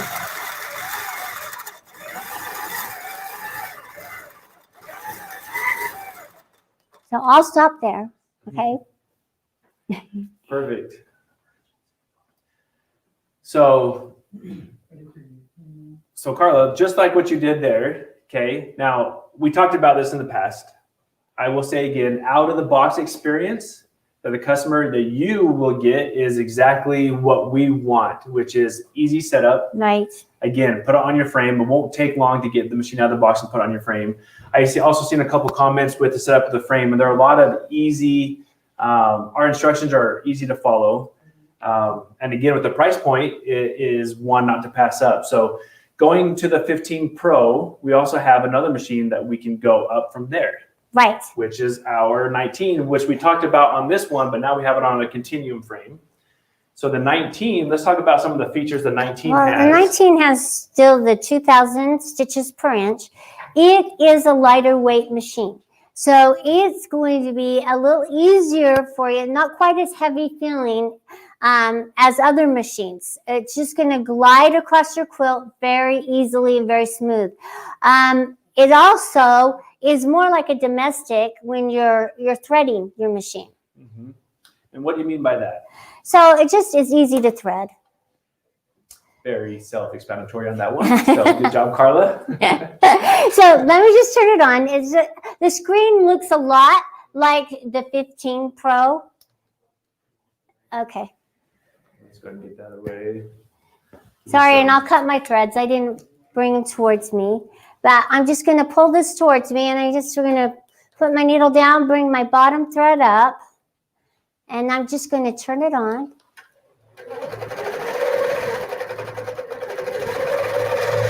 And it just glides so smooth across your quilt.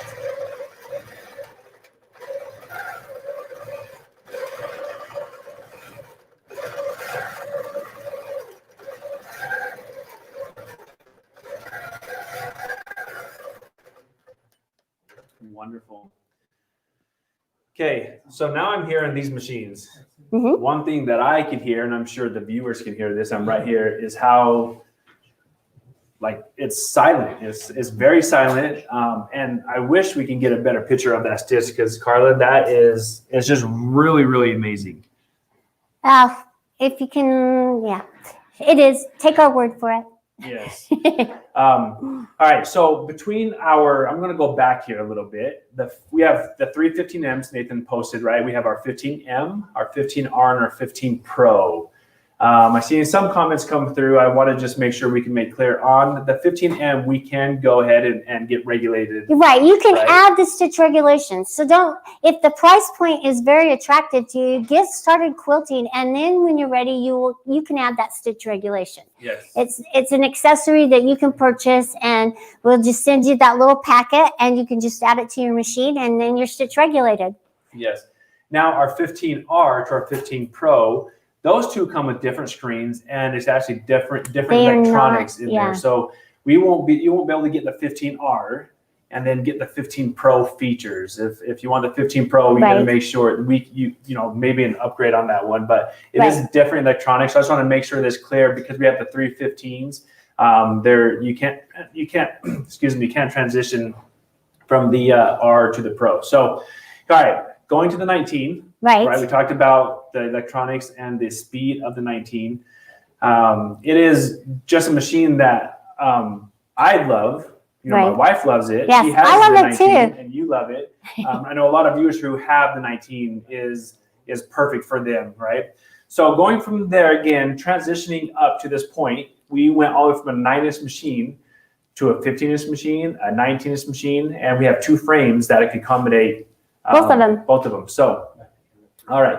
So now we have our 19-inch machine. Are there any questions we have from the viewers that we can help answer with the machine so far up to this point? Because we would love to answer some of these questions. Yeah, so the frame, we have a question coming in. What is the frame we are working on now? This is the Continuum, right? With a few features to it that we've updated from our first Continuum. Right. That's one thing the Grace Company, we've always wanted to do. Every time we come out with a product, we want to make it better. We do some improvements. And so we're actually calling this the Continuum 2 with these small features. So different ratchet systems, pretty much the same look. We did add a couple things that are a little different from the bungee styles, right? Into the ratchet systems. Right, and it's so easy to put together. And now I just want you all to know that I put all of these frames together myself before they ship out the door. And I put the sewing machines on and I sew with them. So any improvements that are made, we test them and we go forth and we really try to work through all the little kinks. And as a quilter, it's very important for me to let you know how important the transition and also how important it is that our quality is there. And just know that it's very easy to put together, and that's why we do make improvements, and we are the innovators in quilting. We see something that needs to be made and we go forth. We don't copy anybody. We find a solution and we come up with a way of fixing those problems. So absolutely. And then Stacy's Sungreen on there. So my husband, son, and I put mine together in an afternoon. Very good directions and diagrams. So that's exactly what we're saying. And we're not just saying that just to say it. It is true. We don't want to sell anything that is. We don't want it to be good. a back-breaking experience. Yeah, we want to make sure it's good. So the setup on that is perfect. And then Bonnie doesn't work on the Viking Epic 2. Yes, it will work with the Viking Epic too, because on the Viking Epics, you have the on-off switch, so you don't need a stitch regulator. You can just turn it on and you don't need to use your foot pedal. So those machines that have the larger stroke and that on-off switch, they're awesome because you'll need the top plate. Now the top plate and handles does not come with the Continuum frame or the Continuum 2. So that is an accessory if you want to use your domestic, like your Viking Epic, that you will have to purchase to put on. The bottom carriage comes with the frame, but the top plate and handles does not. So, but it's not that expensive to start out with your Viking Epic and then move, to a longer arm when you're ready. Abs. Okay. So now we have our 19. 15. Wonderful comments again. So continue these comments, continue these questions as well, because we would love to get to the questions as many as possible through these live events. So bring them on, and when they post them on the screen here, we'll love to go through them. With that said, the other machine we have here is our 21 Pro. They do exist, everybody. And what she means by that, the 21 Pro has been such a very popular machine that we're actually on back order. But don't let that stop you from ordering. We've been fulfilling the orders when they come in, and so we've been doing it at a reasonable pace with this. Just know that it's been a very popular machine, and so if you're looking at a 21 Pro, this is a great opportunity to still get that order with the whole free frame too. Remember, it's a great setup. So get signed up now if you can afford it, and even ask questions with our account executives. They're very knowledgeable, and if they don't know the answer to the question, they will find out. That's right. So any of these have those special prices again. So let's just make sure that we take advantage of this fall festival. And buy a frame only, get a Lightbar, buy a machine and get a frame. Oh wow! These machines right here, the 19 and 21, if you buy the machine, you get a free frame plus a Lightbar. Oh. So keep that in mind. But we'll get that to later in the program, right? So let's go back to the 21 Pro, and now let's talk about the features of 21 Pro. Let's go ahead and maybe slide the 15 down a little bit, and the 19. All right. Give you some room for this. Oh, so I forget to All right. All right. So Carla, now when we're talking about these machines, why would somebody want to get the 15 or the 19 or 21 Pro at this point if they're looking? What would cause them to maybe move up if they wanted to? Oh, they're just ready for that next step in their quilting. They're just ready for more quilting area. With the 9-inch machines or the smaller machines, you only have so much quilting area. And, you will get tired of it, and you will get tired of having to roll your quilt more often and having to shift it more often because of the throat space. So that's one of probably the key features of transitioning to a mid-arm. Okay. Now, with that, is there, again, please bring the questions in as we're going, because now we're getting to 21 Pro. There's a lot that we've covered. Again, our website goes in as well, but if you have questions, we can also answer them. Tina, so do you sell casters that can be put on the hoop frame to make it easier to move around the room? Yes, we do. So the casters you can add on. In fact, this one has casters. It allows us to move in and out of the studio. So you could do that. Cindy, can the hoop frame be set up and folded up quickly? I love that folded up. A lot of people ask about the folded up part, but she asked, can it be folded up quickly if you don't want to keep it set up all the time? So with the hoop frame, it doesn't fold up. I think that was Cindy. It doesn't fold up, but it is easy to take apart. It is. It's really easy to take Right. apart. So very simple. So it's attached by the legs and the top here. You just take the legs off, and that will take just a few minutes actually to get it taken down, where you can store it elsewhere if you wanted to. Charlene, what is the frame you're working on now? So the frame it is. This is 10 foot. Yeah. Yep, 10 foot. And what frame is it? It's the new Continuum 2 frame. It's the frame that's going to replace our current Continuum frame. Yes. It is 10 foot. And with that also, Charlene, and all the rest of the viewers, the Continuum is available in a queen, in a 10 foot. And so you can also get it in a 12 foot. So the Continuum you can get is an 8, a 10, and a 12 on that one. Okay. Let's go ahead and we've talked a lot. I know my mouth is getting my right. So let's go ahead and bring Nathan in here with a couple comments. Maybe I'll just come in with a couple things that maybe I know our next hour we've got a lot more giveaways. So stay tuned. We're going to be doing some giveaways next hour. But right now, I just thought I'd come back. One of the other questions that came out is, and let me just kind of share it. It's been, I know that there's this pandemic, and I know there's been a lot of separation with different individuals out there. You know, I would know this personally. My family had a nephew born here, clear back at the first part of this year, first part of February. Haven't seen him, haven't been able to travel. They haven't been able to travel. In fact, my in-laws are barely right now going to be taking a road trip out there to go visit with him. He lives in Virginia. My brother-in-law and my sister-in-law. So again, knowing that there's these different situations, I kind of bring this up because business has been a little different. You know, we in our traveling, it's been a little bit different, and socializing is a little bit different. I just bring that back because I just want to say again, thank you everybody who is helping and participate with part of this live stream. We have had amazing success and support this year as we continue to do so. And so I just wanted to put this out with the Continuum 2. We don't have a big announcement for it. It's actually crept upon us a little bit quicker than normal. And yes, you can look online. I'm going to say next week because this week it's just so new. We're just barely telling you because it's in front of you, but knowing that this is the frame that we'll be selling next month. So I'm just kind of giving you a quick heads up that it's new enough. And then our dealers can say, why didn't you tell me? Well, because we still don't have things live because we have sold enough of the other product that we're actually 3 months ahead of what we had scheduled. So we're having to shift, which we thought would be a middle of December to January. To the 1st of November. So thank you, customers. A couple key differences.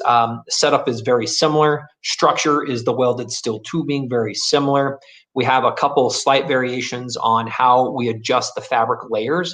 If you have a domestic machine, we have a lot more fine-tuned adjustments. So it does make it easier if you start with the domestic, or if you're going to run the 15, the 19, and the 21 without an idler rail, it makes it easier to raise the sidebars to keep that at the right level of the machine. We have a new bungee clamping, not the clamps, but the way the bungees can be adjusted on the side of the frame is a little bit different. And then we have a new ratcheting system. It's enclosed. It's a spring-loaded ratchet system, something that we've done several times, and we've been able to hone that process so it makes it look a little bit more clean, a little more simplified.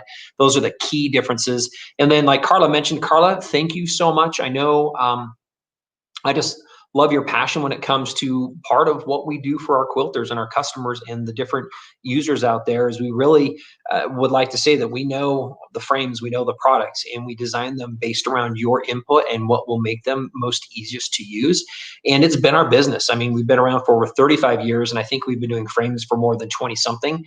We do a lot of parts and pieces for a lot of brands, and we would love to say that we are the professionals in the frame industry. So, you know, thanks for that shout out. But quick touch on that Continuum 2 coming to market here, shipping with orders. In fact, if you place an order today on the 21 Pro, or you have one, you're going to get moved to this Continuum 2 because we've sold through so many. We're a little bit ahead of schedule. So thanks for your patience as we've moved through this. So outside of that, please feel free to call our 800 number with questions or log online.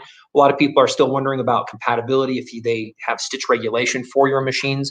We have it for several machines, several brands in the industry, you know, Vikings, Pfaffs, Brothers, Juki's, Genome's, Elna's, and more. I would encourage you to Baby Lock and more. So give us a call, find out if we have compatibility. If you're looking to put your domestic machine on either one of the frames, the hoop frame, you can use it without stitch regulation. You do not need a speed control either. So I just thought I would kind of share those couple key things with everybody as we move on. And I think we're now moving over to the 21 Pro system. So this has been accepted in a way that we weren't really anticipating. And I guess I would say that because we start with consumers towards the bottom and we build up.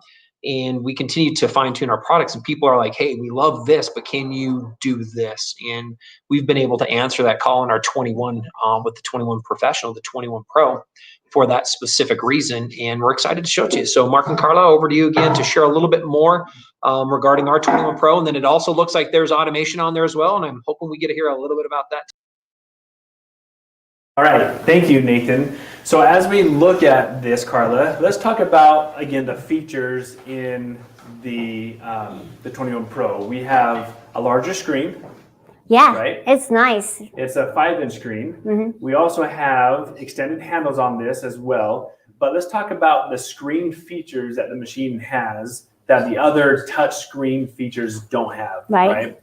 So 21 Pro has a 5-inch screen. And what are some of the cool features that are built into this screen? Well, can you even see? Which one would be the best one to move it down here? Okay, me on this side? Okay.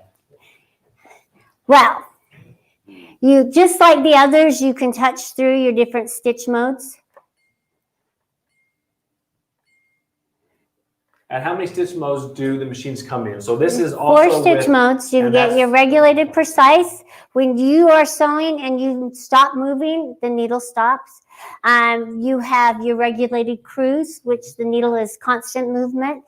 And then you have your baste, which a lot of machines don't have. So you can baste across your quilt, and manual mode. You have where you change it from single stitch.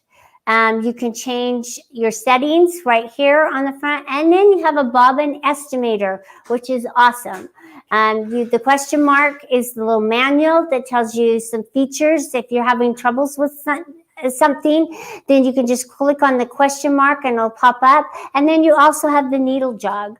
So, and then you can see that you have your bobbin estimator button up here. So you have your bobbin estimator, you'll wind your bobbin, and you'll put in about how many yards is on that. And then when it starts to get low, it'll start turning. So you can see that this is red. We're probably low. And then it has your overspeed button that'll flash at you when you're moving faster than the machine can sew. So a lot of great features and a larger screen, and it makes it very easy for you as a quilter to just tap and continue sewing. Wonderful. Okay, now that is in the 5-inch screen. So now let's look at, we have this larger screen, okay? Right. This larger screen we have on, that is our computer automated system. And it can actually be put on most machines that are compatible. So we have our domestic machines that find a list for compatibility. We have all of our Keynote machines are compatible with this. So looking at any machine, this automation is compatible with all of our Keynote machines, and again, most domestic. So for that, you would want to go to our website to find the compatible list of what machine is compatible with automation. So with that said, we're going to go ahead and talk about the automation. We have 2 versions of the automation. We have the Quilt Motion Beginnings and the Quilt Motion Pro, both of which are on sale this month for over 25% off. So, and that is a fantastic deal if you're looking at getting automation. It is. The automation is fun. It's like the next step in your quilting. So yeah, check it out and see what the features are on the different different beginnings and the Pro, and then the gold card features. Check all of them out. Yeah, absolutely. With all of our product that we mentioned, of course, we have our website you can go to. We have the fantastic prices that are going on right now. Oh, God, yes. But we also have dealers located all around. And so we do recommend. Wonderful dealers. Yes, wonderful dealers. So if you have a dealer close by, give them a call because they have the same promotion. Plus, you have that local support. So give them a call. But all the prices we're talking about now, again, through our website, you can give us a call. You can order. You can also go through your local dealer as well. So, all right. So with the automation, the beginnings and the pro are the two that we have. Beginnings is perfect for those who are looking to start automated. Very quilting. simple. Very simple, right? It allows you to pick and place patterns, and that's pretty much what a lot of the quilters want to do, right? You just want to be able to pick a pattern and quilt it. Pick and quilt, pick and quilt. You don't need to worry about the design element because all I'm wanting is to get patterns from the system onto my quilt. Right. Beginnings, that's what it's really known for, is be able to just pick a pattern and you can place it. It does come with over 200 patterns. But you can also purchase Yes, you patterns can. as well and add them to your library of patterns and designs. And that's how you would grow the library with Right. beginnings, is by purchasing them and then implementing them into the software for you. Very quick and easy on Yes. that. And you spend a lot of money doing it because it's fun. That's right. There's also ways you can manipulate your patterns. So not only can you just get the patterns, but you want to manipulate them as well, right? You want to twist, you want to rotate, you want to flip, you want to be able to customize your pattern where you want them on your quilt. With that said, almost any placement that you have, you can put it in, right? A triangle, an octagon, square is the main one, but there's really, you have a way to adjust a pattern from here to put it on your quilt exactly where you want it, right? Now, that's beginnings. Now we have Pro, our Quilt Motion Pro. You can do all of what I mentioned with beginnings and more. So with the Pro, it comes with the design element built in. So if you want to go ahead and design your pattern from scratch, you can do that easily with this. Now, I know probably some of you or most of you are thinking, well, I'm not computer savvy. I need my grandchild to help me with my iPhone or what have you. So with that, you don't need to be computer savvy, right, Carla? You don't need to have a background. I am certainly not computer savvy, but Yeah. it's fun. No. So with that, ahead. these things that we're talking about, they're very easy to get the pattern on there. Our screen actually walks you through that process. And in a minute here, we'll have Carla go through that process of getting a pattern from the screen onto your quilt in pretty much like 3 simple steps. Those steps are really, you got to pick your pattern. We need to place our pattern, and we need a quilt, right? So you got to pick, we got to place, and we got to quilt are really the 3 main. Outside of that, we can get into the other features. But let's go ahead and get a pattern, and let's go ahead and get. You decide which design you like. Well, I already did the beach ball earlier off Right. camera, so let's get something on camera. Mine was the beach ball, so Okay. let's get something on camera. So decide, Mark. I'm letting you decide. Okay, she's not letting me pass this one. No. So we'll go ahead and get one. And I don't know if we can get, Okay, so on the let it go screen, up. is, yeah, so real fast, Carla, Nathan is shown on the screen. So that is a process, kind of what we talked about, right? So we pick a pattern. That's Right. number 1, right? So it's going to pick a pattern. And that pattern we're going to pick. We're going to do, let's do the bear, Okay. right? Okay, now we picked a bear. And on that same screen Nathan had pulled up, we pick it and we got to place it. So if we look at that now, so now it's time to place a pattern. And this is where you can actually, if you have a rectangle, if you have an open place where you don't want to go, we can place it. Yep. So go ahead and walk through the different placement patterns, Carla. Now let me start. No, we don't want to. But anyway, you just have different placements. And we'll just use the 4 points. Okay. So 4 points or blocks are probably the main one, right? If you're quilting it, I would probably choose either a block or a 4 point. And we're going to just tap on this gray node right there. And I'm going to pull it down. And we're going to do a big bear. Well, A big teddy bear. yes. So if you guys can see on the screen right there, Carla, so it's nice. They got it nice on the screen. So I that's the thought bear my that we're head's picking. in the way. It was there. So let's go back to that picture again that we had. I think it was, There you go. Oh, wait. yeah, there it is. Okay. There, So now we sorry. can see we have the bear place. And so we picked it. Now we told the system we want it in a block. Right now we're going to put that block onto our quilt. So we can come back right over here. Felt Carla. like Just go ahead and hit my quilt. giant blue head was in the way. Mhm. Now we're just going to tap on quilt. And it's connecting. And once it connects, it takes over the machine. And so at this point, you don't have access to the machine, but we will talk about how you can get access over the machine because you can still do free motion with the automated system. Right, system and still I'm just going to intact. tap on sew right now, and you're going to see it move. Now I'm going to move over here so I can go catch my bottom thread. This is the exciting part of the automation right here. having to do it itself.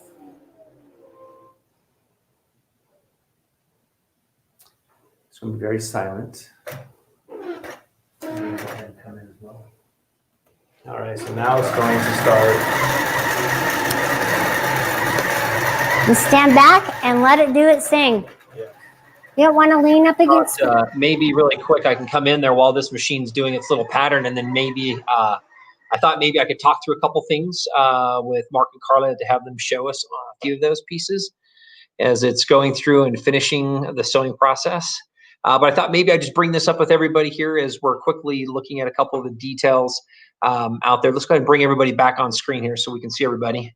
And then is it at a spot where it finished the pattern by chance? Is it? Oh, we stopped it? Okay. Good. All right. So with that, I thought maybe what I would look at doing is having you as, well, one, thank you for walking through some of those differences. But Mark, I thought maybe I'd have you, since we have the 3 machines in front of you, we're kind of getting towards the end of our hour as we move into part of the giveaway hour. But what I'd want to do is I'm going to have Carla put her hands on a few things and walk through some things as we maybe talk through that with a few customers. So one is we're seeing a lot of thank you. Carla, you're adorable. Yes, you are adorable. Love those things out there. Question out here, is it compatible with Mac? Currently, no. It does run on Windows. Down the road, we're hoping to do it not only compatible with Mac, but any type of system out there. But really quick with what this is, let's talk outside of the automation, kind of back to the machines.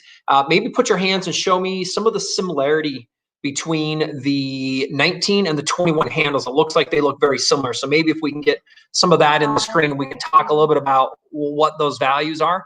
And I know that we have the 21 first. So with the 21 Pro, we took some of that same technology and we moved that down in the line to the 19. And I know, Mark, you briefly brought up some of this a little bit earlier, but just tell me why and what are the value benefits of this 19 and the 21 Pro? What are those handles and how do they help us out when we're quilting?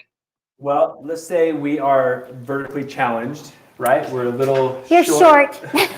And you have to reach back as you continue the machine, right? So as you pull It's forward, a long machine, even for me. It is a long stretch, and we don't want to have to get on our tippy toes or get on a box to reach back. So we now, with our extended handles, it comes out about, I want to say about 2 inches further to give you that comfortable element as you're quilting. So now when you're quilting, you don't have to worry about that stretch. And it really does help with your neck and shoulders because you can adjust the handles and you're not feeling the strain and the stress because quilting is a little stressful, I have to say. It is. So let's make it comfortable. Yes. Right? So that's in the handles, and that's both the same on the 19 and the 21. And then we talked about the screen being bigger on the 21 Pro, and it actually stitches faster. We mentioned that it does 2,600 per minute, Nathan. All right. So 2,600 stitches a minute. What's the stitch speed on the 19? And then you have the 15 Pro as well. What are those stitch speeds? So the stitch speed on the 19 and the 15 Pro are the same actually at 2,000. So both of those do 2,000 again, while the Pro does 2,600 on the 21. All right, and let me ask you this. It looks like the handlebars again from the 19, they're different than those handlebars on the 15s. And since Carla's over by the 15, she can kind of briefly talk, but we can see that they are fixed. Yes, they are, but they're a nice height, and the buttons are easy to push. They're raised. It's very comfortable, and you've got the comfort grips. So you can be sitting and quilting or standing and quilting for a long time, but you're not going to get like this nice sweaty hand or anything like that. It's going to be very comfortable, and you're not going to have to squeeze really, really tight as well. It's just a very smooth, easy, comfortable grip. So let me kind of add back into that. Each one of those has our custom designed hand grip, right? So we're not just using foam. We've actually designed it. We went and did several different sizes, different materials, and we let a lot of quilters put their hands, and this is an incredibly ergonomic shape for extended use over long periods of time. And then Carla, I like the other thing that you mentioned, which is not the same with most of the other machines out there, is that we have the raised buttons, right? So they're a little bit taller and thicker. So your finger has a definite spot when you're on those, using those. So I like the raised buttons. I'm noticing all those screens, they tilt so that you can also, I know, Mark, you're looking a little bit taller than Carla there. So I'm guessing that your screen angle will be a little different than the Carla screen. I like pointing that out as a simple feature again. Customization is an important piece of when you're standing in front of that. frame and you're using that machine, I think to be able to look at that angle and have that looking at you correctly also is an important piece with that. Simplicity, I know it looks like there was an accessory on the frame, so I'm going to move maybe over to the frame really quick. It looks like I'm seeing some blue clips. Now, those out there in the industry, you might have seen these. And that is a 3-rail system, which means you would have your backing and your top that you can roll. Yes, you can get a 4th rail for batting. And then we have a take-up rail in the throat of the machines. But I'm noticing you have blue clips on there, Carla. Maybe just tell with us why you use that accessory and why you're showing that on the frame. I know that we have a lot of people that are engaging with those same clips in the industry as well. It's called floating your... Nice about it is it just is easier, the ease of it. You just put your backing on and you'll roll your backing up like you usually would. Roll it on the take-up rail and roll it all the way up on your backing rail. And then you're gonna place your batting on top of that and just let it float. And then you're gonna put your top on and just let it float. And these clips actually give you some extra tension on it and it makes it easy for you to adjust. And it's just quick and easy, and that's what we're all about. We want everything to be as easy as possible, and so that we can enjoy the quilting part of it. Great, and maybe Mark, you can answer this question. I'll throw it up there. This is a little bit of a different question because I know our Q-Zone hoop frame and our queen frame that you can fully sit and stand. Tell us a little bit about the continuum and how somebody might work at this if they feel like they need to stand. And maybe, Carla, you might have some ideas as well. Yeah, so Kristen, is a continuum frame able to be adjusted down for sitting while quilting? Now, it can be adjusted, right? It doesn't go as low as the hoop, which is meant to kind of really sit at if you need to sit at. But there are chairs, right? You can still lower it and get those quilting chairs that you can roll down the length of your frame because you know your machine is going to be traveling that distance as well. So if you're needing to sit, the frame can be adjusted to go lower. And my recommendation, probably yours as well, Carl, right, is to get those quilting chairs that has the casters at the bottom that you can go back and forth. Right, and make those adjustable as well, so you can make the quilting process as comfortable as possible. And if you can't stand, get a stool. And if you have the automation, it makes it even nicer because you can just sit and watch it quilt while you enjoy looking at it. It's a lot of fun. It's great. Maybe one thing I'll just bring up here as well, briefly with everybody, is we're ready to transition. Maybe Carla, Mark, if you want to go ahead, and I'm going to put myself on screen. Grab your chairs and do me a favor. I know that one of the giveaways is going to be a Lightbar. I believe that we have one. I know we have one somewhere, so I'd love to go ahead and bring in a Lightbar if we can also, and see if there's a plug that we can maybe, Drake, put that around the continuum frame for me so that we can take a look at what that looks like as we kind of prep the scene here just a little bit to get Mark and Carla back out there for part of our giveaway hour. Thanks everybody again for joining us. It looks like we have a few more people picking up as they're coming. I just thought I would do another shout out as a thank you and a quick reminder, those who are with us and visiting. One is you can go to our website. Hopefully you can see that at the top of your screen, www.graceframe.com at any time to look at more information. And what I'll do is I'm going to quickly walk through a few things as we finish this last one.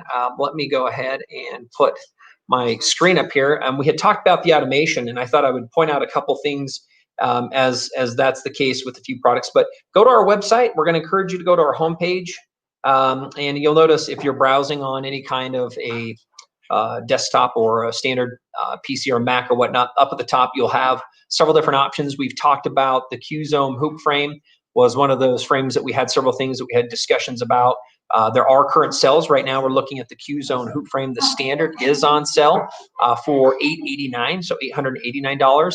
That hoop frame is coming at this time with the current free luminous light bar, and I brought one out so we can kind of show you one of those, and we're going to be giving a couple of them away here in just a minute. But again, very exciting to see that's there. People are asking about the continuum frame. You'll notice that you can search the different frames. We have the same things for machines, and if you go into our machine sets, part of what you're looking at is you'll be able to notice that there's a lot of options that you can take a look at, and a lot of just things that help make it a little bit easier for you to kind of search and browse and find some information. So with that as well, I just want to come back and say thank you again, everybody. Appreciate everybody joining us for the fantastic Fall Festival. We're really excited. Please know that we also have just launched today the No Tricks, Just Treats Treasure Hunt. that is live. And if you have been with us in the past, I know Carla and Mark, I'm gonna go ahead and bring them back in here. It was great having them and walking through the quilts last week. We had a chance to view several of the different quilts that were out there. In fact, let me go bring that up. This is showing a lot of the different categories. Fun thing, you know, just click on inside here, the oops and the surprises as an example, brings up those quilts you can browse. This is where the treasure hunt is at. So if you're here in the quilts, and as you browse, you'll notice as an example, like we had this little promotional piece pop up, that's where the free items, the treasure hunt items will be, and you'll see it and you'll get a claim and send in your information for us to send you those treasure hunt items. We have several different items, from simple items like true grips and packs of true grips for your rulers and your cutting needs, ruler combos, quilting combos. We have thread packs and much more. So we're excited to have you participate, just really trying to encourage you to browse the quilts that everybody has worked so hard on over your different periods of time, and some years and years and years ago, and some of those are still not even finished maybe. So thanks everybody for being with us. We appreciate you joining us as we look through and talk about some of those key items and those elements. And with it, I thought maybe what we can do is we're going to go ahead and with Carla and Mark, why don't you share with us a little bit? It looks like we now have the Lightbar back there, and then behind you, kind of go ahead and share again what's in our screen. I know that we had a conversation about the hoop frames and the continuum frames, and there's machines, but maybe we have new people who've joined us. Just briefly, quickly talk about what you're sitting in front of and kind of what we just finished doing with everybody out there. Yeah, I'm sitting in front of the camera crew. There you go. So yeah, there were a lot of people that joined. One of them in particular was a wonderful girl by the name of Heather. She mentioned some stuff, so shout out to Heather. She sounds pretty.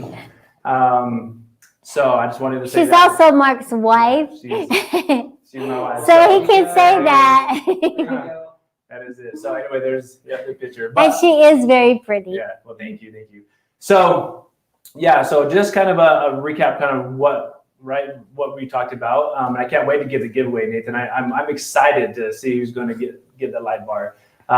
But there's a lot of stuff that we went over, right? From the machines and the domestic machines to the frames. Really, the growth path is not that challenging. So it is easy to transition. Yes. So I'm sitting in front of the new Continuum 2 frame that we'll have online soon to show you all the features, because our 21 Pros and other machines and frames are selling so quickly that it's exciting. It's very exciting times that we get to transition, not only like you as quilters, from one new style of frame to another. We can enhance certain features, just like the machines. That's why you see the Pro machines, because they have a few enhanced features that the other regular machines don't have. And so we're always thinking of you as a quilter and what would make that quilting experience more pleasurable and more fun and easier, and that transition as well. So yeah, take a look online. We're showing you all our Pro machines in our Suite 19. Not Suite 16, but Suite 19. It's awesome. It's a little lighter weight. Our 15 Pro has 2,000 stitches, just like our 19. They have a nice, easy touch screen. They have the comfortable handles. And then we have our fantastic 21 Pro here. The throat space gives you 21 inches to work with, and you can add the automation to all of our machines. So check that out as well. Anything else you want to go on? Are you sick of me yet? That was really, really, really good. So maybe I thought I'd bring this screen back up. I was a little premature on that, but let me bring that back up for everybody here to see. And this is part of our giveaway. So we're really excited about being a part and having any of those people who participate win some of the different prizes. These are for anybody and everybody who's participating, even internationally. So we are looking at taking care of those for those people that are entering for these bigger prizes. The ones that we're doing randomly on the wheel today, no, those are for the continental, the 48 states here in the US for the winning today with some of the questions that we've asked and spinning the wheels, which I think maybe we'll do to get this all started here in a minute. But as we're going down, we're sitting here today as part of the 27th. And what we're going to be giving away is we're giving away a Q-Zone hoop frame. So lucky winner will win that Q-Zone hoop frame. And what I'll do is I'm going to do this because it's not there. And if I were buying this, I'd be like, hey, what about me getting that? Is we're giving Lightbar away. So I'm going to up the ante on this. We're going to be giving away the Q-Zone hoop frame with the 5-foot light station that goes over that. And then we're also going to be giving away a couple. I want to do 2 5-foot light bars, 2 10-foot light bars. We're also doing our True Sharp 2, and that's our electric rotary blade sharpener. So we'll talk a little bit about that, and we'll be giving those away here over the next period of time. But let's do this, Mark. Let's go ahead. I'm going to have you stand up if you wouldn't mind. Let's go back to the wheel, and let's talk a little bit about that wheel and some of the prizes we have. Maybe if you can, we can get a close-up on that with our camera. Mark, why don't you go ahead and stand back by that, and then let's go get a close-up. Mark, what I'd like you to do is just with the viewers here, why don't you walk through some of the items that are on there? So why don't you kind of put your hand, talk briefly about that. Don't spend a lot of time because I want to give this wheel a spin, but we'll come up with a question here. But just kind of point out what it is, read what it is, and then tell us why is that exciting. Let's just move through maybe 3 of those items that you have on the wheel. Yeah, thank you, Nathan. So there are several True Cut items. One that is on here that people really love are the True Grips. So there's a pack of 6 True Grips on there. So we need to get a lucky winner to get a pack of True Grips. And that is this color right down, well, somewhere on there. So right there, this one. So a pack of True Grips and the 6. We also have our finesse thread. So we have the 4-pack of solid and 4-pack of variegated. We also have our circle cutter. Now, circle cutter is a great product if you're looking to do circles. Now, it's one that is very easy to use. So that's just a few. We have cutters and rulers and stuff on here as well. But circle cutter, Nathan, the solid and variegated, and also our pack of 6 True Grips. So, Mark, with that, I just thought I'd bring this up and put it on the screen. So there, I've got on the screen, there's the 360. We're doing the True Sharp 2 is one of those items. The electric sharpener potentially is one of the wins. It looks like we have a couple of the rulers that we have with some of our unique features that are there. So these are some of the items that are on there as well. I think we had a winner earlier win one of the My Comfort cutters. Is that correct? So we had those. Talk about finesse thread, which is another one of those items. So I love the finesse thread. Our finesse thread, when we came out with this, and the reason, maybe I'll just tell this quick story, is out there in the industry, we found that people who got involved with the mid-arm quilting, moving from domestic into this next area, were like, oh, I need to go buy like 5 spools of threads, and they were trying to find slightly more, but they don't want like 6,000 yards, right? So, and then if you go into a dealer, we found that dealers carry various amounts of different style threads, and often not something that I call project sized for general quilts.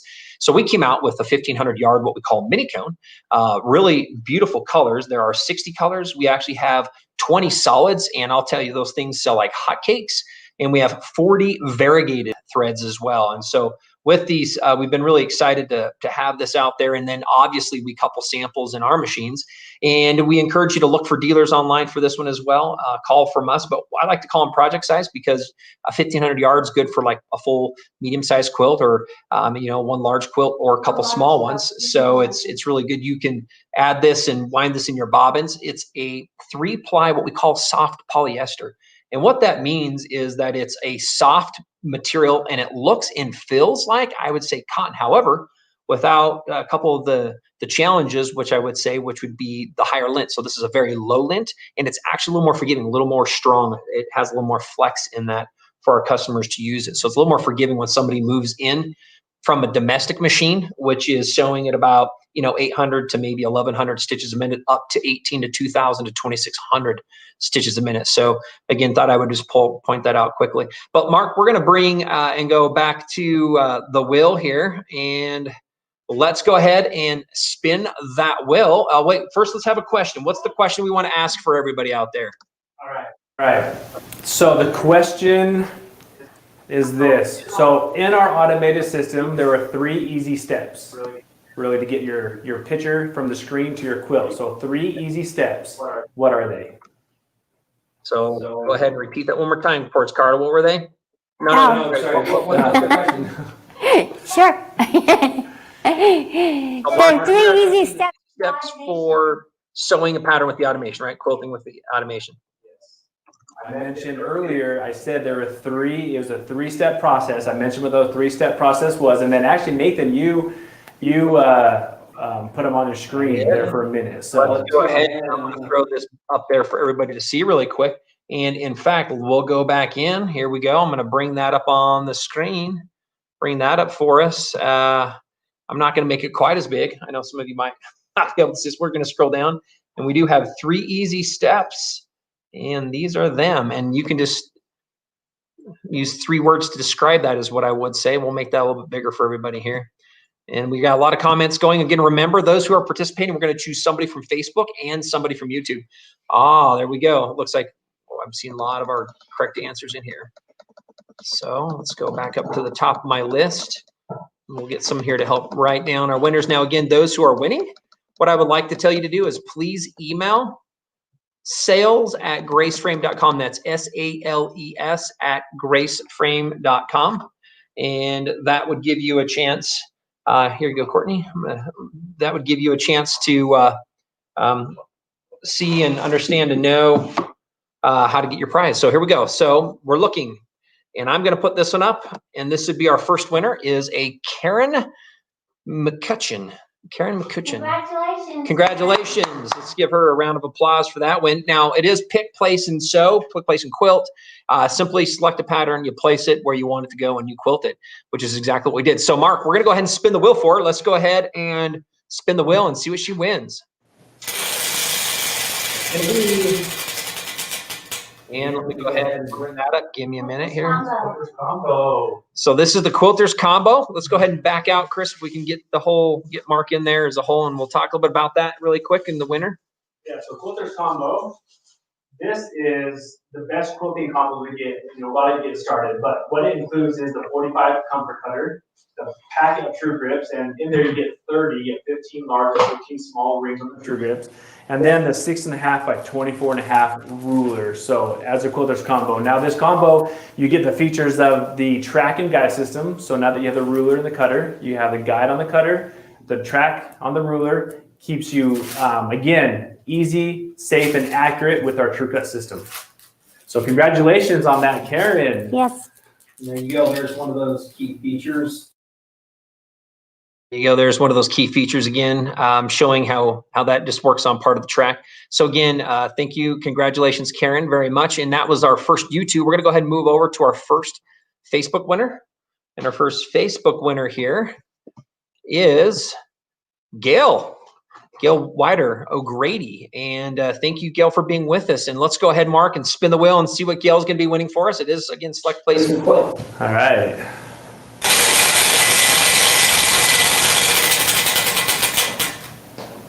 Oh, nice pack one. of 6. So true grips. So let's grab one of those out. So this is one of them. So she gets actually 6 of these true grips. And that is a value of $48 on that. So $48, you get 6 of these packet of true grips. So that is another fantastic. And so, Gail, if you have a lot of rulers, what a great way to keep your ruler from sliding. And then the leftover stuff you could also put on things you don't want to slide. But if you have a lot of rulers, that's a prize you want right there. Congratulations, Gail. All right. With that, Mark, sorry about that. We're trying to get the right cameras for everyone. I wanted to go ahead and quickly just throw in something. Can we throw in with that set of true grips?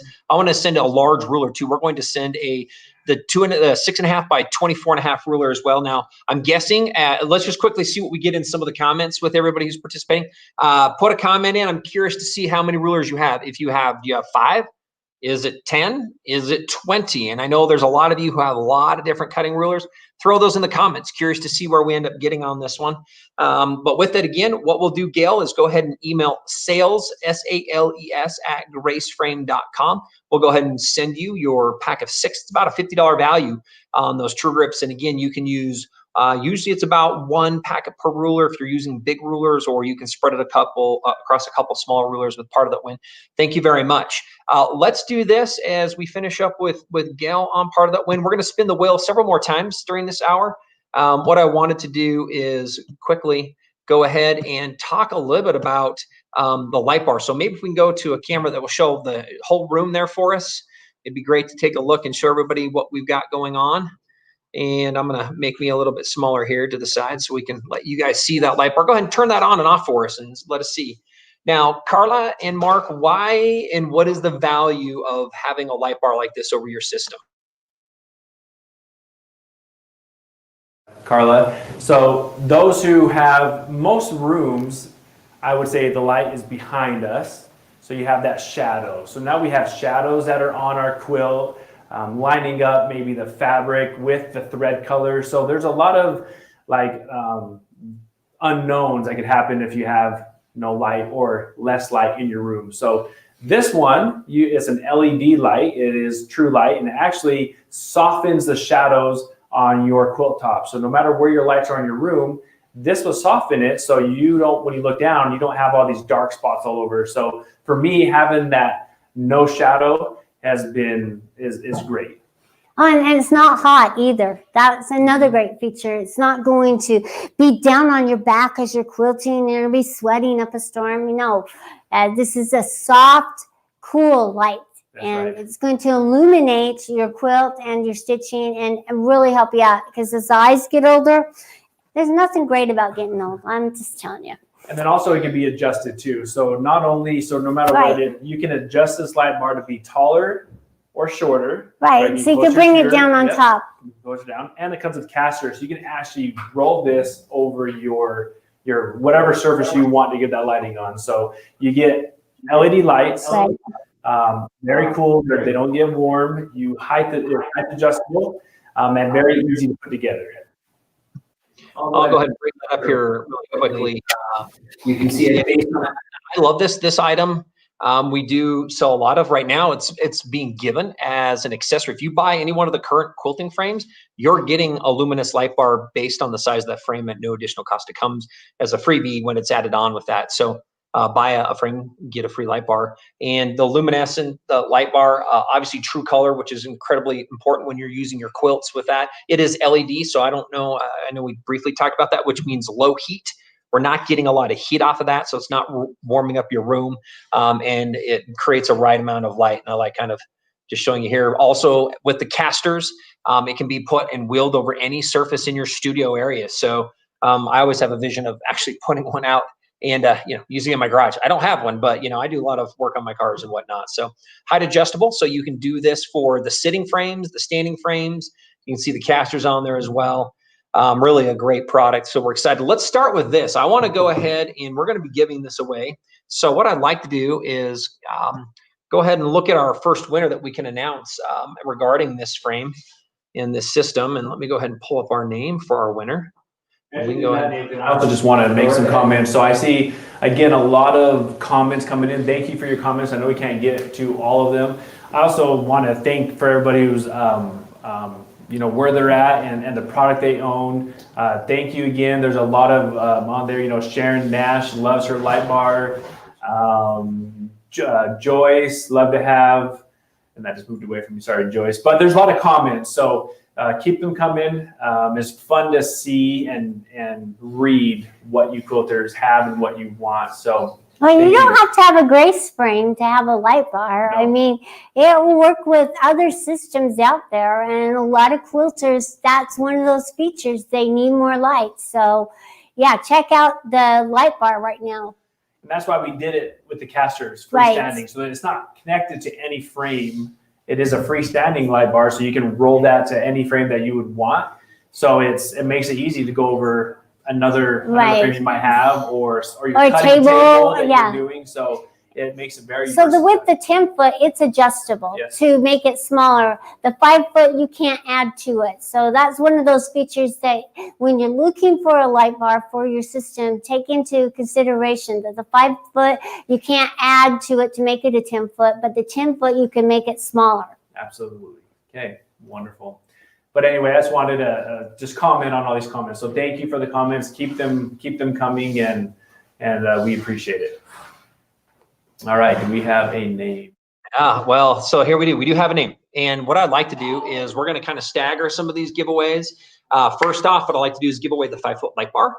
So congratulations again one more time, and how people are able to win. I don't know if everybody knows. I'm pretty sure most people know. I'm going to bring this back up. Is you can go ahead if you come and click on the Grace Frames main website. So I'm showing you here. If you come to our main website, you can click on this upper banner. When you click on this banner, it takes you right into our fantastic fall festival, which we're doing now. And you'll notice right up on top, enter to win.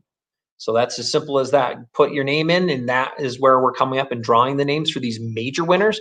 Again, today we've done several giveaways, Carla and Mark, that we've been spinning the wheel with participants. Those are something that's a little bit different. We're doing those for the continental 48, the contiguous 48 states here for the live drawings that we're doing right now.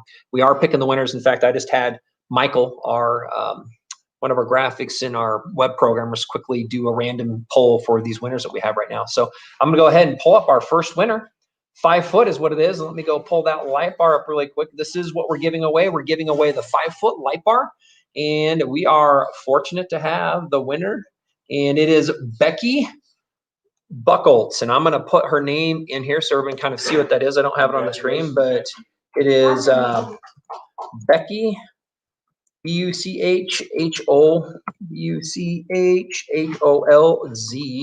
Congratulations, welcome, and thank you for participating. We're really enjoying everybody's comments and as they participate with what we're doing. What I'd like to do is I'd like to go to another free spin giveaway, which means we'll choose somebody from Facebook and somebody from YouTube for another item. Then we're gonna come back and give away a 10-foot light bar.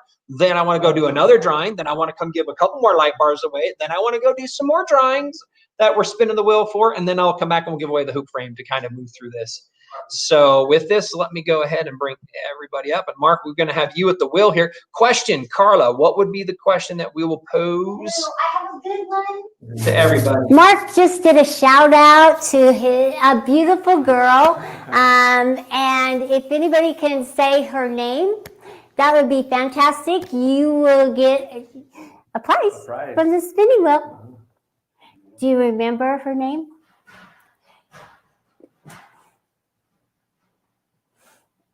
Maybe it's a little too difficult. No, I want a prize. Maybe I'll answer that because I need some more trivia. Marks with the comma. Oh, somebody's got it. Yeah. Awesome. Way to go. You're listening. That's good. All right. That's awesome. Go ahead.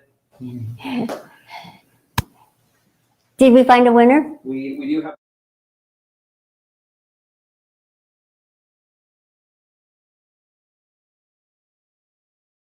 Here we go with everybody. We're going to go ahead and spin the wheel for a minute, but let's go ahead and choose. We have the first winner here, moving through with what we're looking at for Mark's wife's name. Sorry, thank you. We got a whole lot of the pick, paste, and sew. A lot of people. We've got a lot of correct answers. It is Heather, so yes. Somebody said Yoda. No, that's not it. Close with Yoda. Yes, thank you, Lynn Gunder. By the way, shout out. I'm not part of it, but excited about watching that series that starts back up on Friday. So yeah, no, it was not Michelle. And yes, it was Heather. Sorry, there's a lot here. Thank you, everybody, for joining in and participating. I swear I was very close to the bottom of that list. Here we go. Heather. No, it was not Nancy. Sorry, Deb. Was not Lisa. So close. Here we go. Quick question. Boom. Here we go. Debbie is the first one we have on YouTube. So congratulations, Debbie Rushforth. Thank you very much. It is Heather. Thank you for paying attention. Let's go ahead and spin the wheel for her. Let's see what she's got going on. Let's do it.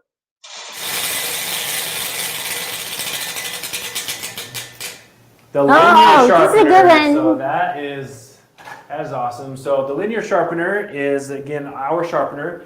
You can keep it on your cutting table.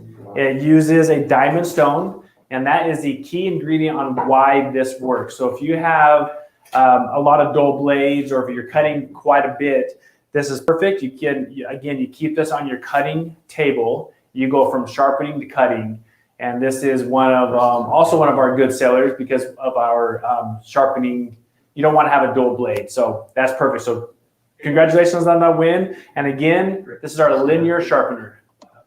All right, so great. So with that, really quick, Carla, with part of what this is, tell me again. I know that we've had this for a few years, some years. It's a very, very well selling. You know, what have you heard anything from our users out there at all? And then also, as Mark mentioned, some people would also ask, does it work on my cutter with my cutter's blades? Maybe you can answer that for everybody here quickly. It does not work on titanium blades. They're just not good for sharpening, but on other blades, yes, it does. It works well with other cutters. You just slide it through and then you'll turn it and slide it through and you're ready to cut. And it does, it works, it keeps it sharp. It's what I have next to my cutting table, and I keep my blades going for as long as I can. I don't like to stop cutting because I just want to get all my cutting done and go to the sewing machine and get my quilt tops done. And wonderful. With that, you know, I did make, I'm looking through as I'm browsing again. I did see that there was one other above this, and we're going to write this down. I'm going to pass out and give another linear sharpener to a Donna Christian. So Donna Christian, I went up and I should have gone a little bit more. So we ended up with 2 winners on that from the YouTube, and then we're going to go find our Facebook again. So Donna Christian, welcome. We're going to give you that linear sharpener as well. And we're going to move down here to our first, this was our first Facebook winner. And we're going to draw, we're going to spin the wheel for this one. So just, we'll come back here for a minute. Are we good? We're going to go ahead. This is our next winner is Taryn Mack. I'm just checking with our background. We go Taryn Mack. We have Taryn Mack. We've got the name for her. We're going to go ahead. Taryn Mack, right? Or we're going to go ahead and spin. Let's spin to win. Spin to win. I like that.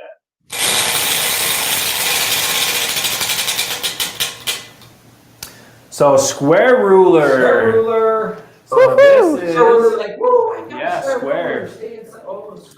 It's awesome. It is awesome. So a 12.5 by 12.5 square.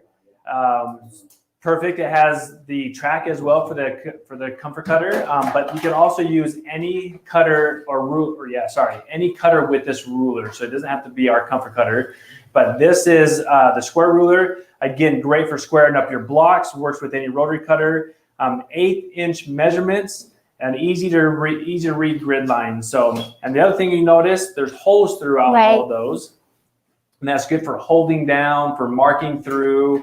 And for reading, it makes it easier. But Nathan, so this is just one ruler. Whoa, we have this. Oh, yes. I don't know why we're only giving away one ruler. Can anybody tell me why we're giving away one ruler?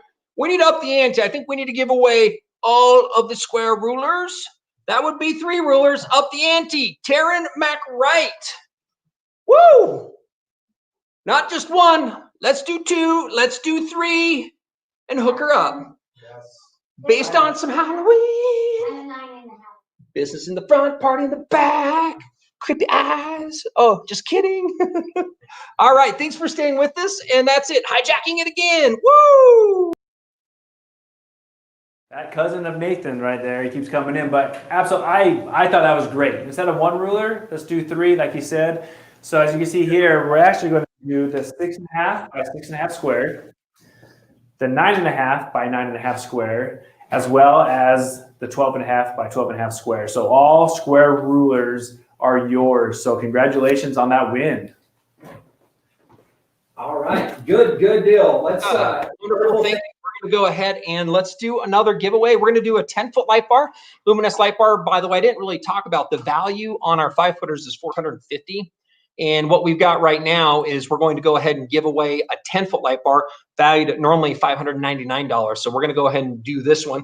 The winner we have, I'm going to go ahead and put this on so we can get this in front of everybody, is going to be Mary Hobner is what I want to say. Mary Hobner. So let me go ahead and put her name up. Mary, Haubner. Let's go ahead. This is the winner. So Mary Hobner, congratulations on winning the light bar. Let me go ahead and bring that up again really quick. This is the luminous light bar. So what you're winning here as part of this is you're going to be able to set up the 10-foot light bar. Can be put, if you need to extend it to 12, you can get a 2-foot extension, but it works at over any 10-foot frame, 8-foot frame, 5-foot frame, or if you have any work surface, you can also build it at the 5-foot.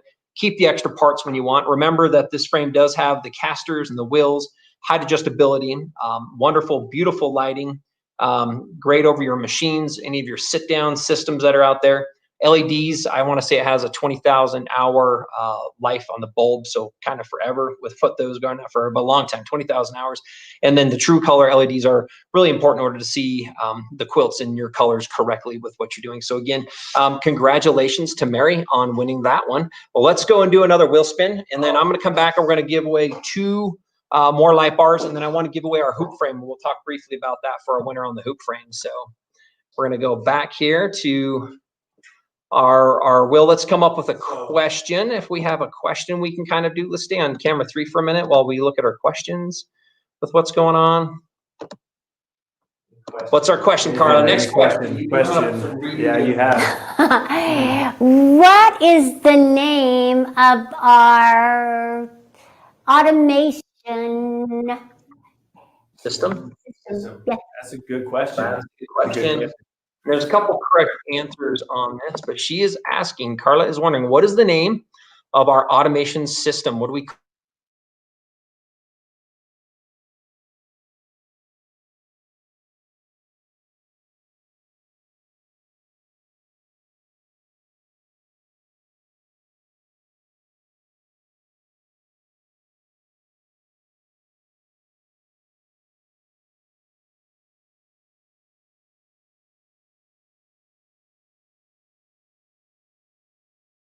Spin the win.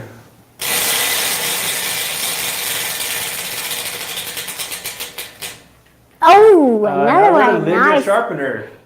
What's a good price? Yeah, it's a great price. We're going to help the ante on this. We're going to get a linear sharpener. Let's spin it again and give her 2 gifts on this one. I'm going to hold this in my hand. We're going to go again.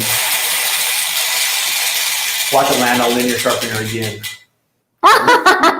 And it did. You called it, Mark. And it did. So we're going to go We're going again. to get her something else. Go the other direction here. What's it going to be? The circle cutter. cutter. Nice. Circle cutter. All right, so we have 2 gifts that we're going to give. We're going to give, it's Wala Al-Salmi here. Congratulations. It is QCT5. We also refer to it in the olden days as the quilt motion. That's what we're going to be sending. Remember to send an email, sales, S-A-L-E-S, sales@graceframe.com in order to receive your reward. Again, those who are joining, if you haven't been with us, we are looking for those people on these spinning the wheel gifts to be in the local 48 states, the contiguous 48 states. So with that, Mark, maybe give us a quick what's up on that 360 cutter.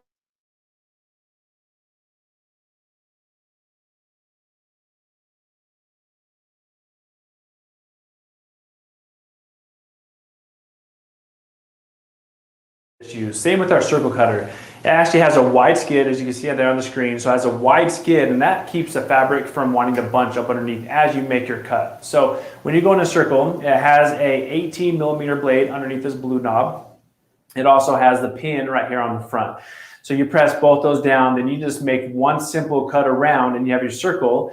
And again, that wide skid keeps the fabric from wanting to bunch underneath or move. It makes you can cut on and off the fabric. This goes from 2 to 12 inches on the circle, so 2 to 12 inches. All right. Wonderful. Thank you. That was for Wala Al-Sami. Now, the first winner on the next one, and again, I'm just going to ask everybody's opinion. We do call it QCT, but the current version is 5. Is it more correct to call it the QCT 5, or we want to giving it for QCT? What do we want as an agreement? Can we all decide on what we want to do on that? Any thoughts on it? 5, we're going to 5. We're hearing that the real term is QCT 5 is what is current version. With that, we're going to go ahead and we're going to choose Pat K. Pat K is our winner. Let's go ahead and do a close up on that wheel, and let's give a spin for Pat K and see what Pat K is going to be winning. All right.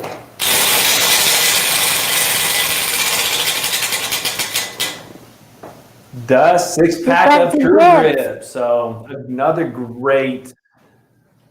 So True Grips. Again, these are adhesive rings. They go on the back of any ruler. They are clear. And they do not take your view away from what you're cutting. So you can still see through your ruler. It doesn't obstruct for your view, but they are clear adhesive rings. and they can go ahead and put them on any ruler. It comes 30 into a pack of these, so 30 small and 30 large, and you have 6 of these coming your way, Pat. So 6 pack of True Grips. All right. I would say congratulations, but Mark, can we up the ante on that one more too? So we're doing 6. Let's double down on that. Let's put 12. I think that's a near $80 value. Again, for those of you who have your rulers, Pat, we're going to give you 12 sets. Maybe there's a couple friends. You can share them with some friends. We'll send you 12 of those packets. Each one has 30 in there. So that's 2 thumbs up. I think what that 6-pack was, I actually think if we were correct, we're going to give away, let's double it, because we were doing 2 of our current True Grips, which those of you that don't know, we've had them for years and years. We then have what we call Apple Grips, which are different shapes, a little more opaque, meant for if you're going to be rulers with really tight angles or edges on them. If you're going to be doing a lot of cutting or fussy cutting, or you doing applique cutting, they work fantastic. And we also have Supalin True Grips, which is a new set. Each one of those comes with 2 pads in there. So let's double it. We were doing 2 of each for a total of 6. That means we'll do 4 each of those. So that's a good win, a fun win, and that actually is probably going to be closer to right around the $90, $95 mark. So congratulations to Pat K on the win on that one. Let's go ahead and come back to the last thing that we want to do is not last thing. Let's go ahead and give away 2 light bars. So we're going to have 2 light bar winners. And let's go ahead and go back to Grace Company. I want everybody to see this light bar as we give these 2 things away here for a minute. There we are. I love all these giveaways, Carla. Yeah, I love giving it away. Yeah. Okay, here we go. So we have a winner on one of the 5-footers that we're going to do. And let's go ahead and put her name up here for everybody to see. And the winner of the first one, and let's do the 5-footer first. We're going to have Judy. Last name is Splitstoster, Splitstoster.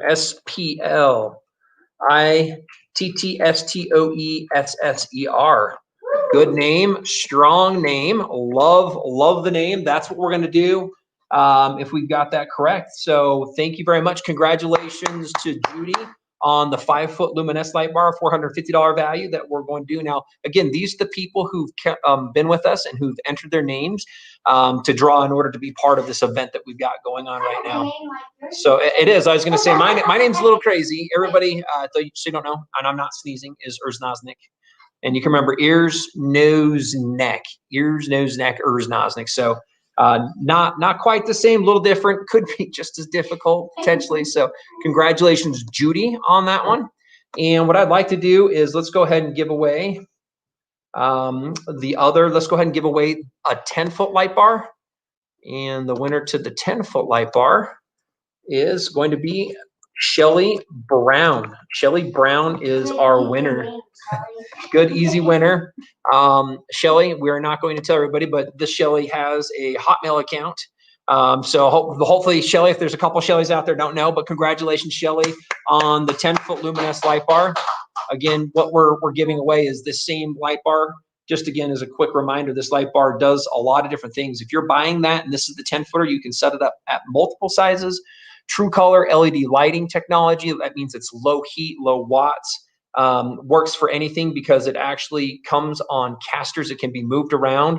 You can move it over a frame. You can move it over your cutting table or your cutting station if you need to. The other nice thing about it with its casters and its height adjustability is it can be put on different work surfaces or over different work surfaces. If you're interested, we would encourage you to look at the current promotions and see the different specials we have on these things as we're doing this. But what I want to do is I want to go do another spin and then we'll give away our final prize. So let's go do a spin the wheel. So we're going to go ahead and do a spin the wheel. So here's the question. Thank you for all of your wonderful questions. I am looking for your last question that we will use right now. What's it gonna be? Okay, we're doing something different. When you look at the quilts, it's a new that's good. That's a new good thing. What is the new? I'm gonna call it an event. Not an event. It's a new. A new thing that we're doing as part of Halloweenish kind of a thing. Seek, yeah, kind of seeking. What are we calling this? What is it? What did we just institute today? What are we doing for giveaways? How does that? That's a great question, Carla. What are we doing for giveaways right now as we go throughout the rest of the week here and into the weekend? Go and check it out. I mean, you're on your computers, so. If you don't know, as part of what we're doing today, what is the new thing that we just talked about that we mentioned this morning as we've been and as we've going through this? What is, oh my goodness, everybody, this is the same thing. We're going to get like 900 million. 900 what is not right. Whoa, that was number 50. Sorry, I got to go back up. Like, we're going way back up. A lot of congratulations for the 10-foot winners. A lot of congratulations for the spin winners. And we've got it. We're coming back up. So I'm going to have some verification over here. If you come over here and look at this with what we got right here. Okay, so here we go. Congratulations, winners. And I have that this is the first one. But do we want to call it this or it's really this? Checking. Because that's not what it is. Sure. I think we're going to go. Here's our first Facebook winner I'm going to put up here. This is for a Marty Swanson. Congratulations, Marty. It is a treasure hunt. It's a treasure hunt is what we're doing. Thank you for joining and listening. Again, I will put this up since I'm already there and I can show you the treasure hunt. It's kind of fun, so you need to check it out. There you go. If you look up at the top, you can see this big orange banner right up here. See details on how to win. It's being done in our quilt show and tell. So if you weren't here earlier, again, go into the quilt show and tell. And as you scroll through and you're looking at all the pretty quilts and you're voting, every now and then something's going to come up and it's going to pop up one of those awards. And again, we've got them kind of timed randomly. So it's not all like all of a sudden everybody can win all those. There's 90 different items that we're going to be giving away between now and Sunday for those people that are browsing the quilts. I would encourage you, upload your quilt. If you haven't put a quilt in here, I'll tell you, it's been one of the most fun things that we've done is we've looked through those. Carla, maybe you can quickly share. I'll bring some of them up on screen, but what have been... It just makes me feel at home with you quilters because I'm experiencing the same things that you go through. I'm not finishing a quilt, pulling it out, not liking it. Something goes wrong, we're in it together and it's just fun to hear that I'm not alone. All right, with that, so the winner, we're going to spin the wheel, Mark. Let's go ahead and give him a prize. Marty Swanson.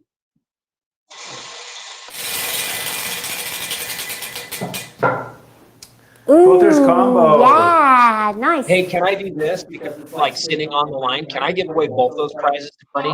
You're right with that if I give them? Read what it says on the other side. I got, a big camera. It's a 4-pack. I can read that from here on a super tiny screen. So Marty, you're a winner. Marty Swanson, we're going to give you the Quilters combo and a 4-pack of finesse threads. And I'm going to throw in our variegated is what we're showing our colors. So Mark, just briefly tell us, and then we'll choose. I have the second winner here for what the title was here for our treasure hunt. All right. So quick shipping on the Quilters combo. You get the 45 pencil cutter, you get the true grips, and then you get the very popular 6.5 by 24.5 ruler. So great prize on that one. Good job on that, Marty. And then the finesse thread. I'm going to come over this side. And the finesse thread is our variegated, and much like Carla mentioned earlier, our variegated thread is like our solid thread. It is 50 weight. It's 1,500 yards, so perfect for one large quilt and multiple smaller quilts. So you get a 4-pack of the variegated thread, and these thread colors are the most popular thread colors. Yeah, and they're beautiful colors. Yep. So you get the 4-pack of thread. And it quilts thread. beautifully, so it lays on the fabric very nice. All right. So Marty, congratulations on that. Yes, congratulations, Marty. Awesome. Oh, Judy. Right. With that, I'm going to come back on here really quick. So Mark, before we spin this at all, what I want to look at is congratulations. Both those sets of wins. That was pretty good win for you. Judy Delot. Anybody with me on that one? Judy, thank you. Congratulations, Judy. We're going to spin for you. This is the first YouTube again. We had a lot of people putting scavenger hunt. This isn't necessarily a scavenger hunt, really just a treasure hunt, something you're going to go in and you're going to browse through. We're not asking you to find different things and different items. So good guesses. Love everybody guesses. We're going to classify the treasure hunt And right now, that's Judy. Let's go ahead and spin for Judy, Mark.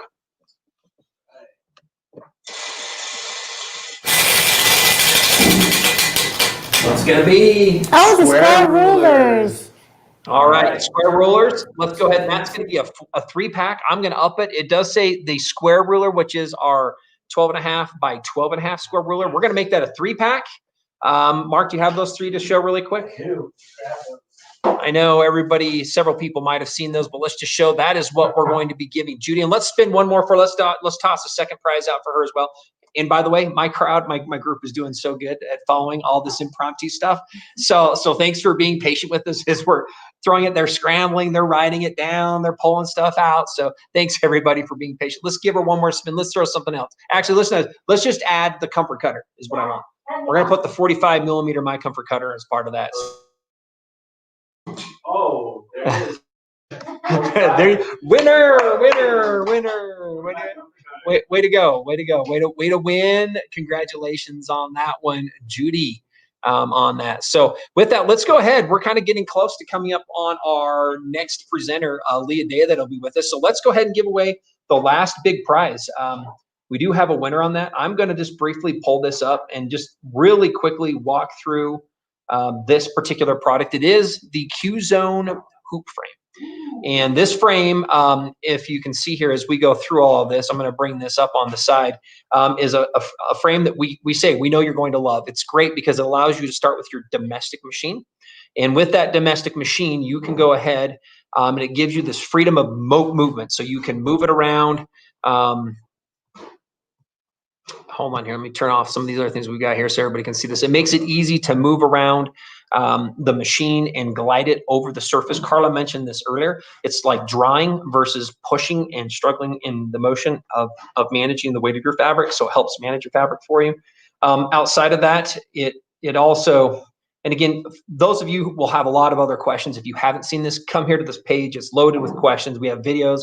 Call our 800 number as well, 1-800-264-0644 for any questions you might have. But it allows you to take your domestic machine, and that domestic machine sits here on this carriage, and then you can move it around and it will quilt any size quilt. I'm going to get down here up to king size, so we're not limiting your functionality in your system. And then the other thing that's really nice is, as we like to kind of tease again, that doesn't take up a whole lot of space. It's about 36 inches deep to 42 there, and it's about 54 inches wide. We say about the size of a medium-sized desk. Versus all those bigger systems out there. So it's much smaller and it's adjustable. So you can start with your domestic, and then Carla, Mark, we can go up to, what size machine can we go up to on this? 19. So again, one more time, what was that size? I'm not sure if we're always hearing, catching. 19. There we go. All right. Sorry. I say that because we're 19. All muted, not muted at different times. So thanks for being with us on this. So up to 19. So with that, the winner, we're going to go ahead and bring the winner of the Q-Zone hoop frame up. And this winner is, here we go. Edit, Rebecca. So now the question is, what is her last name? And the last name of the Rebecca who is winning this, as I continue to talk to everybody, and they're going to say, why don't you just get it? I'm just kidding. Sorry. Rebecca Campbell. Congratulations, Rebecca Campbell. There we go. Winner, Rebecca Campbell. Congratulations on your new Q-Zone hoop frame. So wonderful. Thank you very much for participating in the show. We're going to go ahead and we're just preparing to bring Leah Day on. So stay with us here for about another 4 minutes. And then we'll do an introduction to Leah Day. Those who haven't been with us or weren't with us last week, Leah Day is doing a series. And so you can go watch her videos from last week. It's part of a basket weave, and she's doing this and integrating this with automation as well. And she's walking through that process and how she does that process. And so it's pretty exciting to see her as she's transitioned. And if you haven't watched her previous, she talks about her experience as a quilter, starting with domestic machines, as she kind of migrated and moved through that experience into mid arms and long arms. And she's become a lot more versed in her skill sets as well. And it's been really fun to partner with Leah Day. So with that, Mark and Carla, I'll go ahead and bring the two of you back up on here. Anything specifically? I know that this festival has been a very fun event. Any other thoughts you'd like to share about Leah Day with everyone? Oh, well, I know we both feel that she's come, like she's been using our product when we first had our sit down Qnique, and so very well known. She's so like polite and she's very smart in what she does too. So having her be able to own a Qnique product and talk about it, that's just great. She's a great ambassador to the quilting world, and what an opportunity we have to be able to listen to her. Well, and she's also having your same experience. So she started small and gone up to the larger arm machines, and now she has a 21-inch machine that she uses. But she's from that grassroots of quilting and experiencing the same experiences that you are and sharing them with you. And what a great way to learn and grow from somebody else's experiences. I wish our kids were more like that. Yes. Yeah. But we as quilters are. Yes.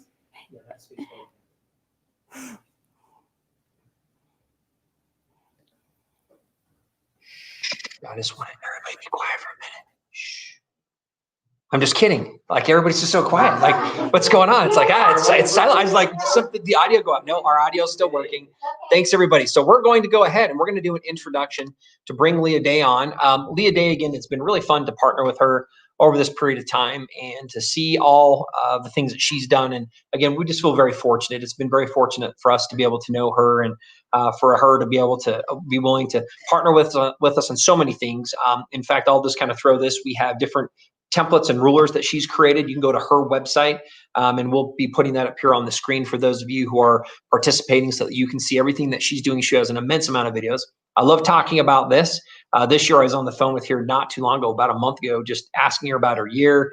And as you don't know, you might have saw the stories about her basement flooding, and that was an experience that she had to go through, remodeled it. I would probably say that she's going to say it was worth it for her too. I don't know. It took a long time, but I know that she now probably has her dream basement with the shifts. She did a whole remodel to her basement, which was fun to see, and as she partly experienced that as well. Not an easy thing, but a good thing.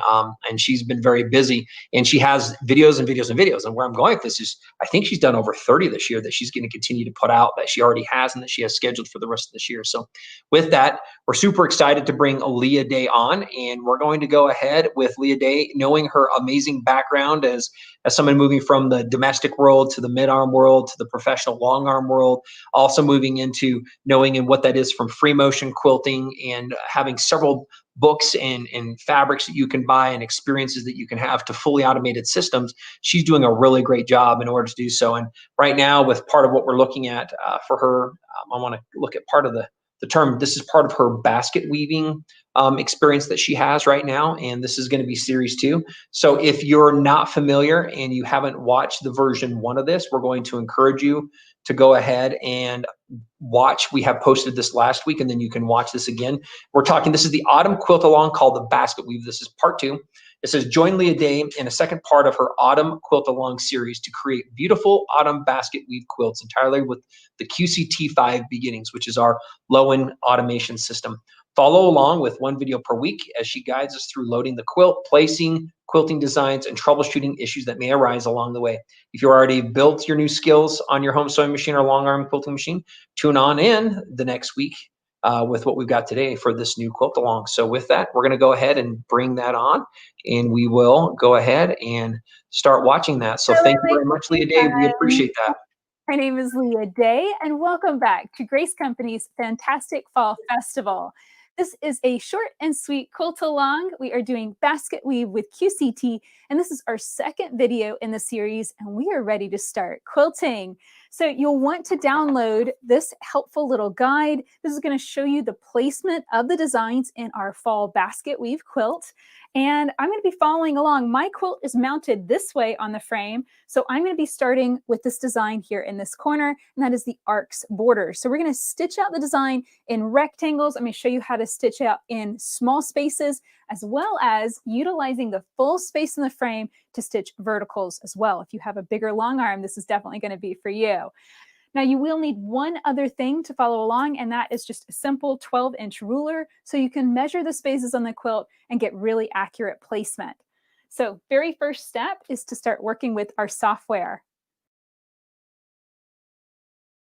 So the first thing we're going to do is tap on the pantograph option, and then we're going to set our safe area. And yes, you do want to set your safe area to be the full length and width of your frame. However much space you have to quilt in, you want to have the maximum amount of space to play. So once you set your safe area, this is what your screen's going to look like. And it's going to come in the full width, whatever you set your safe area to be. That full width is going to be pretty big, but we don't actually want to plan our designs to be in that much space. We want it to be set by the space we are quilting. So down here on the quilt, I'm going to take my ruler, I'm going to place it over the space and measure it. I'm using my long arm just so that way you can see what I'm doing. And this is 11 inches wide and 4 inches tall. So what I'm going to do is go in here and I'm going to set that total width to 11. And this is why you're going to need that ruler, so that way you can check in on your spaces and know how big they are. Now, the height is going to be a little funny. I'm going to set that to 3.5. And the reason being is I like a little bit of a margin on the height of my spaces. And I'll explain that a little bit more as we start stitching out our designs. Now I'm going to tap on Select Pattern. And this very first pattern is the Arcs border. It's right there. And I'm going to tap Open. So there we go. That is one pattern placed in that space, and that looks pretty good. You know, I like to quilt, though, a little bit more densely. I'm quilting roughly on a 1/2 to 1/4 inch scale on this quilt. So I'm going to do 2. I just hit that plus button, so that way I have 2 patterns now. And I really like that. I think that looks really pretty. If you want less quilting, of course, you can always dial that back down to just 1. So I'm going to set that to 2. I think that looks pretty. And here's what's important. We are going to hit place as single pattern over here, because basically what we did, we used the Panto tool to take 2 continuous line designs, merge them together. So that way it's thinking it's one design. And now we can take this and place it on our quilt. So this is what's important. I was telling you how I wanted that little bit of a margin here on my quilt. What I mean by that is I want a little bit of a gap between the design and the top edge and that bottom edge of that space. But I want the design to start and stop right on this narrow edge. I like the idea of the design looking like it's stitched across and then actually truly overlapped by that neck, basket weave. It's a basket weave quilt, so I want it to look like that design comes through and then is overlapped by that design there. So how I'm going to do this, how I'm going to set up my placement is I'm going to rotate over, just roll over, and I have the couching foot from the 9-piece attachment foot set here. And I have that set because it has a really tiny hole down in there where I can see exactly where that needle is going to drop. And I'm going to roll over so that that is lined up right on that line. So I am starting right on that edge. Now back here, I'm setting up so I'm not right on the edge in the corner. I'm actually 1/4 inch down, and that's exactly where I want it. So here on the screen, I know that's the placement node that I want. I'm going to tap it. It's going to immediately pop the design over and start setting it up in this place. Now, you might be wondering, why am I going to bother with all 4 attachment nodes? I'm going to roll over, get into the right position. In this case here, it's right on this narrow edge, but 1/4 inch roughly from that bottom edge of that rectangle. And the reason why I do all 4 attachment nodes is, fabric can get wiggly and it might not be 100% perfect. And this rectangle might have gotten distorted somehow. So I'm going to make sure that it is placed really nicely in this quilt by doing all 4 attachment nodes. So again, here, rolling back, making sure that that tiny hole is lined up right on that line. And I'm roughly like the back edge of this foot is roughly along this back edge. And I tap that last attachment node. Now, 2 things that are really important as you do this. Do not lean on your rails. Do not lean on your frame, because as you can see, that moves. That has a little bit of give to it. And if you are leaning on that, then that means that your placement will be off whenever you step back away from the frame and the machine starts running. So sometimes I'll even grab a step stool whenever the design is far back on the frame, just so that way I'm not tempted to lean on that. And I'm sure that I'm going to get that accurate placement. Now, if you're not quite as nitpicky as me and you don't really care if the design is absolutely in the perfect spot, you can use a different foot. You do not have to have the 9-piece attachment foot set. I would say you could definitely use the ruler foot and get just as accurate placement. And then if you wanted to do your outline quilting with ruler quilting, you could use the ditcher ruler to then stitch an outline around this shape, around this rectangle. I'm going to continue using QCT because I really want to do almost as much quilting as I can with the software. So I'm going to not only stitch the design, I'm also going to do some outline quilting around that rectangle. So in order to do this, we're going to use another tool. It's in the toolbox. So I'm going to tap on that. So here's the toolbox. I'm going to go down to the marking tool. You can see we already have a number 1 here. And this does require a little bit of guesstimation. You want to kind of guess and know where the design is going to begin, which looks like it's going to be in that lower left-hand corner, and it's going to end in that lower right-hand corner. Now, not all designs work this exact same way, so it does change depending on the design. But over here, it looks like it's going to end in that lower right-hand corner. So what I'm going to do is I'm going to start placing marks from that point down and around and do basically a straight line grid all around it. Now remember, I shrunk this. This is ever so slightly narrower, so that way the design doesn't fill the rectangle fully. I have that little bit of a margin to the top and bottom. So you might be wondering why I'm not just using the ditch tool right there and just stitching in the ditch. That's not going to do the job. I really need to use the marking tool instead. So what I'm going to do is roll over here, and I'm going to try and figure out exactly where I set that, kind of that lower left corner, a little bit off that edge, and I'm going to hit add. So that's where it's going to start. Okay, now I'm going to go down to the corner of the rectangle, just exactly on that corner, hit add again, roll all the way over to the other corner of the rectangle. And if anything, if I'm going to err on any side, it's going to be to the inside of the rectangle, to the inside of that light yellow rectangle, rather than to the outside in the red background, where I think that would be more noticeable if it was stitched off.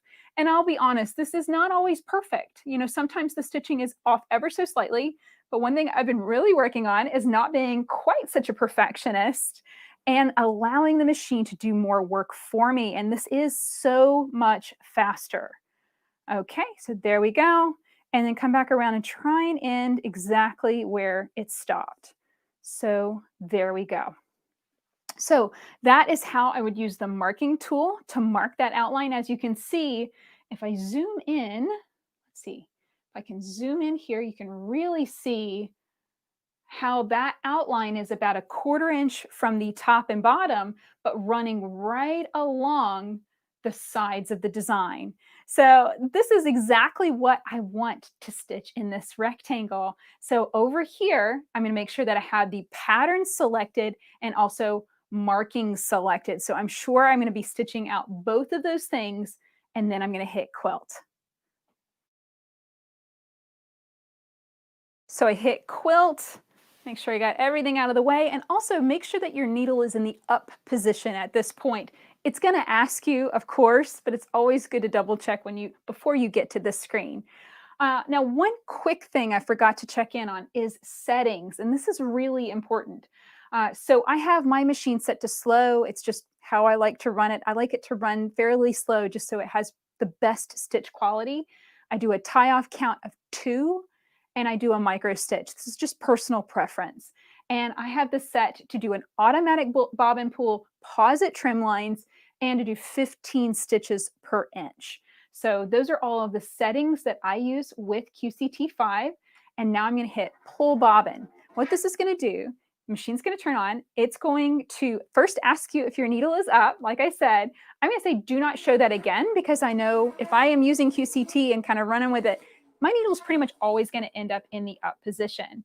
So it's rolled over, it's gotten to the start point, it's needle down, needle up, and now it's going to rotate over. Now this is where you can check yourself and check your placement. If you've just needle down and needle back up, and this is way off and not on the edge of that rectangle, well, you can just hit the back button, go back in, reset your placement nodes, and then get started again, because you know that the design is not quite fitting in the space properly. but this looks perfect. You see how that bobbin thread is pulled up exactly on that line. I'm so happy with that. Okay, now I'm going to hit sew, and the entire design is going to stitch out. It's going to stitch through the entire rectangle, and then it's going to stop whenever it gets to that marking set. It's going to need to be advanced, and you'll have to hit a button. You'll have to hit move to next. So I'm going to let this stitch out, and then we'll meet up whenever that happens. So here we go. The design has fully stitched out, and now your screen will change to this. It'll say move to next. So you just tap move to next. If you were good on your placement, then it should have just been a little bit of a blip, a little bit of a move. As you can see, the machine hardly moved at all. And now it's ready to do that marking, that outline quilting. So I'm just going to hit sew. I do not need to break thread because that start and end point was pretty much dead on top of itself. So just keep that in mind. Your goal is always to start that marking exactly where the design ends, so that way it continues seamlessly.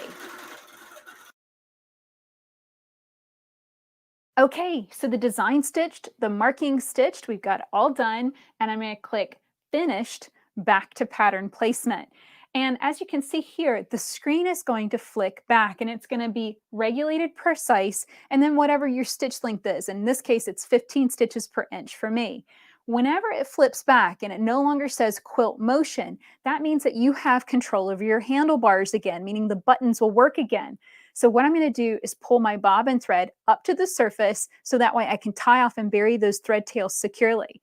So the first thing I do is I push the long arm away. This spools out the bobbin thread, so that way I'm sure I have a nice long thread tail there.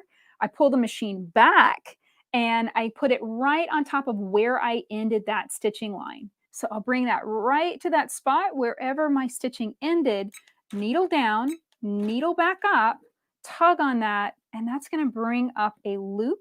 That loop is my bobbin thread. So I can clip that, pull the machine away, and then I'm left with the 2 thread tails from that ending stitching. It's a little bit confusing, takes a little bit of practice to get the hang of that, but I promise it's a great habit to get into. You can tie off and bury these thread tails so your quilting doesn't come out, doesn't unravel. Okay, so we have our design set up here. So what we can do is just take this design and move to the next rectangle. And this is exactly how you're going to stitch all of the rectangles all the way down the row of your quilt. So if I was doing that, I'm going to go back to placement. I'm going to go back and reset this again, foot in the same position. I'll right along that narrower side of the rectangle, 1/4 inch from the top, and I'm going to hit that first placement node. But as you can see, that goes crazy here on the screen. It twists the design around, does all kinds of weird stuff. So just keep that in mind. That's going to be normal because it was already placed over here, and now I'm shifting it to another area of the quilt. So I'm going to move the long arm, shift it again. Now it's kind of flipped the design around. Don't worry. Just remember which placement nodes you've touched, you've moved, and don't get confused. I'm going to shift this over, tap that top one, shift it again, tap that bottom one. But here's the thing. If we take a look at the marking is always going to retain the placement of where it was on the quilt. So we actually need to go into that marking tool and we need to click the button that says remove all. Because every time you move the design, you set that rectangle somewhere else, you're going to need to remove all of the marking of the one before and reset that marking in its new location. So keep that in mind. That's something you're going to have to do every time you stitch a rectangle on this quilt, is reset your marking. It doesn't take that much time. It is a time saver, I think, overall, and I'll show you that because I'm going to now stitch this design in this rectangle, and then I'll grab my ditcher ruler and I'll show you the alternative. So if you want absolute precision and perfection when it comes to your outline quilting, definitely use the ditcher ruler and the ruler foot on your long arm. So this has stitched out. I'm going to tap finished, back to pattern placement. And as you can see, the screen has once again bounced back to regulated precise. I'm going to go into my menu and I'm going to change this to cruise just because I find that a little bit easier to work with. Now I'm going to hold onto my needle down button until the needle drops, so it's always going to end in the down position. And I do this all just simply to make sure that it's going to be really easy for me to do this ruler quilting. So I'll line up and try and get right on the outline. I'm going to grab the ditcher ruler, and this ruler has really nice evenly spaced etched lines, 1/4 inch away. I like to use this edge just because I can really easily see those lines and make sure I'm lined up nicely. And of course, this would be a lot more accurate and easy to use if I was using the ruler foot. That would give me 1/4 inch spacing. But I find that even with this couching foot, I can eyeball it and adjust as I go. And as you can see, that stitching is landing exactly on that outline. I like it. And this just takes a little bit more time. I do click the machine on and off as I go. I always put the ruler in my non-dominant hand. In this case, it's my right hand. And then I operate the machine with my left hand, my dominant hand. So that's always something to do. I just find that I have more control this way, steering the machine. And then of course, you know, if I did it the other way, then my buttons would be reversed, right? So this is the way that works best for me. So now I'm going to rotate the ruler and go straight up, right along that outline. If it's off a little bit, just nudge the ruler over. There we go. If I was using a ruler foot, then I would be able to line up that etched line, or this edge line actually, with that line on marked on the panel. So keep that in mind too. I'm kind of lazy to be honest. Once I get a foot on the long arm, I don't tend to change it. I get kind of stuck in my ways, and I've been playing with this couching foot quite a lot lately, just to get that accurate placement. So, you know, once I kind of stick something on the frame, on the long arm, I don't usually swap it out very often. But, you know, you could be changing your foot with, you know, all the time. You know, you don't have to leave it on there if you don't want to. Okay, so stitch over, get to that point, and then now straight down. So that is the alternative. If you don't want to use the marking tool, if you find that to be just not as accurate as you would like, you can also use ruler quilting instead. Okay, so let's talk real quick about the background. It is entirely up to you if you want to quilt these spaces or not. I decided to quilt my spaces with a design called sharp stippling. Basically, you just stitch a wiggly line and then you come to sharp points. And this is the only design in the quilt that I stitched freehand, meaning I did not use QCT. I just stitched this myself, shifting the machine around, come to a sharp point, wiggle down, wiggle through that area. And I'm always kind of thinking about keeping this on the same scale, the lines of quilting roughly the same distance apart as what I've stitched with QCT.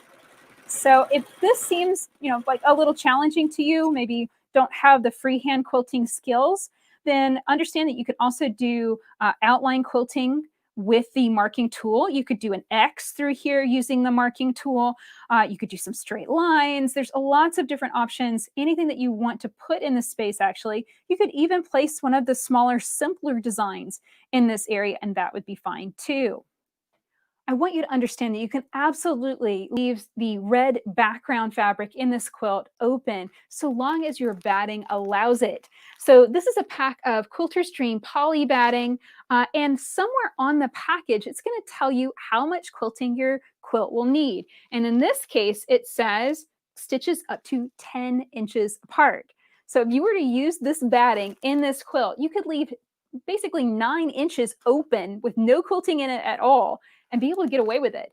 The only reason why you would need a quilt denser is because it's the design and you want to add more pretty stitches and decorative design to it, right? Understand that the quilting stitches hold your quilt together. The point and purpose of it is to stop the batting from shifting. So if you want to do less quilting, just need to make sure that your batting allows it. I know that my other favorite batting, which is Hobbs Heirloom Wool, has stitching, I think, 3 inches apart.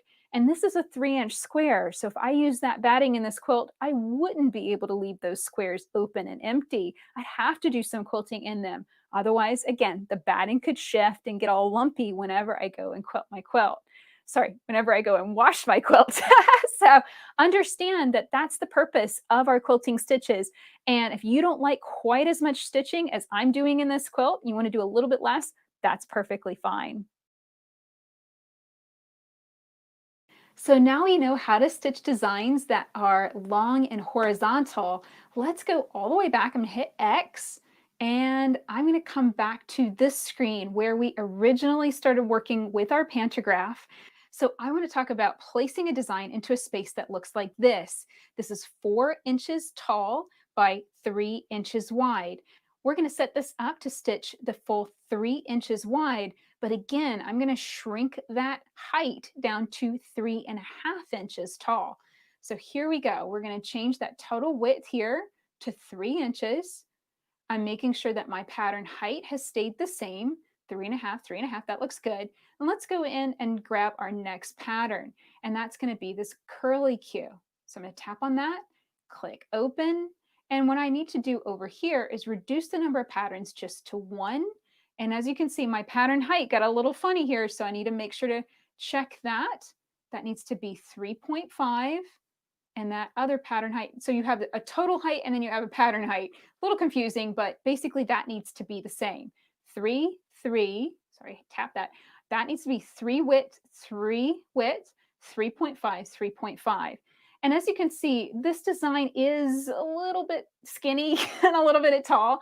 I think this looks good. It's ever so slightly distorted, but I think it looks good because it's going to be consistent all the way across the quilt, which means that whenever I put multiple of these designs together to do my wider spaces, they're all going to basically look consistent. They're all going to look about the same.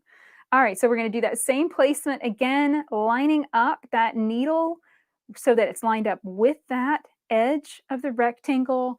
Tap on my first placement node, roll that machine down, get it lined up again.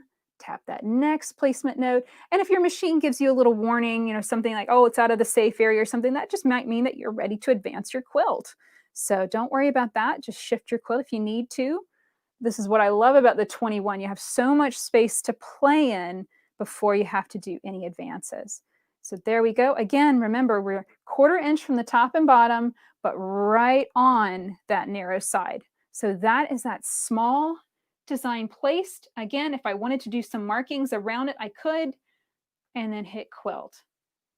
So I pulled my bobbin, got the machine ready to go, and it's going to stitch this out. So understand that I have intentionally designed my designs to be a little bit on the denser side. And in some cases, they end up looking ever so slightly squished. Like the curly Q looks a little bit squished so that the shapes are a little bit longer than they are wide.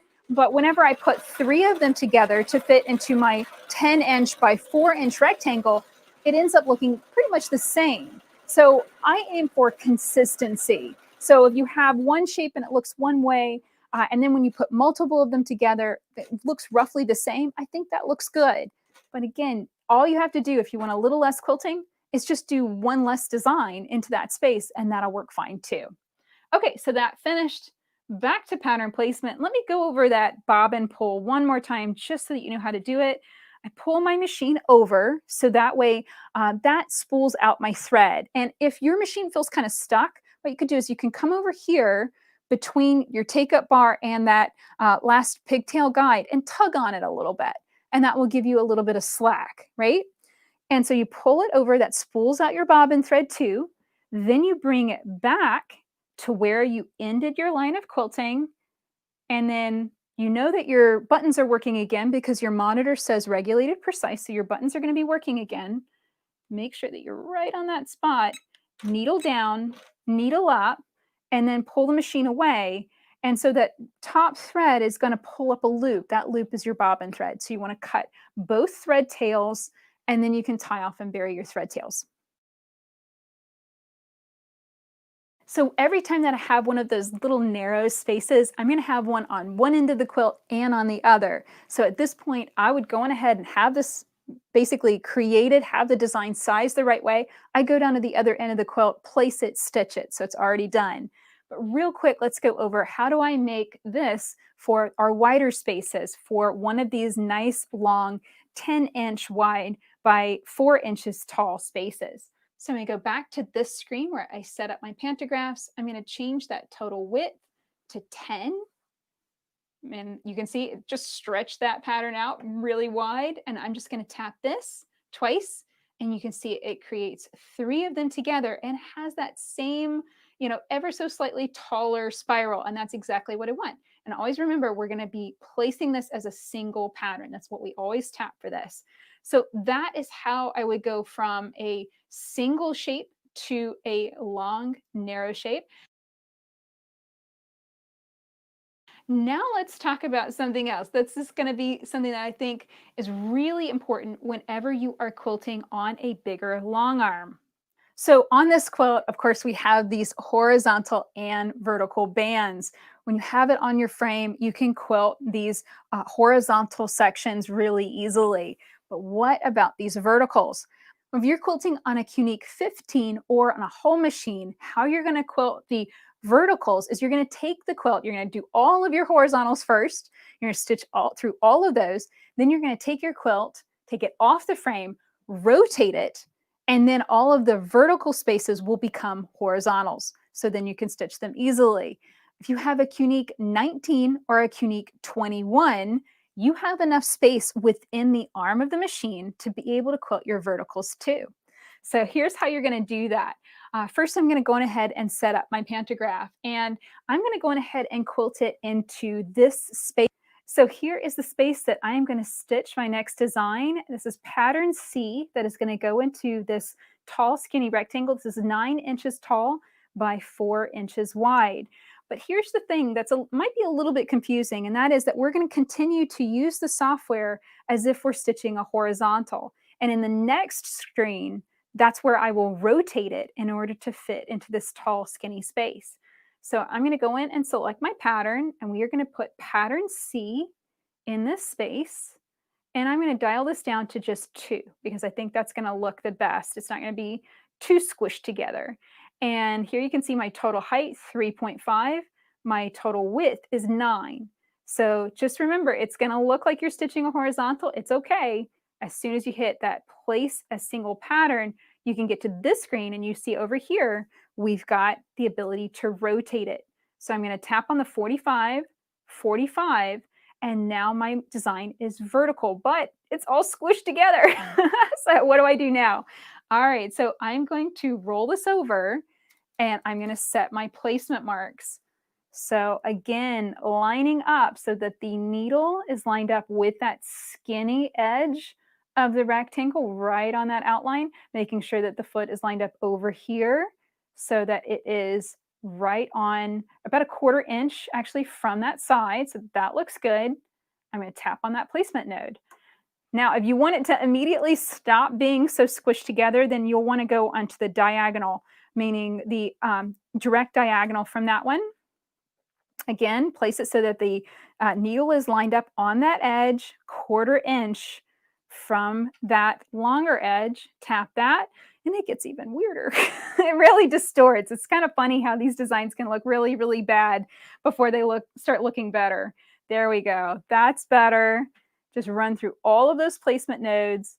And if you find my placement confusing, how I'm leaving that little bit of a margin between, basically the long sides of the design and the rectangle, don't worry about that. Just place it in the corners if that makes more sense to you. That's perfectly fine.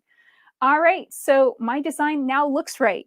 It's tall and skinny. It's placed on the quilt properly. I know it's going to stitch out.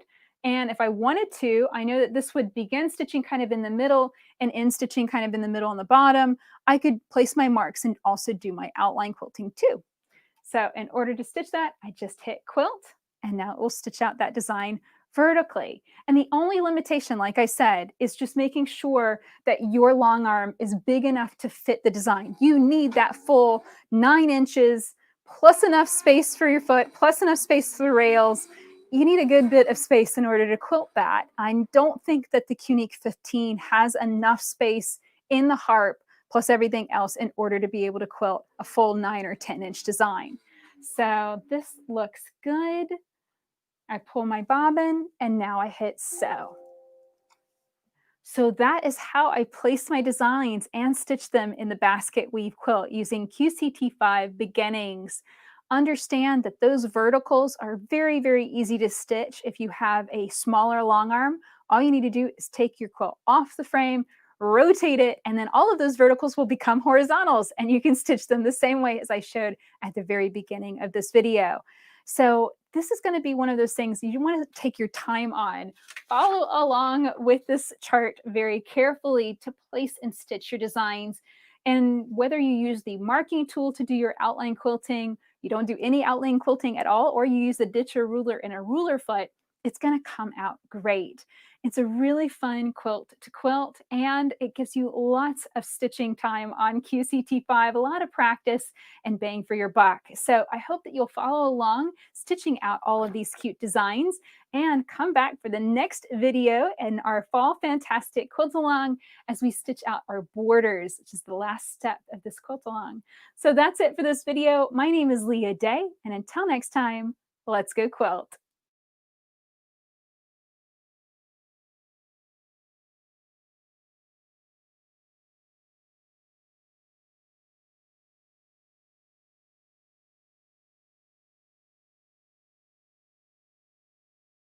Thank you so much, Leah. We appreciate all that. It's been fun having everybody join us and having her do part of our quilting process and walk us through part of that and utilizing part of our QCT beginnings. In fact, let me go ahead and find that is, as Mark and Carla mentioned, we'll bring Mark and Carla in here as well. Hello, Mark and Carla. There we go. Carla's getting her mic on. Sorry. Mic up. That's good. We're going to go ahead and we'll put me up there in front of everybody a little bit. But with that, I'm going to just quickly walk through the promotional piece so that everybody can kind of see what this is. And I'm not going to spend much time on this at all, but I thought maybe I'll go ahead and just quickly scroll down to the bottom.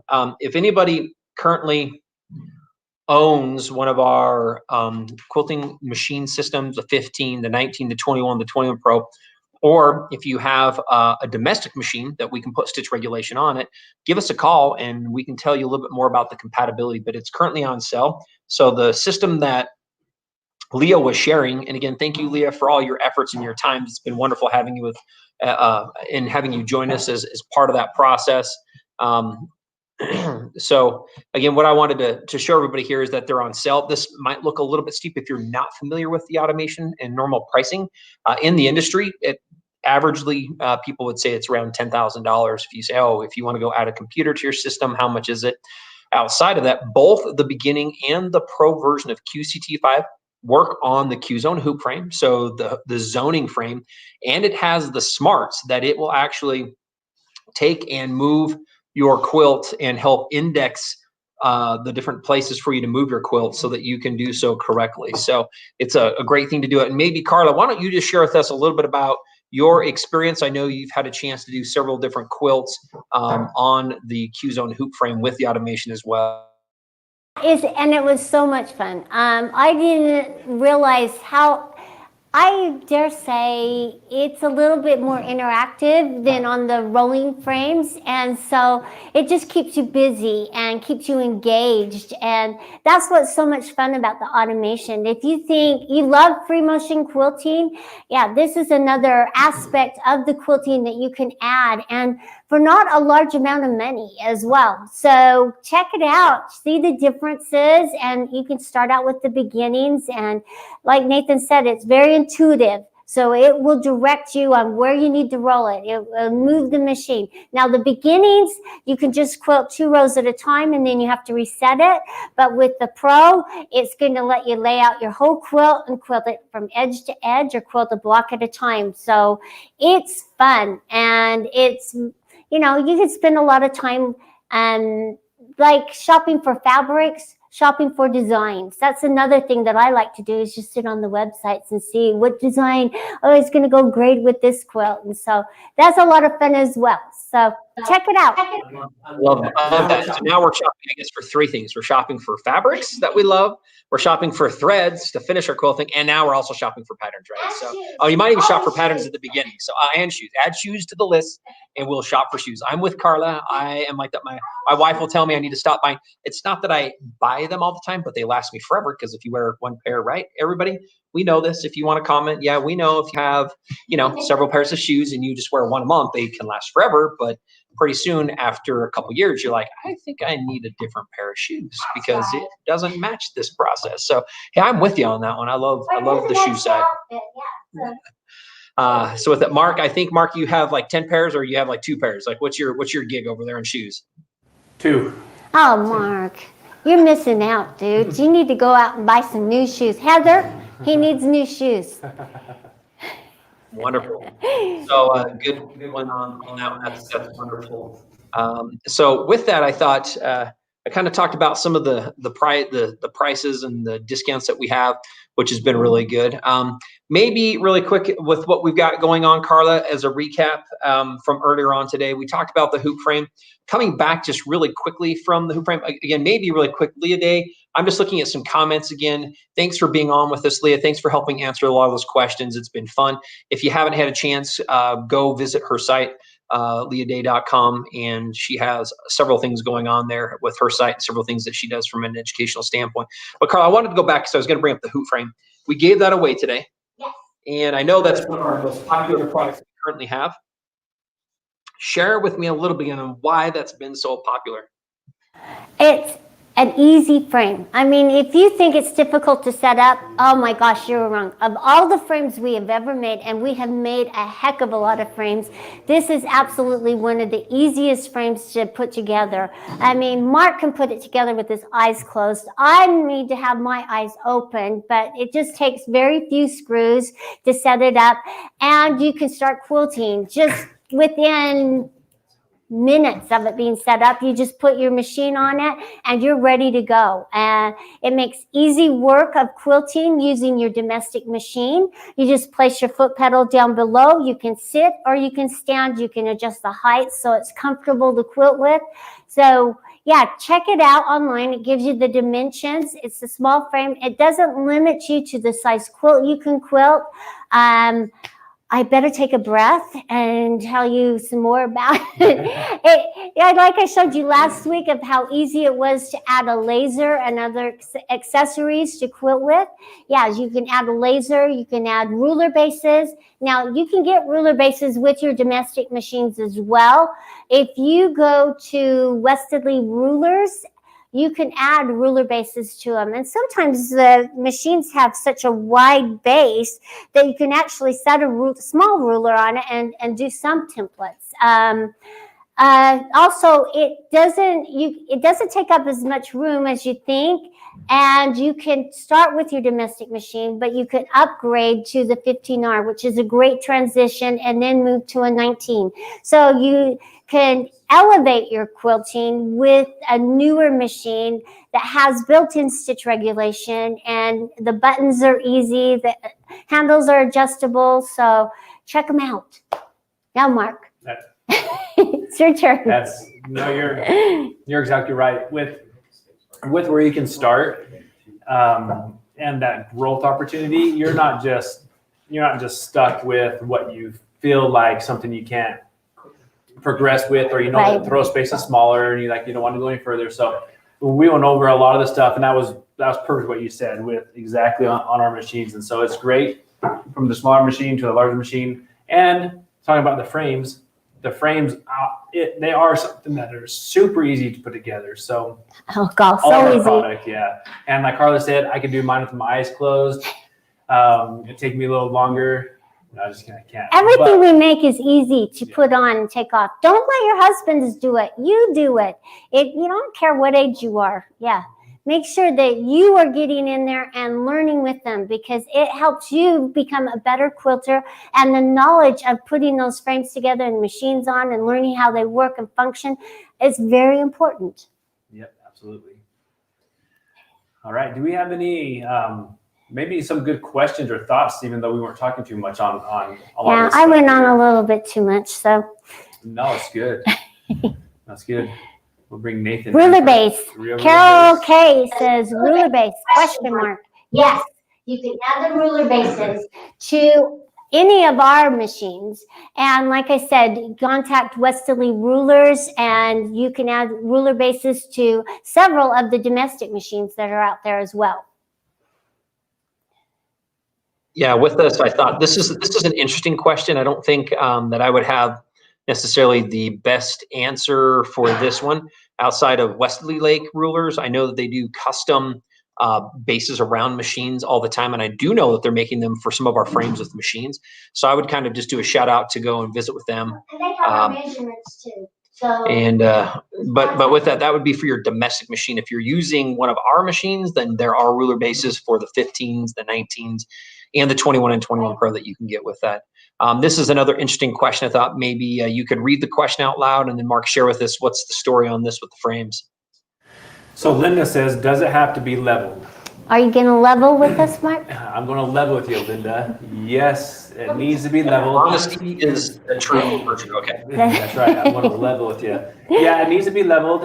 If you don't, you're going to find your machine, it's going to move on you. Yeah. And also going to do some vibrations as well. If it's not leveled, which means one of the, or a couple of the leveling feet are not touching the ground at some point.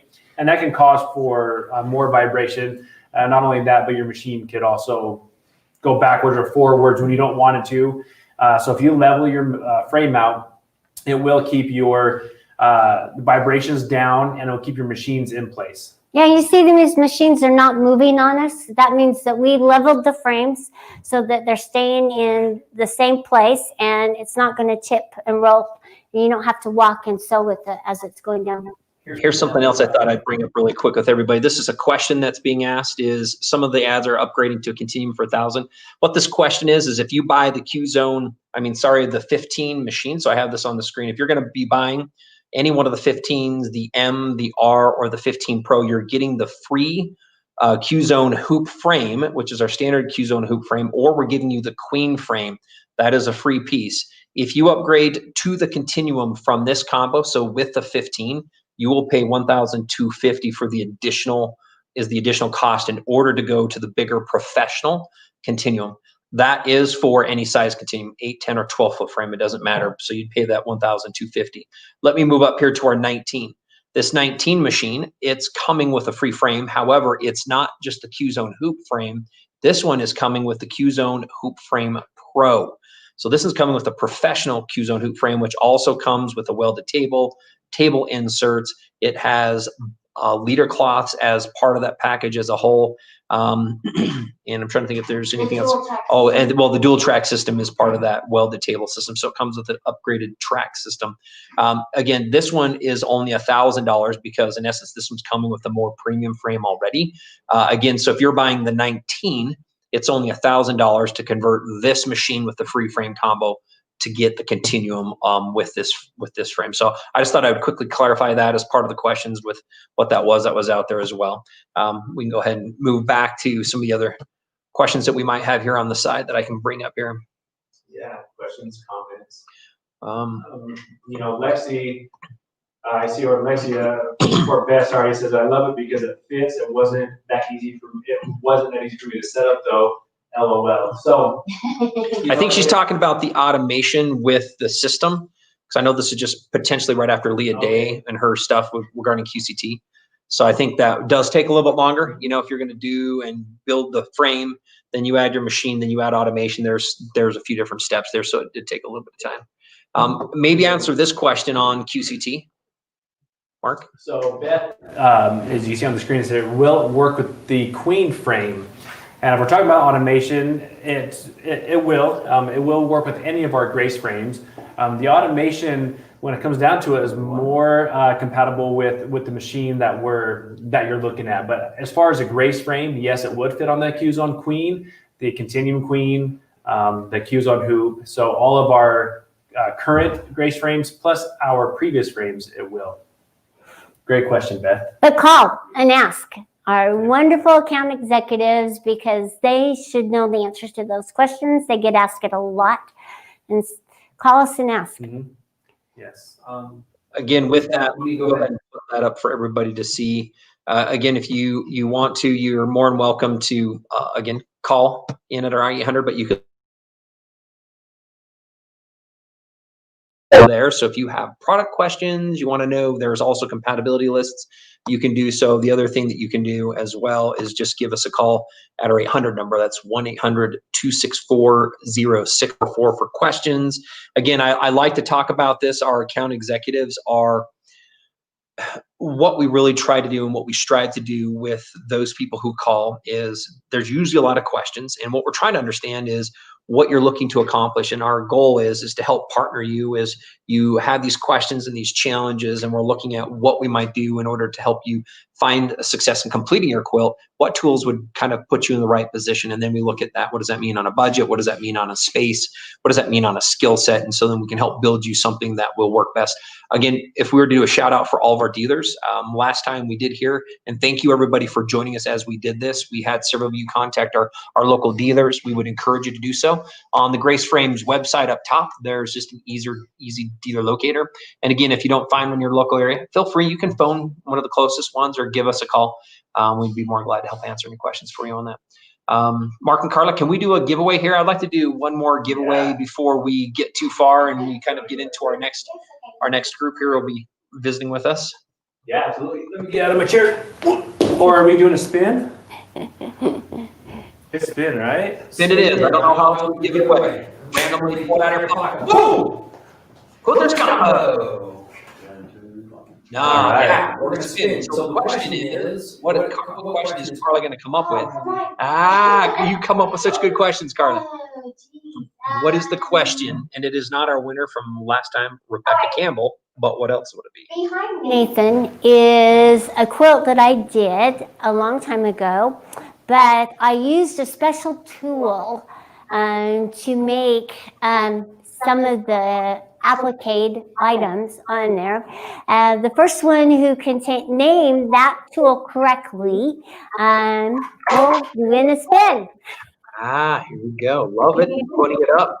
There is the question. Behind me. Let's go ahead and enlarge what I am and what I've got going here.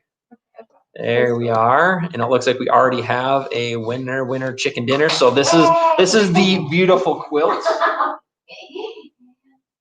I don't know about beautiful, but it was fun. And maybe we'll do this since we've got close up on Nathan. This was my nice costume for my NASCAR. There you go. Welcome everybody. Me and my quilt. Take a picture. Save it. You kind of look like Patrick Swayze, I have to say. So again, what tool was used for this? And we already have winners. So Courtney's like, hey, who is it? Who's the winner?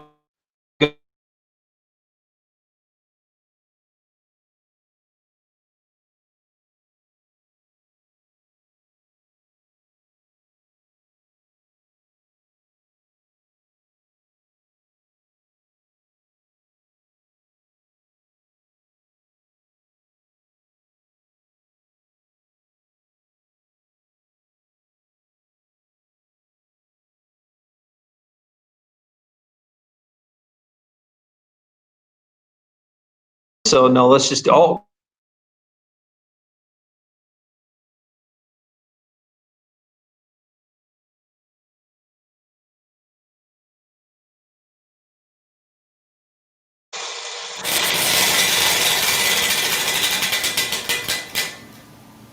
My comfort cutter. We'll bring it up. Give me a second, Mark. We'll bring it up. Yeah, but there's a Leah panda down there that has the official name. Yeah, so let's not be trying to give away too much, Carla, here. I know, but My comfort cutter is the winner, Mark. It is the 45 comfort cutter. So the comfort cutter, it is our ergonomic. It is the best ergonomic cutter on the market. I'm not just saying that. We've heard it from other quilters who've used other cutters. We've heard it when we go to shows. And also it does relieve that stress in the wrist, your fingers, your elbow, all of your shoulder, like your entire arm. So this is the 45 comfort cutter. Takes a standard blade. There's nothing different about it other than it is true ergonomic in your hand. So this is the one, great win for that one. And it's a 45 comfort cutter. Mark, let's make that into a quilter's combo. All right. I love that. So the quilter's combo, your 45 comfort cutter comes in that combo with the addition of the true grips and the 6.5 by 24.5 ruler. So that entire package, that is a $69 value for free. $69 value. Good, great win on that. All right, and Mark, part of that, we have a Vicky Nanaman, who is also a winner from the YouTube viewers out there. Let's go ahead and do a spin for Vicky.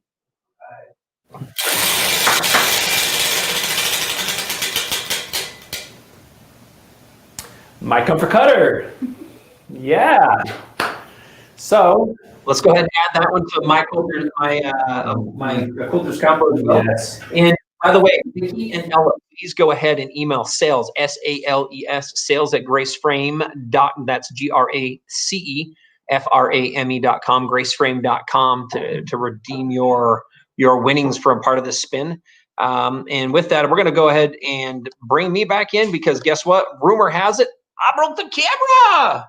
My camera froze up. What's going on with that? Don't know about that. It's pretty crazy stuff. So nice, wonderful, great. Thank you, everybody. Yeah, nice. There we go. All right. So we're going to get ready and we'll take off that scary stuff for everybody right now. And by the way, true story. I do walk around with that periodically and I introduce that to all new people. And Courtney's back here. She's shaking her head. Yes, he does. I do that. But only very randomly. So just what's what happens. So, and my family bought that for me. Birthday gifts, by the way. They love buying me gag stuff. So I use it all the time. So again, Vicky, congratulations. Ella, congratulations. Thank you for your participation on part of that process. Appreciate that. That was fun to do. What I'd like to do is we're going to go bring up the screen so I can kind of introduce our next guests as they come. And we'll share a little bit about them. So this is what we have, Carla and Mark. This is the group that we have coming. It's going to be by Jill Cooper and Sherri Holland. And I'm going to read part of this as an introductory piece, and then we'll be prepared to kind of go in and loading and quilting on a long arm. So pretty excited about that as well. Hold on just a minute here. Let's go back to Mark and Carla. Mark, maybe before we go into that, why don't you guys talk a little bit more about what we can expect over the next couple weeks as we're doing more drawings, more giveaways. Carla? Expect us to give away a lot more. We're very excited about the products that we make, and we're glad that you're participating and becoming part of the Grace family, joining us here on YouTube and Facebook, and just get all your friends to join in as well. Vote on the beautiful quilts, participate that way. There's so much for you to be able to do because we can't make it to Houston. This is our way of bringing the Houston to you and getting you to know you a little better and for you to get to know us a little better as well.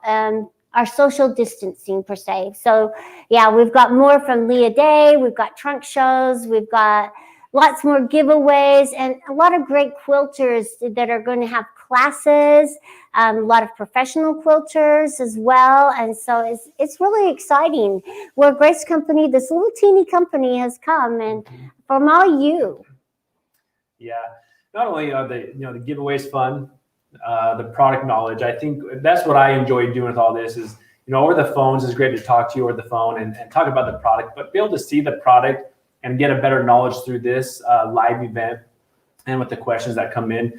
That's been fun to see all the comments, but it's also been fun to talk about something that Carla and I both really have a passion about. And I don't quilt, but I love the product that we have, and it's a product that's easy for me to really share with you, the user. So for me, it's the product knowledge of what we're trying to show. And we know, we want to do more. So stay tuned for a lot of our videos coming forth because we want to obviously provide with more insight. But through these next couple of weeks, especially with the Fantastic Fall Festival, that is where you can really get, the best product knowledge, free giveaways. Yes. And then on November 6th, the granddaddy of them all, which is that automation 19-inch professional frame, all that's given away.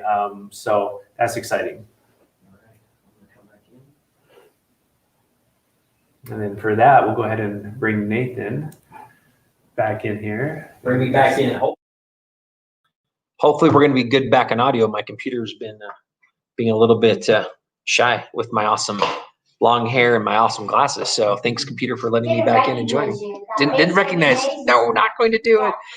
Really quick, I thought we would. I just thought I would show this. If everybody's okay, I wanted to bring this up. This is our website. I know that this comes up periodically from different individuals, and yeah, this is the computer. But if you were to go to YouTube and you find the Grace Company, which is what we're looking at here, Grace Company Fine Quilting Products, there is the subscribe button. So I'm already subscribed. You can see because I do follow our business and our company. And on the right is a bell. If we click this bell, this will go ahead and allow us to set up notifications so that when we put out a new video or we're going to stream something like this, it goes ahead and flags you. And we have the same type of option for your Facebook when you're in there, where you can go and follow our brand, and that way you're informed if you haven't already done so that you can be part of our community. We have a lot more videos coming up, again, more streaming days. Outside of that, we have a lot of other things that are educational that come along with helping individuals quilt.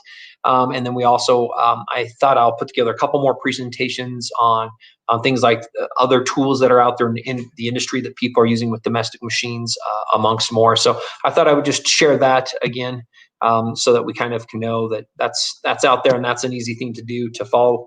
If you're on your mobile device, usually there's just an easy subscribe button, which is what everybody calls for on the YouTube. So thanks again for your participation with that.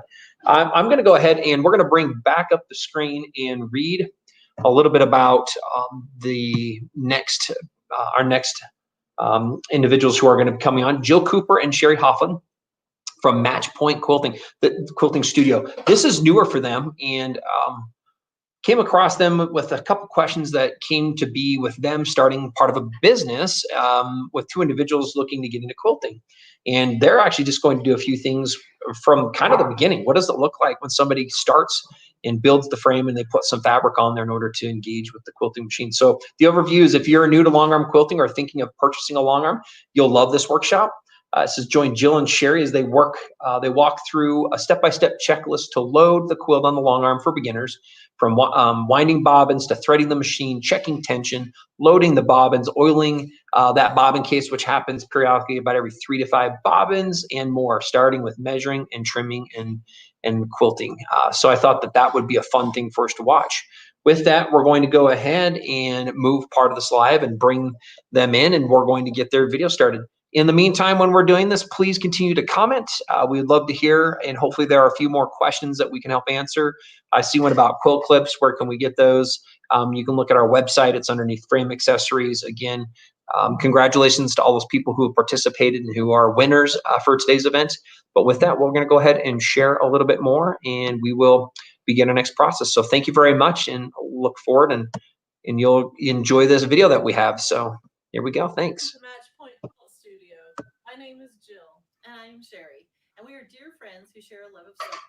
And we met on a tennis court. Well, I have been sewing for many years, but I only recently began quilting. Are we hearing audio? During the beginning of the COVID crisis. And I finally decided to start the hobby I've wanted to do for many years. And I fell in love. And Jill's enthusiasm was catching. I too have been sewing since I was a little girl, not having made very many quilts. But with her third quilt top that she made, I decided that was an opportunity for me to try some hand quilting. So I'm in the process of hand quilting that quilt top. So hand quilting isn't so much for me, and I wanted a long arm machine. So just like that, we bought a long arm machine. And 4 weeks ago, 14 boxes arrived with our product. We bought from the Grace Company a QMeek 21 Pro machine with a 12-foot continuum frame, and we also have the QCT5 beginning software.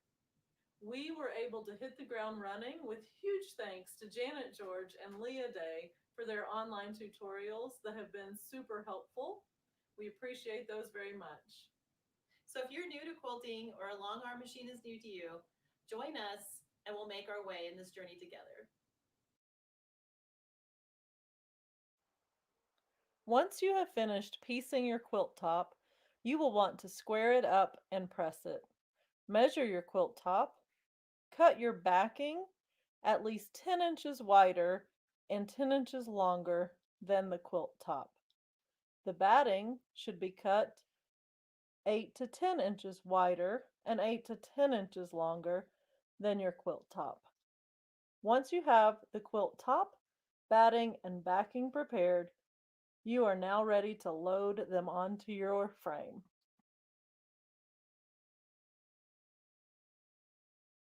I'm going to thread the machine with some Omni thread. We've also used Finesse and Isacord, and in our experience, we've had good results with all three. So place the cone onto the cone holder, go up the thread mask and through the top guide.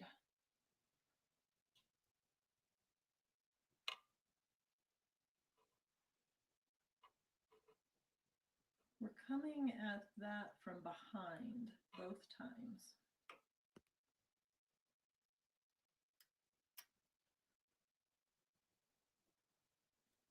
Be sure to get the thread between the two discs.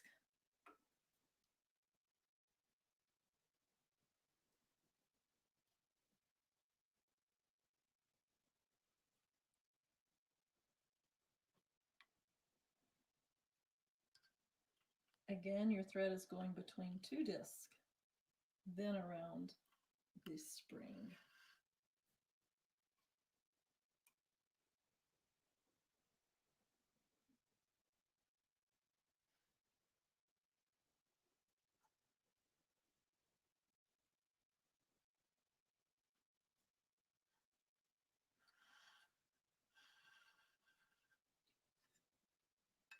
One more guide there before we get to the needle.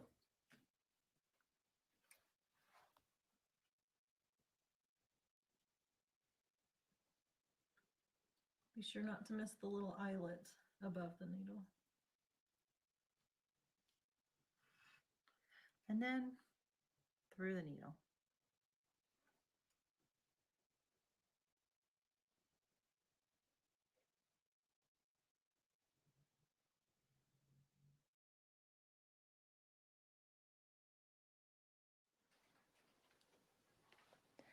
When attaching the backing to the leader cloth, we use 1 3/4 inch T-pins. And we start from the center and work out to the left and then go back to the center and work out to the right. We like to start with pins placed about every 4 to 5 inches, which you'll see that lines up with the straight lines that are printed on this Grace Company leader cloth. And then after we've done the entire width, we go back and add a second pin between each of those first pins, and it holds it very securely.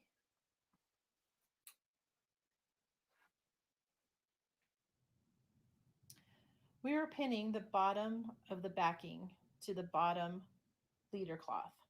So you find your center of your cloth, line it up to a center point that you've measured out and marked on your leader cloth, and that will be the same every time. And it's the same distance from the edge of your rail to this point as it is on the top leader cloth. So then we match up the edge of the fabric to the edge of the leader cloth, and we place a pin at the dots. And then we're going to do that at every line and come back and put pins in the middle.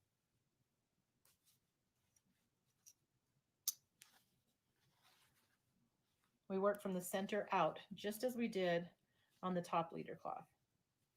Your pins will end up being tip to head. Once the backing has been completely pinned on both leader cloths, we will roll the backing back and forth until we end up with a nice taut backing. And now we're ready to add the batting.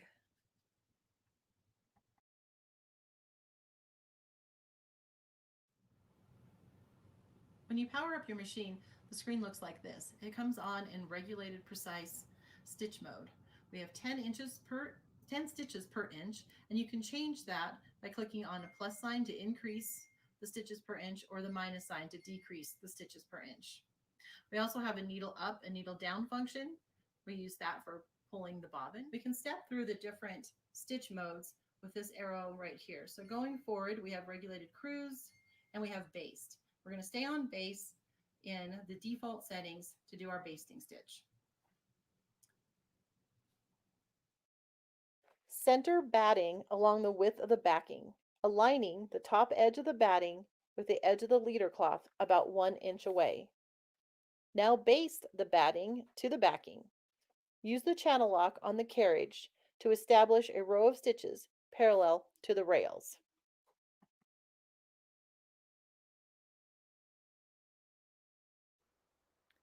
Place the quilt top on top of the batting, centering it along the width. Align the top of the quilt top with the row of basting stitches. Smooth out the quilt top and baste along the top and down both sides.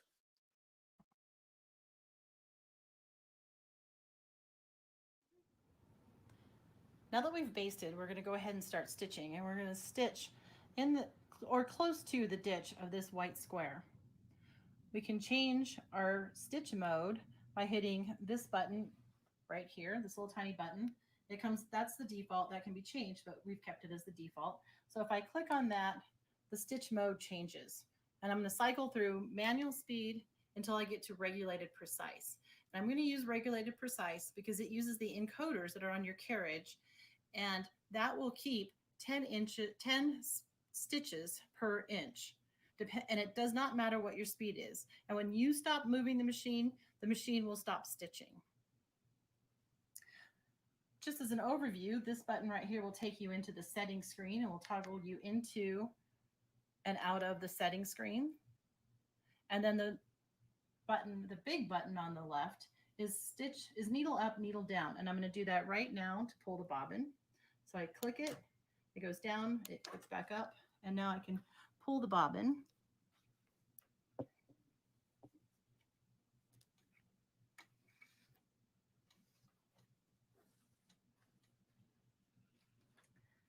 The 3 other buttons on the right-hand handlebar are to increase the number of stitches per inch, so it'll go up to 11, or decrease the number of stitches per inch. We can go back to 10.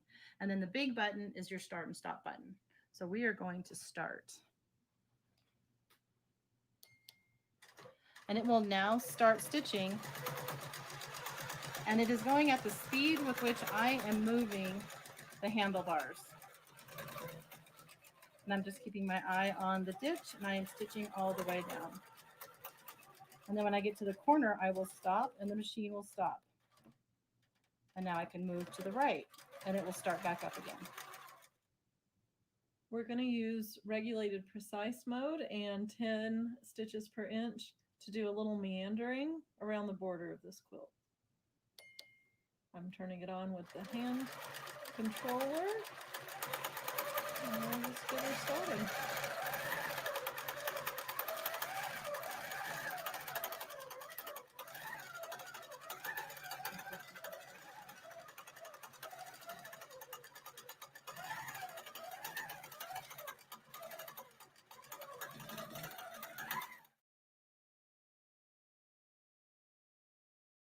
We are going to go step by step through the process of quilting an edge-to-edge, non-nested pantograph.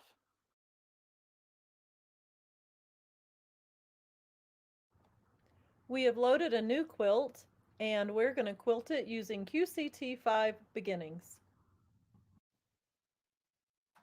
The software comes up, it asks you if your needle is up.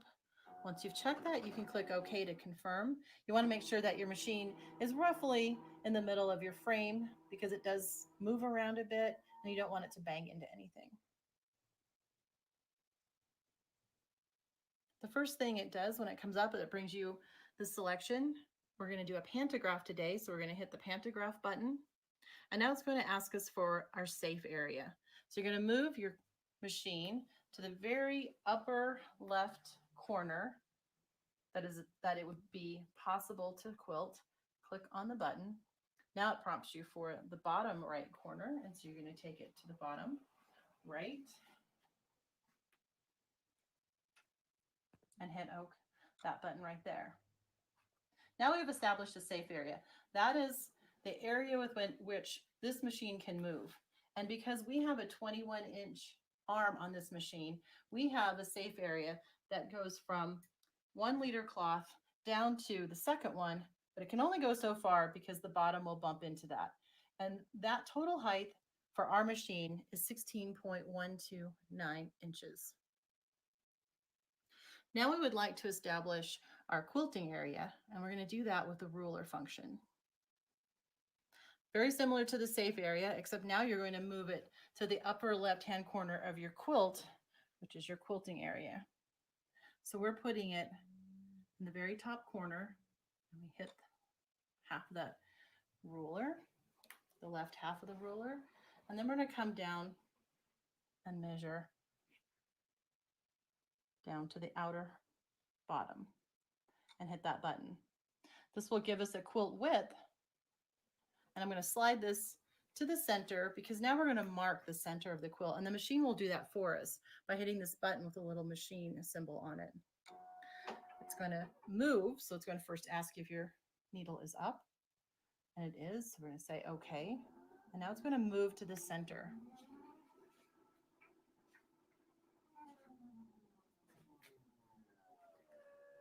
When it gets to the center, we're going to place a little mark. I'm going to place that right underneath the needle, and I'm going to jog the needle down just to help me find that. I'm going to put a little dot with a soluble, water-soluble marker. Make sure you move your needle, jog your needle back up.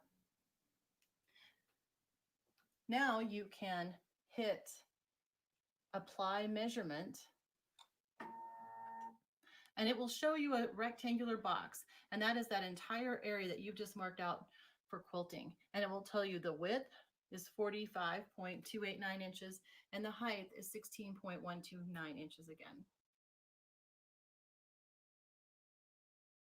So the safe area is selected and the quilt area has been established, and we want to go and select a pattern. You can do that in either of two places, either right here or down here. So I'm going to click that button, and I know that my pattern that we want to select is in this batch folder, and it's called Maggie's Rose, which we purchased from Urban Elements. And I click on that and hit open. And it's going to bring it in, and it's going to bring it in to the area that we established as our quilt area. Now, for this particular quilt, we do not want a giant rose pattern like that. We would like it a little bit smaller. But one way that you could see the true size as established by the designer is to hit this middle row of hearts.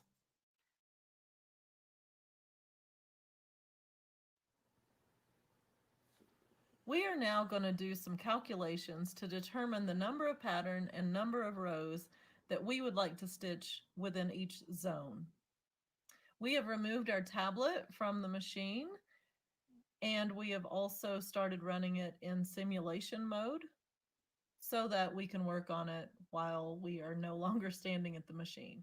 This is the pattern that we have established, and this is how it comes into the program when we first uploaded it. I'm going to switch this over to show an individual pattern. We've determined, based on our quilt, that we would like 2 rows within each zone. In doing that, we also obviously need to repeat a few more patterns. We'll increase it until we see something that looks fairly full. Then we can switch back to see what it will look like when they are now connected and stretched to fill both rows within the zone. Now let's get a little bit more specific. We currently have our total height as the maximum quilting height, which then creates 2 equally spaced rows. These numbers aren't as clean as I would like. We know our total height of the quilt, which is 46 inches. We're going to use that information so that this total height will fall within the 46 inches, leaving nothing extra. No partial rows will be at the top or the bottom of the quilt. Nice and tidy. So we will now look over here at the calculator. We are going to enter our 46-inch height. And we know that we want to do it in multiples of 2 because we have 2 rows in each zone. So we can look to see how high would the pattern be if we only did, let's just say we had 4 rows total with our quilt. Each row would be 11.5 inches. And we're doing 2 rows in each zone, which would be 23 inches. We don't even have that much space to work with. So 4 is not going to be an option. So let's take 46 and divide it then by 6. This leaves us with 7.6 inches. This is potentially doable. So 77.6 times 2 is 15.3. So we are going to try 8 rows. 46 divided by 8 is 5.75. What that means is each pattern height would need to be 5.75. The total height, I'm going to multiply times 2 to get the height of my zone, 11.5. Simple enough. I still like to use the calculator, 11.5. So each row has a full pattern and each zone has 2 rows. The total height is going to be 11.5. We have chosen to use 4 zones to complete our 46-inch quilt top. We've put our pattern, 2 rows of patterns up here, but we might be curious to see how much space is actually in between some of those stitching lines. And you can do that by putting up the grid. If you click on options, there's a box here that says show grid. I click on it, say okay. We have to zoom in order to see that grid a little bit. So I'm going to click this plus button, which will let us zoom in. And now you'll see that there's a light blue grid overlaid. I'll zoom in a little bit more. Now in some of these areas, you can see there's about an inch, maybe an inch by an inch and a half. Some of these are 1 by 1. Nothing too large. I think that it's nice to know that when you zoom in and you're looking at it closely, we haven't actually moved the pattern. It's cutting it off up here at the top. It's cutting it off at the bottom, but not really. It's just the zoom window. You can see that you can move it around and take a closer look at any area within your pattern. You could really get up close. And if you want to go back to its original, so that you see the whole quilt area, you can hit fit. And now we're back in there. So that's looking at your grid. Now I'm going to exit out of my zoom. We like this. We want to save it now. And we want to save it so that when we go through our rows 3 and 4, our next pass, we don't have to create this over again. So there's a save function right here. I'm going to click save. We've already saved it once, but I'm going to go ahead and click on Jill's Roses. And we're going to hit save. Because the file already exists, it's going to ask if we want to overwrite. We do. I'm going to hit yes. And now we've saved the file for future use. We're going to press the Sew in Zones button. It connects to the machine from the software. And it's going to ask us if we want to save it, but because I've already saved it, I'm going to say no. And now you see the stitching pattern laid out in the save area. There are a couple of different ways that you can place this on your quilt, and that's handled in the Zone Manager. So we're going to click on Zone Manager. Yes, I want to go to the Zone Manager. Now I can toggle through either placing it based on the center point, which you see by that yellow dot, or you could do a 4-point placement. Because I've marked the center point, I want to place it with this method. This is grayed out because we only are stitching in one zone. This would be if you had multiple zones. However, this is an important button because this tells us how we're going to stitch our rows within the zone. This one says all of the rows are going to be stitched from left to right. This one says they're going to alternate, or this one's going to alternate, but they're going to connect on the side. And that's the one we've chosen because it will stitch across left to right, come down the right side, and then stitch back across. Because that far right-hand side is going to be encased in binding in the future. So we won't see that stitching that comes down. That's why we chose that option. Click OK. So now we will place the pattern, move to your center area.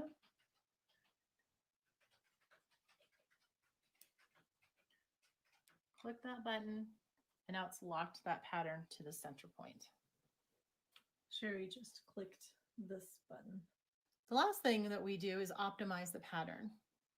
And this is going to show you any thread breaks. However, for this one, we don't have any thread breaks. We have one continuous stitching path from the left to the right, down, and then back to the left. And this number represents that single stitching pass. The green dot is where your needle is going to start, and the red dot is where the needle is going to end. We can check for any breaks by hitting that button, but we don't have any. We can also animate our stitching so that you can see that, which is kind of fun. So start stitching, highlights where it's going in blue all the way to the end. In the future, we have the option of tracing our design, very similar to animating the stitching, but it actually moves the machine as opposed to just showing it on the screen. Exactly. And now when you get to the end, it's going to ask if you want to connect your first and last points. We do not wish to connect those first and last points, so we're going to say no. And now we're all done with that. We can say okay.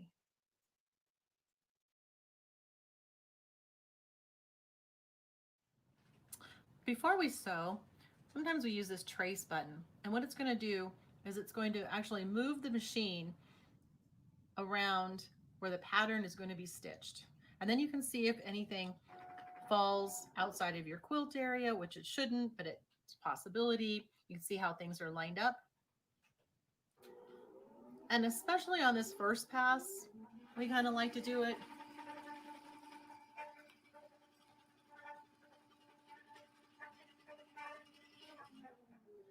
travels over, and that's where it's going to start stitching. And I'm happy with that, Jill. How about you? I think it looks good. I know it just basically follows along. Okay. And once you're satisfied that it looks like it's in a good place, you can hit this big stop button. But we are going to pull our bobbin.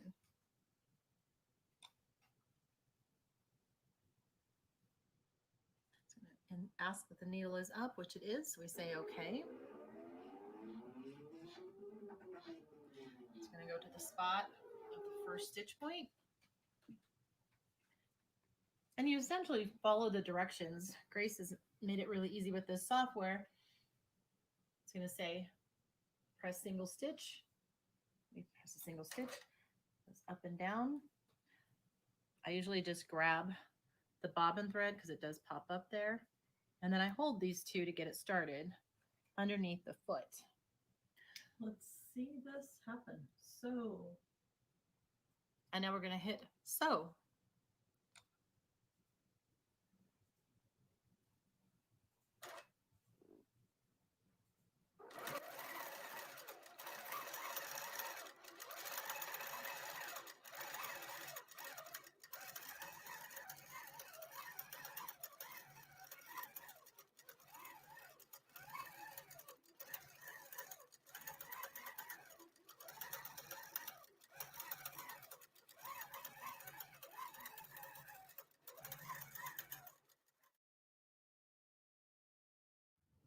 So during our first pass, we noticed a difference in sound of our machine. And that difference was because that we ran out of bobbin thread. So, and you see this is where our last stitch was. And I got to the big stop button just in time to stop it right there. So what we're going to do is we're going to take the machine and release the carriage. So now it's free to move around. I'm going to clip the top thread. Jill, can you hand me the scissors over there? Thank you. Move the machine to the side of the quilt.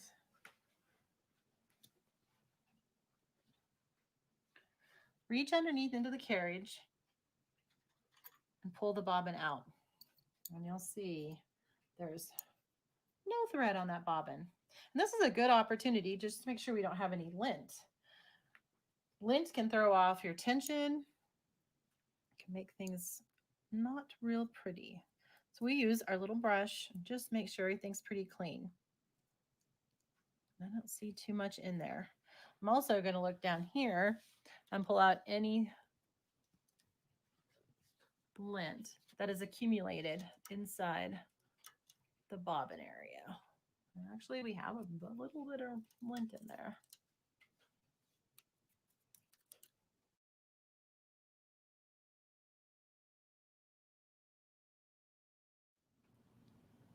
We're going to oil the bobbin carriage. It's recommended to do this after you replace 2 bobbins. And that's where we're at right now. And there's a place right here after you've put your machine or your needle down.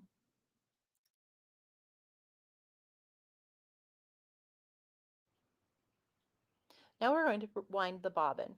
We take it up through the loop at the top of the mast, through the 2 guides starting from the front of the machine going to the back. It loops around and you go through the second hole from the front of the machine to the back of the machine. It's a little hard to get it through there sometimes. Success. Now pull it back through the eyelet at the bobbin tension. And when you get it through that little hole, it then goes between 2 discs. And then you want to wrap it around your bobbin about 5 times, underneath and around again. I learned that little trick from watching a Leah Day video, and it holds your thread on there nice. You push the lever and it starts to wind. It's a fairly quick process, and once it's done, it will snap to stop the winding. Pull your bobbin off and there's a little thread cutter attached to the machine that you can cut your thread.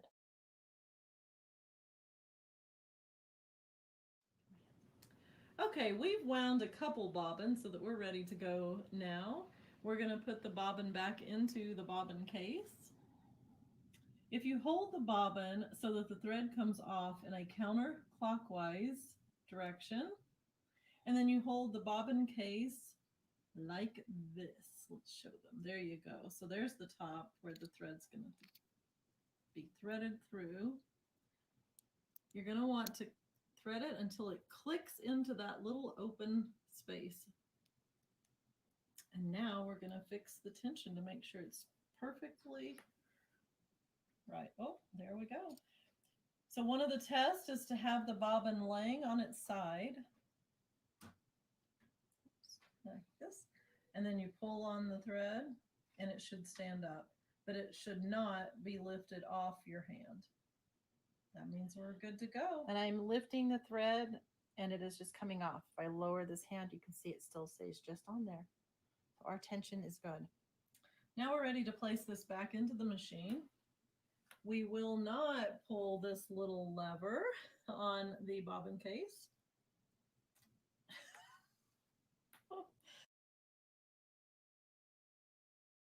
We're just going to insert it until we hear a click, just like that. And we're ready to go. Let's make sure. One of the other tests we can do is to pull on the thread, make sure that it comes off nice and uniformly, and there's no catches along the way. We're in good shape.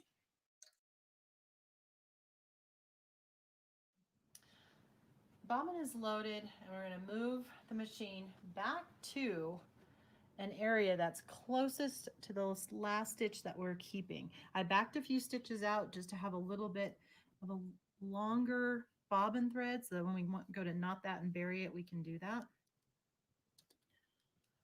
On the screen, there is a repair function, and it looks like this little Band-Aid. So we're going to click that.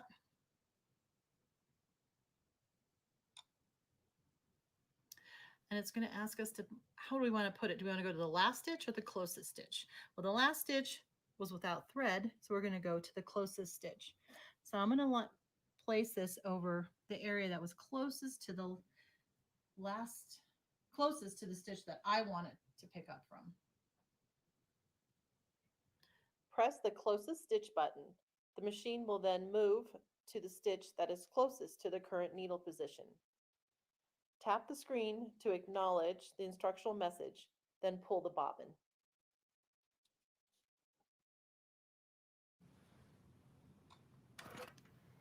The machine's really clever in that it can remember where exactly to go back to catch up with any missed stitches.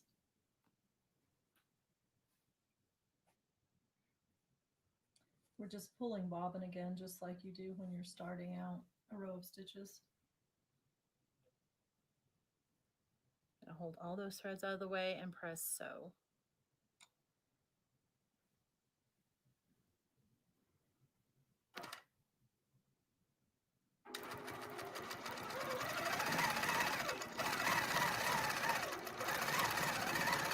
The first zone is finished. Now we're going to pull our bobbin.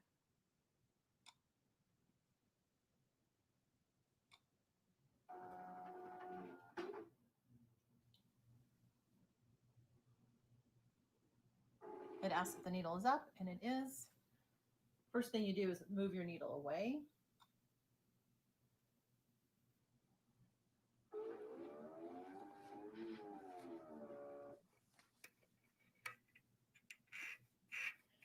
We grab the thread, we press move back.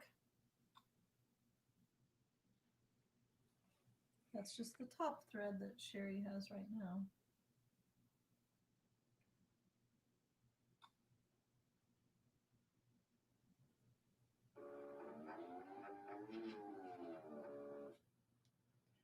We take a single stitch, and you can see that the bobbin is pulled up right there. You can move away and grab it, or if it's right there, sometimes I just grab it. It's just as easy. And then you clip this off.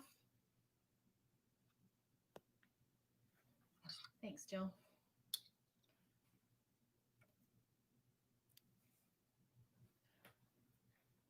Press the back button. So we're not finished yet. Now we can proceed to the next zone. We're finished with this one. We're going to proceed to the next zone, and it is going to put this at the center top of the next zone so we can mark it.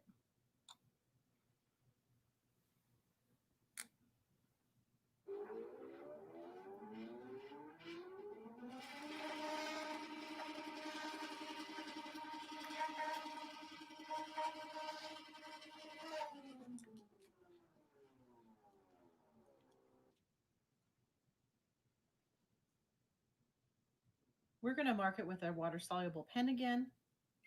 I like to jog the needle down just so that I can really see where it's hitting or where it would hit. Put a little mark, jog the needle back up, press continue. It's going to ask us if we're really continue because we didn't use any of its methods. And yes, because I already did mark it, I'm going to say yes and continue. And now we are ready to advance the quilt and move on to the second zone. Okay, now that our first zone is finished, we are going to progress the quilt so that we can stitch the next zone. I like to move the machine off the quilt top for this. And we will unlock these rails so that we can roll it up. Here we go.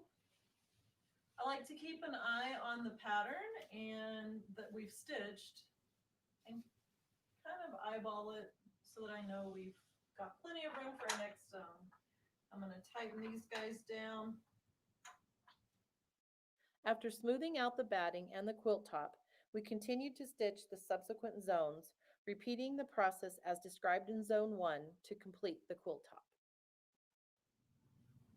We hope you found this information useful, and thank you for watching. See you next time. Bye. Bye.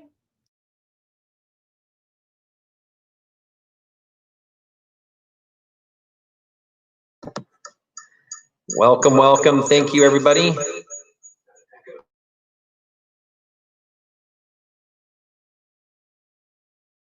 Super excited to be back with everybody here. Wonderful. That was great fun. And again, really appreciate Jill and Sherri and all their efforts and their initiatives.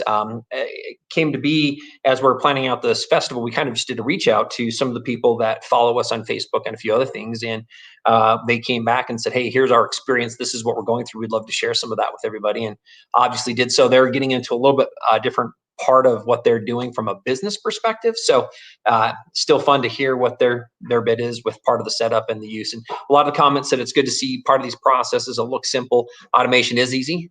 Carla and Mark, I know that you briefly did and shared some of those. Any other thoughts about Sherri and Jill and their experience they shared with us? Well, it's fun to see them jump right in and take hold and just take the process and learn as you're getting started. You have to start somewhere, and you improve with every quilt. What would you share? Sorry, Mark, coming in. I'm not trying to cut you off, but maybe Carla, finish. What would you share to encourage people to start? What would be some of your words of advice on that? Don't be afraid. Overcome that fear. You have to start somewhere. And yes, you will make mistakes. We all do. And you're not going to have that perfect quilt right out. And you may never have that perfect quilt. But the process is so much fun and so enjoyable that if you don't ever start, you won't understand and grow to appreciate how far you come from your very first quilt that you do to your 120th quilt that you've quilted, and just enjoy the process. Just learn from it and take hold and don't overcome that fear. That's the biggest thing. I just want you to overcome that fear and know that, yeah, it's okay to make a mistake. It's okay to do a boo-boo, and those are appreciated and enjoy, and they're a good story. So that's my words of advice. Carla, that's a home run right there. That's a home run pitch, because you're exactly right. When you make mistakes, that's your quilt. And for the most part, I think a lot of the quilters out there, when they do that, they feel a part of that quilt because it was something that they did, whether it was right or wrong, it was their quilt. And you're right. They can look back and it, from start to finish, you finish the quilt, good or bad. So you nailed that. That was like a home run. That was Don't get me wrong. I have unpicked a lot, but I hate the unpicking part. But I have learned with every quilt that I quilt, and I'm still learning. I mean, here I've been quilting for years and years and years, and my quilting is improving with every project that I do and I work on. And that knowledge, I don't care if you're an award-winning quilter, you still have something to learn. And you still can learn from you as our customers. And we can take that advice and make better products. And that's what we really appreciate. Thank you. Appreciate that and your comments of support. And, I think, Carla, that's probably one of the biggest things when we have customers come to us. And this, we've been to multiple shows over the years, and somebody buys a product, they're excited, they get the frame, and we hear that it's still in a box. Yes. Not a good thing. And that happened, I think, more so with our wood frames back in the day than we do with a lot of what we have. And I obviously know we didn't have the same kind of videos and the content that we had in order to help drive and promote and push and provide the inspiration for our users out there as well. So I thought maybe what we can do is go and do a shout out to everybody who's streaming with us right now and see if there are any additional questions that have come. I'm trying to look through and see what I'd like to add up. There's also another thing, Nathan, that I could add. Go ahead. So a couple of comments, Full Stamper, I believe that's it. She says no one should be scared using beginnings now, So No. what they did, and it's exactly right. So they were showing beginnings, how easy it was to do the pantograph. And Joy, you're absolutely right. So no one should be scared anymore. And then I saw one on there, Diane Child. She says she's looking to buy her Tunic 15 pro and frame by the end of the week. So Awesome. congratulations, and You'll that's love it. exciting. And yeah, right there. So that's fantastic, and that's what we want. I mean, that's huge when you as a user are buying a product, you know, from what you know, and you're buying it from a great company. You're going to be part of the Grace family, and so we'll support you all the way down. Yeah, the road. my mom had a lot of kids, so it's nice to see her family grow even more. And, you know, she's not with us any longer, but, you know, Houston was a big part of who she is and going to the shows, and she loved interacting with all of you quilters. And I'm just so proud and so happy that we can carry on the tradition of quilting and move that tradition forward, even with our younger generation. And that's what we want. We want to include everyone. So Great, welcome. wonderful, thank you. Appreciate that. Encourage, you know, I know it seems like it kind of skipped. My mother-in-law's done quite a bit of quilting. My daughter's done a bit, and she's excited to get more into it. I thought I would maybe quickly answer this question with everybody who's here streaming. And just so you know, if you've subscribed and showed up and you're here live with us, understand that we're going to be reposting some of these here over the next few days. So we would encourage you to keep in with us. It just says, Joyce Hawkins Lee said, I missed the very first. I needed that. It seems like I always have a mess rolling and getting it rolled, and that's part of the fabric and the application. So I just wanted to put that out there. Also understand on our website, let me maybe go pull that up with us here live. I thought I could just show everybody here a little bit, and then I'll talk a little bit about the promotions that we have on our treasure hunt. In fact, just so everybody knows, the treasure hunt, we have already had 4 people claiming prizes. That started this morning. We'll talk about that here in a minute again. But if you look at our website, up on the top-hand side, there's this resource option. If you click on that resource, you'll notice that there's instructions, and we have support videos and some tutorials. So in here, Carla, and we have some older videos as well that show loading the fabric, managing the fabric on frame. So we'd encourage you to go there. We're also going to encourage you to go to the Grace Frames YouTube and look on our YouTube. We have a lot of videos in here, and there's been several that have come from the Fall Festival. We have a whole bunch that have to pertain to the Q-Zone hoop frame, a lot of other supporting items from our ambassadors, and then other detailed things that talk about loading fabric and much more on all the different frames as well. So those are a couple things that we would love to have you come in and enjoy. Really quick, I thought I would touch on this. We do have promotions going on right now. We have a lot of specials going on. And we're excited to be able to have those.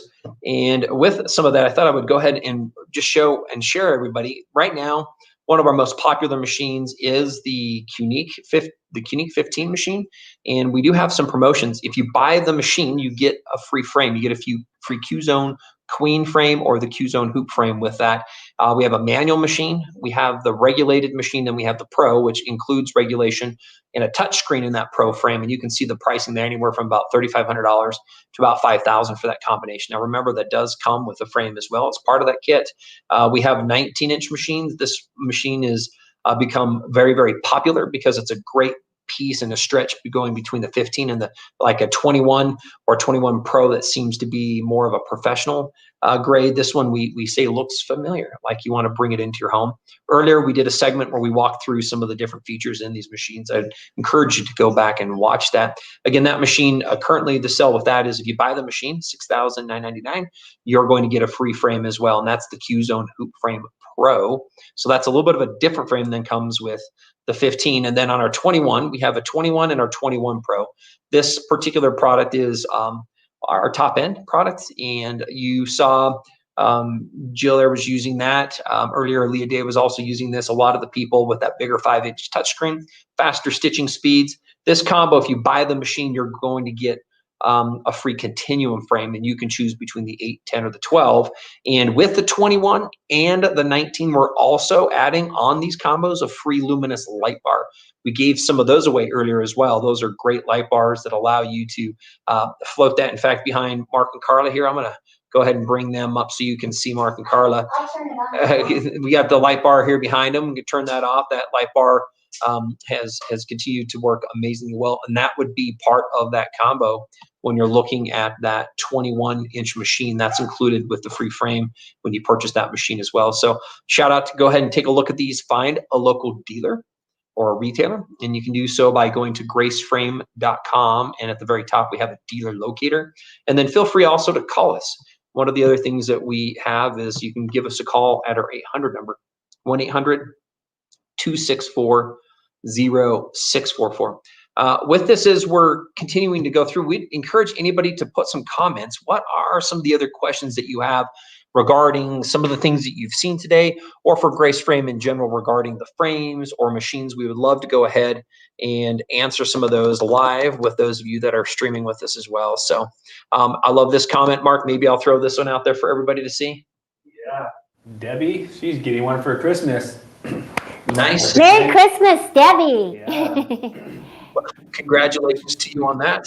We hope some of you, the others out there, want it for Christmas as well. That'd be great. I talk about this with our international partners that are out there and our dealers. Again, bringing this kind of back to COVID, a little bit of a spin twist is what I'd call it, is we didn't probably get the same vacations that we were used to.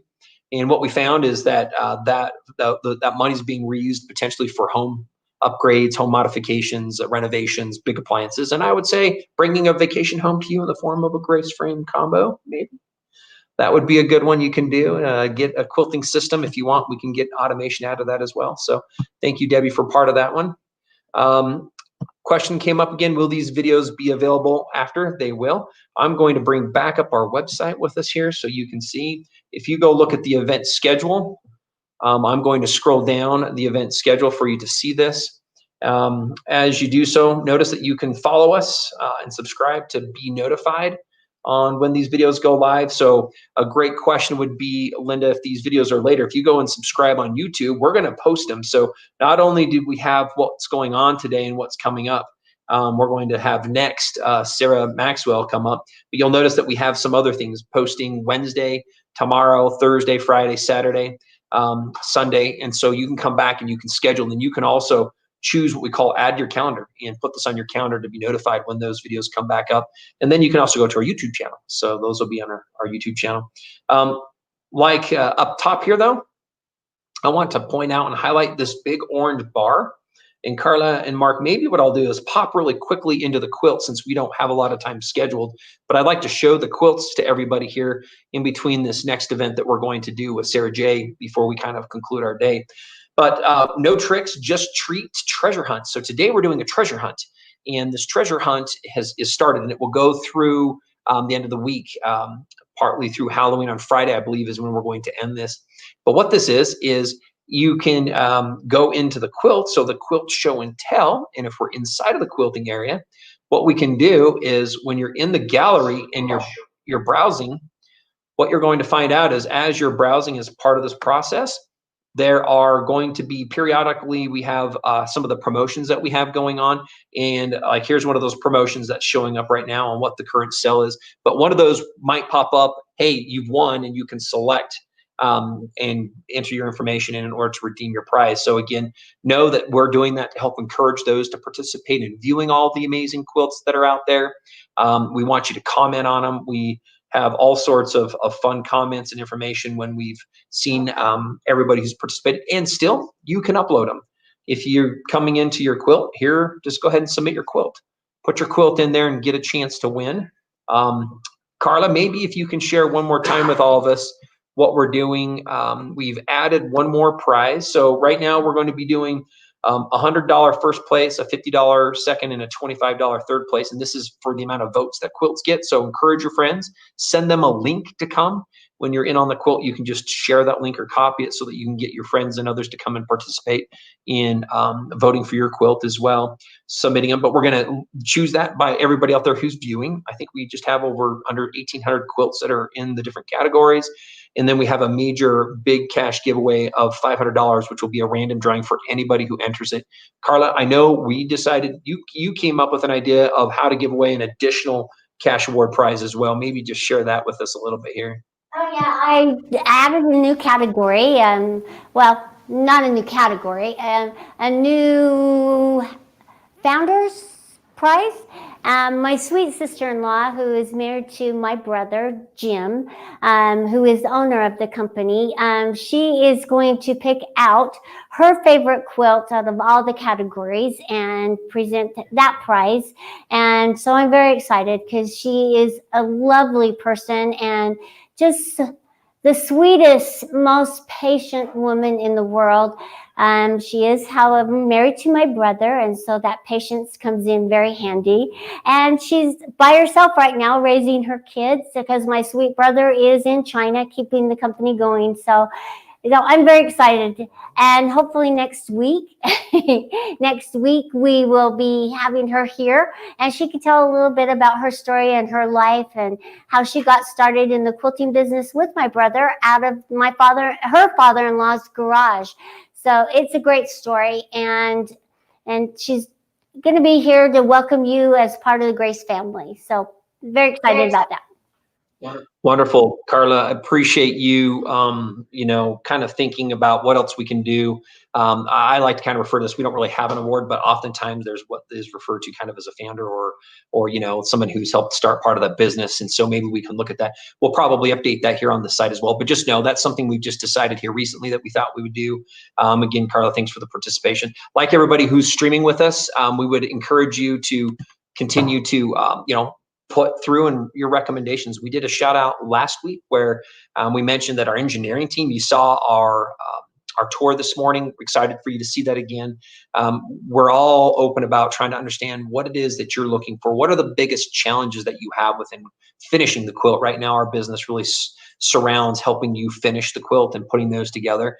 What kind of features would you like to see on machines? What about that on frames? Our goal is to help continuously innovate those type of things. What does that mean for automation? Our systems and our products are what they are today because of your insights. One of the biggest we have on our computer automated side is we have a way in part of our premium version called Gold to combine all of the borders. And the reason that it happens is a customer, one of our quilters was like, it's a smart enough system. Is there a reason that that it just can't automatically build the whole top part of the quilt for you? And we looked at it and I thought, well, probably. Went to our programmer and of course, yeah, we know the space. Why don't we just help make that a little bit easier for a consumer so that it can start and build and then quilt that top part. So again, going back, thank you for your comments and your informations and your insights. It's really one of the things that we love, and it's one of the things that helps drive our business there. So let's go maybe look at a couple questions here. Thanks for some prizes. We're having somebody share with us on that. Here's an interesting one, Carl. I thought this maybe is one that you can answer here, asking about finishing part of the quilt towards the bottom end. Maybe you can share your insights on that for us. Oh, yeah. What I do is you always want to make your backing wider and longer. And so as you're rolling the quilt, you want to make sure that your backing is attached to a leader or an extension piece of fabric. And then when I get to the bottom, I will roll it and I will tack it down. You can either baste it or actually sew around the edges to hold it down. And that's how I finish the quilt. So yeah, I tack it all the way along, even on the rolling frame, on the hoop frame. So it's not going to shift or move on me. So when I move on the hoop frame to that next section, if it's an outer edge, I'm tacking it down. Same thing on the rolling frame here.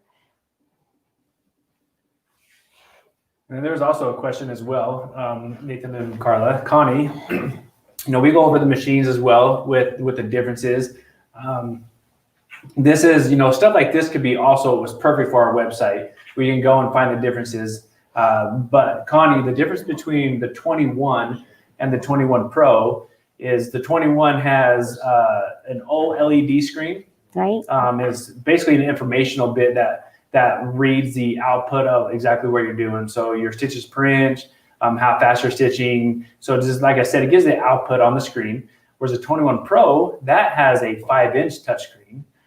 The 21, it stitches 1,800 per minute. The 21 Pro does 2,600 per minute. So it's quite a bit faster.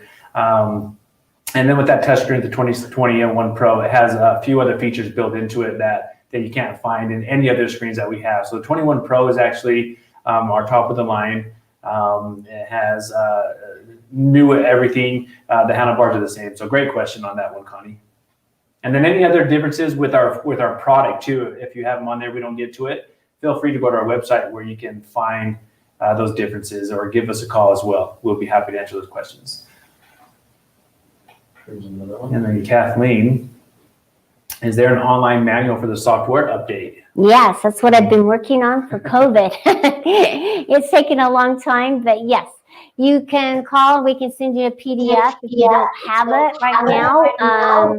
It would be several emails because it is a big file right now, but it's very exciting. And I have done it through my eyes as a quilter. So not only am I explaining how it works and why it does it, but how to use it. So you get all of that with that manual. So make sure that you call in or contact us and we'll get that to you. With that, I'd also kind of like to bring this out there regarding this, is that there is some new information in your QCT5. If you have an update, we're going to take a look in your help section. So we're not going to explain a lot, but there's an option, help up top. We've added tutorials and help files along with videos now. So there's this new process that we've now implemented in order to give you better access to not only that, but anytime there is a new tutorial. Carla has worked through several of the new updates regarding some instructions and some walkthroughs on how to experience the software. So I'd also encourage you to make sure, if you don't have it online, to check online, because you can go pull down any new content that falls into the help under tutorials, helps, and some others. So go ahead and take a look at that as well. That's a fun place to go look at. So I thought I'd just bring that up with everybody as we kind of finish and get ready to move on here. We're coming towards the end of our day. Sarah Maxwell, she goes by Sarah J as well. I'm going to introduce here in just a minute. Carla, Mark, any last things you'd like to share? Because we're going to do Sarah, and we're going to be with her for here probably about 20 minutes or so, 23 minutes. We'll kind of come back and finish it off and conclude that as part of the day. Maybe before we do so, I'd like to invite everybody, go to the website if you haven't already done so. And I'm going to kind of go back to the top here, and I want to show everybody, if you haven't been to our website, if you're there and you can come through to this as you're looking at part of what the event schedule is and everything else. Notice that you can go ahead and click right here on the links for YouTube, for Instagram, and Facebook. We're going to recommend that you go through and follow us. I like kind of showing that on our main YouTube channel here. There's this option, if you haven't, to go ahead and subscribe, and then you can hit that bell to be notified when new videos come out and they're available for you to see. And then again, at the very top, enter to win. We still have plenty of giveaways. We have 2 more full streaming days that will be providing giveaways and doing giveaways with that. So I wanted to bring that up as one last shout out as we kind of conclude part of this session before we move to Sarah and before we call it part of a day. Again, if you haven't, invite friends. If you have a quilt guild, hey, we would love you to send them a link. Invite them to come and view. Next week, we're going to do more giveaways throughout the entire live event. We've got that same process happening for those that are streaming with us also next week, Tuesday, and then next week, Friday. So again, thank you very much with that. And Carla and Mark, thank you again for all your help as you've been with us here today. And again, we thank you for all of your viewers. With this, I'm going to go ahead and we're going to introduce Sarah. And I'm going to go ahead and I'm going to let you see a little bit more regarding her information, and we'll read her what we're going to be seeing from her right now. So quickly, I thought we'd kind of look through this for you. This one is her talking about encoding a message into your quilt design. And I'm not sure if you've seen some of her information, but she has a fun way of creating some additional information and insight on the quilt. And so that's what this is about. Sarah is a very well-known fabric designer. She designs fabrics, she designs patterns. She does a lot of other things besides that. It's been wonderful to know her. We're super appreciative of her being able to be with us and participate in this fantastic fall festival.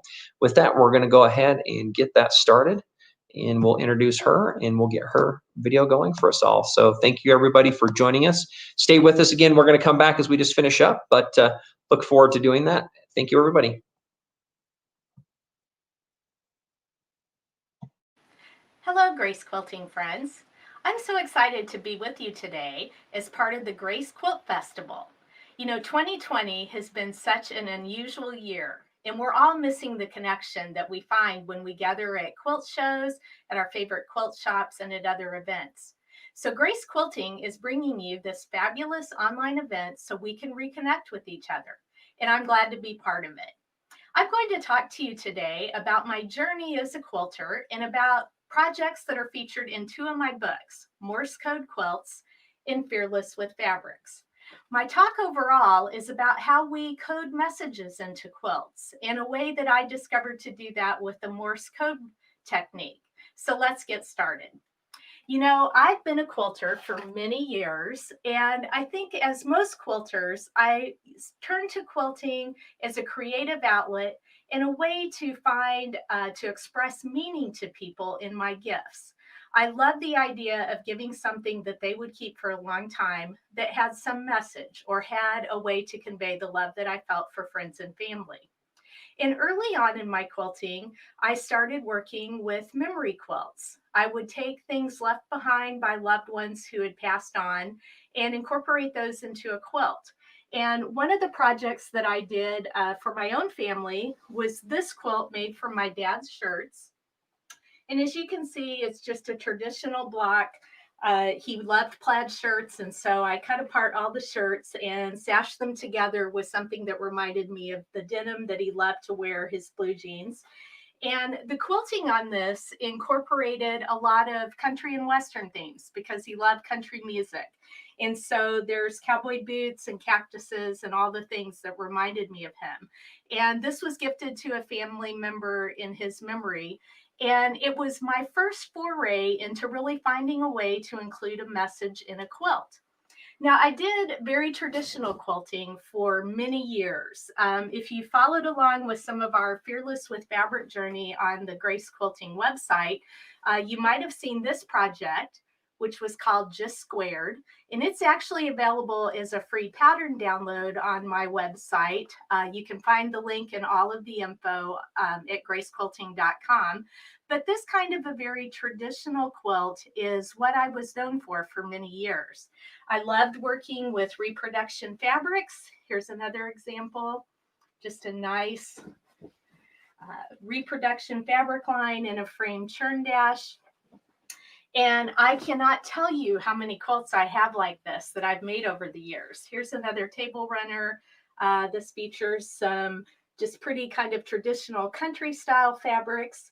And so I had a whole bunch of this type of quilt, and I have 2 daughters, and they both went away in the same year. One went to college about 600 miles away, and the oldest daughter moved to California, which is thousands of miles away from where I live in the Midwest.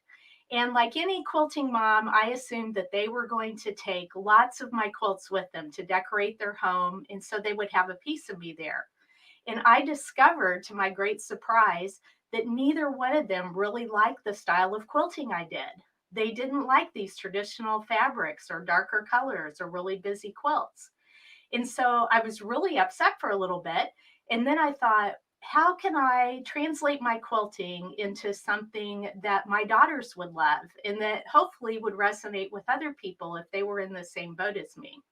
So I started studying modern quilting. And my way of study is to just research a lot. I bought some books about modern quilting. I started reading blogs. I started following people on social media. And I discovered a few principles about modern quilting that I incorporated in another memory quilt that I made for my dad. But this one was for me. And let me show you in my book, I talk about this one a little bit, and I show what a traditional version of this quilt would be. Let me find it here. So I wanted to use all of my existing patchwork knowledge and decide how to translate that into something that would feel more modern. And so if you can see here, this is the reverb quilt. And this was the traditional version using a Jack's chain block. And I knew I wanted to incorporate the blue that I mentioned earlier. He always wore denim. And I grew up at Lake of the Ozarks, so water had a lot of significance for me with my dad. And as I translated that block, I started with the block. And then as you can see, one of the major design elements with modern quilting is negative space. So I incorporated blank areas in this. I didn't set a whole series of these blocks side by side. Instead, I opened up the design. And as you can see, if you can see all the way to the bottom of this, the block trails off. So this signified to me the message that Dad had been on this earth, and then over time, as he faded away, the blocks get significantly smaller. And he's always here though. And so the name of the quilt, Reverb, I wanted to show with some water quilting, pebbles that would line the lake shore. And so this was one of my first attempts at creating a message that was apparent to me, maybe not apparent to anyone else, but a meaningful way to commemorate someone that wasn't the old traditional cut up the clothing. So this quilt pattern is in my book, Fearless with Fabric, Fresh Quilts from Traditional Blocks. And I talk at length about how to incorporate modern design elements in that book. Now, as I continued to study modern quilting, one of the things that my youngest daughter had told me was she loved solid fabrics and bold statements. And so that was a real transition for me because I had historically only worked with print fabrics. I love all the prints on the market. And so I could never really understand why a person would work with solids. To me, they seemed a little boring. But I wanted to make a quilt that she would love. So I did a lot of research, as I mentioned, on modern design elements. And that recurring theme was solid fabric, negative space, and simple design. And as I was trying to figure out how to send a message to her, because I liked messages in my quilt, even if they were only apparent to me, I got to thinking about Morse code. And Morse code, as you may know, is a series of dots and dashes that represent letters. And so my book, Morse Code Quilts, I mathematically graphed out how to represent these dots and dashes in a technique that translates to fabric. And I created this quilt for her. I don't have it with me anymore. It lives with her, but I'll show you the picture here. And so this quilt was created for Shannon, and it has a message. And I finished this just about the time that the QuiltCon applications were open. And I thought, you know, maybe this is something that really will appeal to modern quilters. And I wanted to test the idea. Had I designed something that was really modern? And so this quilt was juried into QuiltCon several years ago. And it says, "To the moon and back, love, Mom." So it had a hidden message in there that was only apparent to me, but I knew as I sent it off to her in college that she would be covered with a message from her mom. That quilt has been very popular. I've actually made it now a few times for other people in our family that I love. And I actually made it again for Shannon in a new color palette to match her new apartment. So if you have someone that you would like to send that kind of message to, I encourage you to pick up the book Morse Code Quilts, because you could either make that quilt, some of the other quilts I'm going to show you, or you could learn how to code your own quilt. So the next quilt that I wanted to do with this messaging was a project for my sister. Once I started coding, I thought, look at all the things I can do. So the cover quilt here, I do actually have. And this quilt says, "Love is love." And this was for my sister, Kathy. And I reinforced the message of this quilt by using a rainbow approach to the color. So each component of a letter is a different color. And as I mentioned, it says, "Love is love." And if you can see close up on the quilting, each of the little color blocks has the word love in it. So that is another way to bring the message of your quilt to life. You can quilt actual things within the word blocks that send the message. Or you can just keep it a secret if you like to know and have other people wonder kind of what the message is. So the Morse code technique takes that grid that I showed you of the letters and numbers, and converts that to a mathematical formula where you can graph out messages of your own. And it works from those small quilts like the Love is Love quilt I just showed you, all the way up to a king size quilt. This is a quilt in the book, again, doesn't live with me, but this was for my other daughter, and this was a wedding quilt that commemorated her wedding day. And it actually says, "And so the adventure begins, Megan and Tyler and their wedding date." So you can use this technique to create quilts that have dates that commemorate any kind of event. Graduations are great for this, birthdays, births of a baby. You can incorporate names. You can do a lot of different things with this technique. So I encourage you to check it out. I want to show you a few of the other quilts in the book and show you how they can look really different based on fabric choice.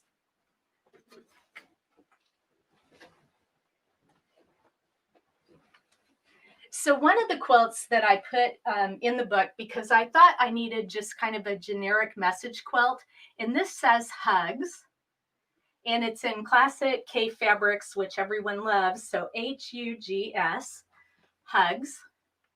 And this is about 30 inches square. So this is a great project if you've got someone who's sick that you want to send a little encouragement to. If you just have someone that could use a hug, super fast to make. The pattern is in the book. And I want to show you how different it can look. So that was a multicolor background. This one, the background's a little more solid, but still very modern fabrics. And then I also did it in a more masculine version with just tonal fabrics. And one last one, totally neutral, just so you can see how different these look. So this is a really fun project that you can whip up literally in a weekend. If you own a long arm, a Grace Unique, or the Q Zone, you could quilt this in a day as well. I mean, this is something you could give someone with really no long time investments. So they're great gifts because you can feel good about it, but you can get it done really quickly. Something else that I wanted to do with the technique, you know, some words are just really long in Morse code. The letter O, for example, takes up a lot of space because of the number of dashes that it has. So sometimes if you're trying to figure out how to fit a message in, you know, normally we would go horizontal in writing, but with this quilt, I just wanted to play around. And this quilt, the letters are vertical. And so this one spells out peace. And so the P is there, and then the E, and then ACE, vertical. And this was just one I wanted to play around with the technique, and I like the fabric. This is from one of my fabric lines. So I just wanted to play with the colors. But another fun project that would be a great gift size. This could be a table topper or a wall hanging.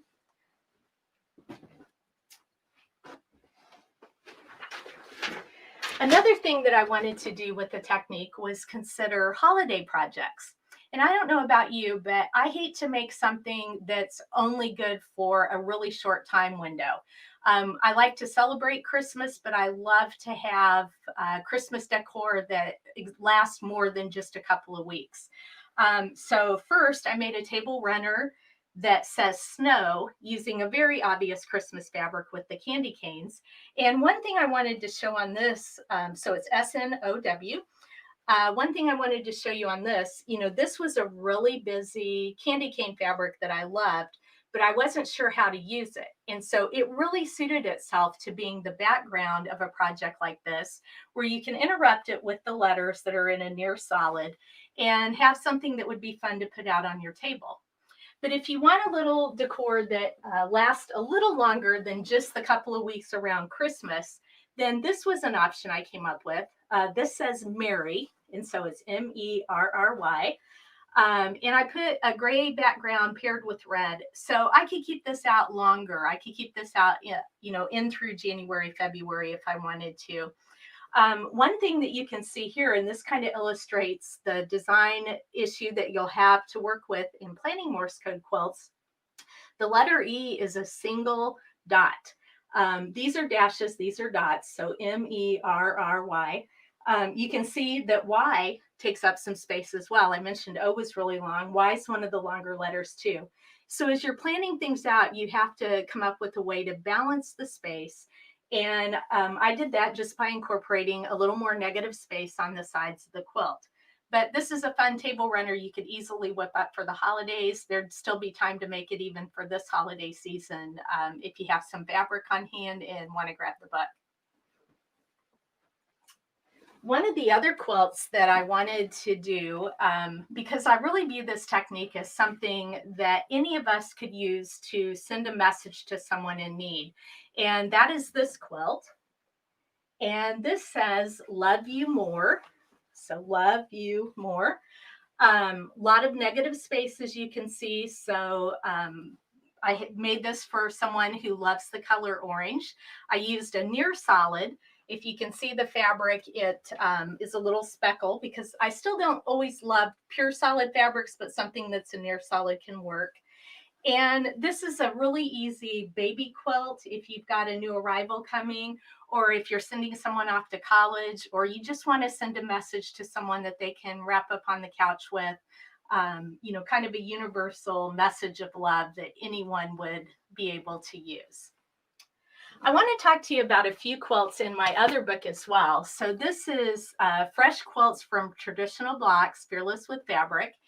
And as I worked through some of these concepts, I realized that I wanted to share a lot of what I've learned as a traditional quilter that I've now incorporated into more modern techniques. And so this has 14 different projects that showcase a lot of my new approach to working with blocks. And I've got one here I wanted to show you. Let me show you the picture in the book because it's hard to show several of these quilts. They're so big. So this is called Shazam. Let's see if we've got.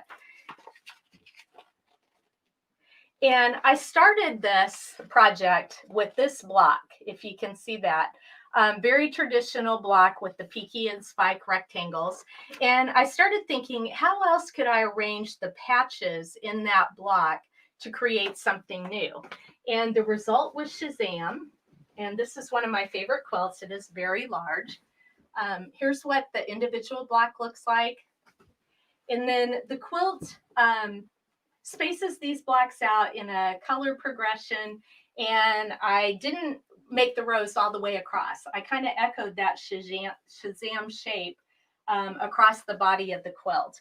And then used a really wavy, irregular, modern wave kind of quilting pattern on this. Sarah Beth Reed does a lot of my quilting for me, and she did this one and just really did an exceptional job.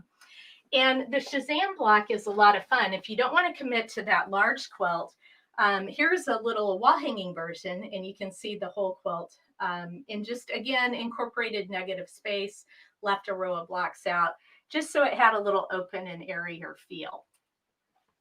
So that is a highlight of some of my projects using the Morse code technique and finding ways to incorporate messages in quilts.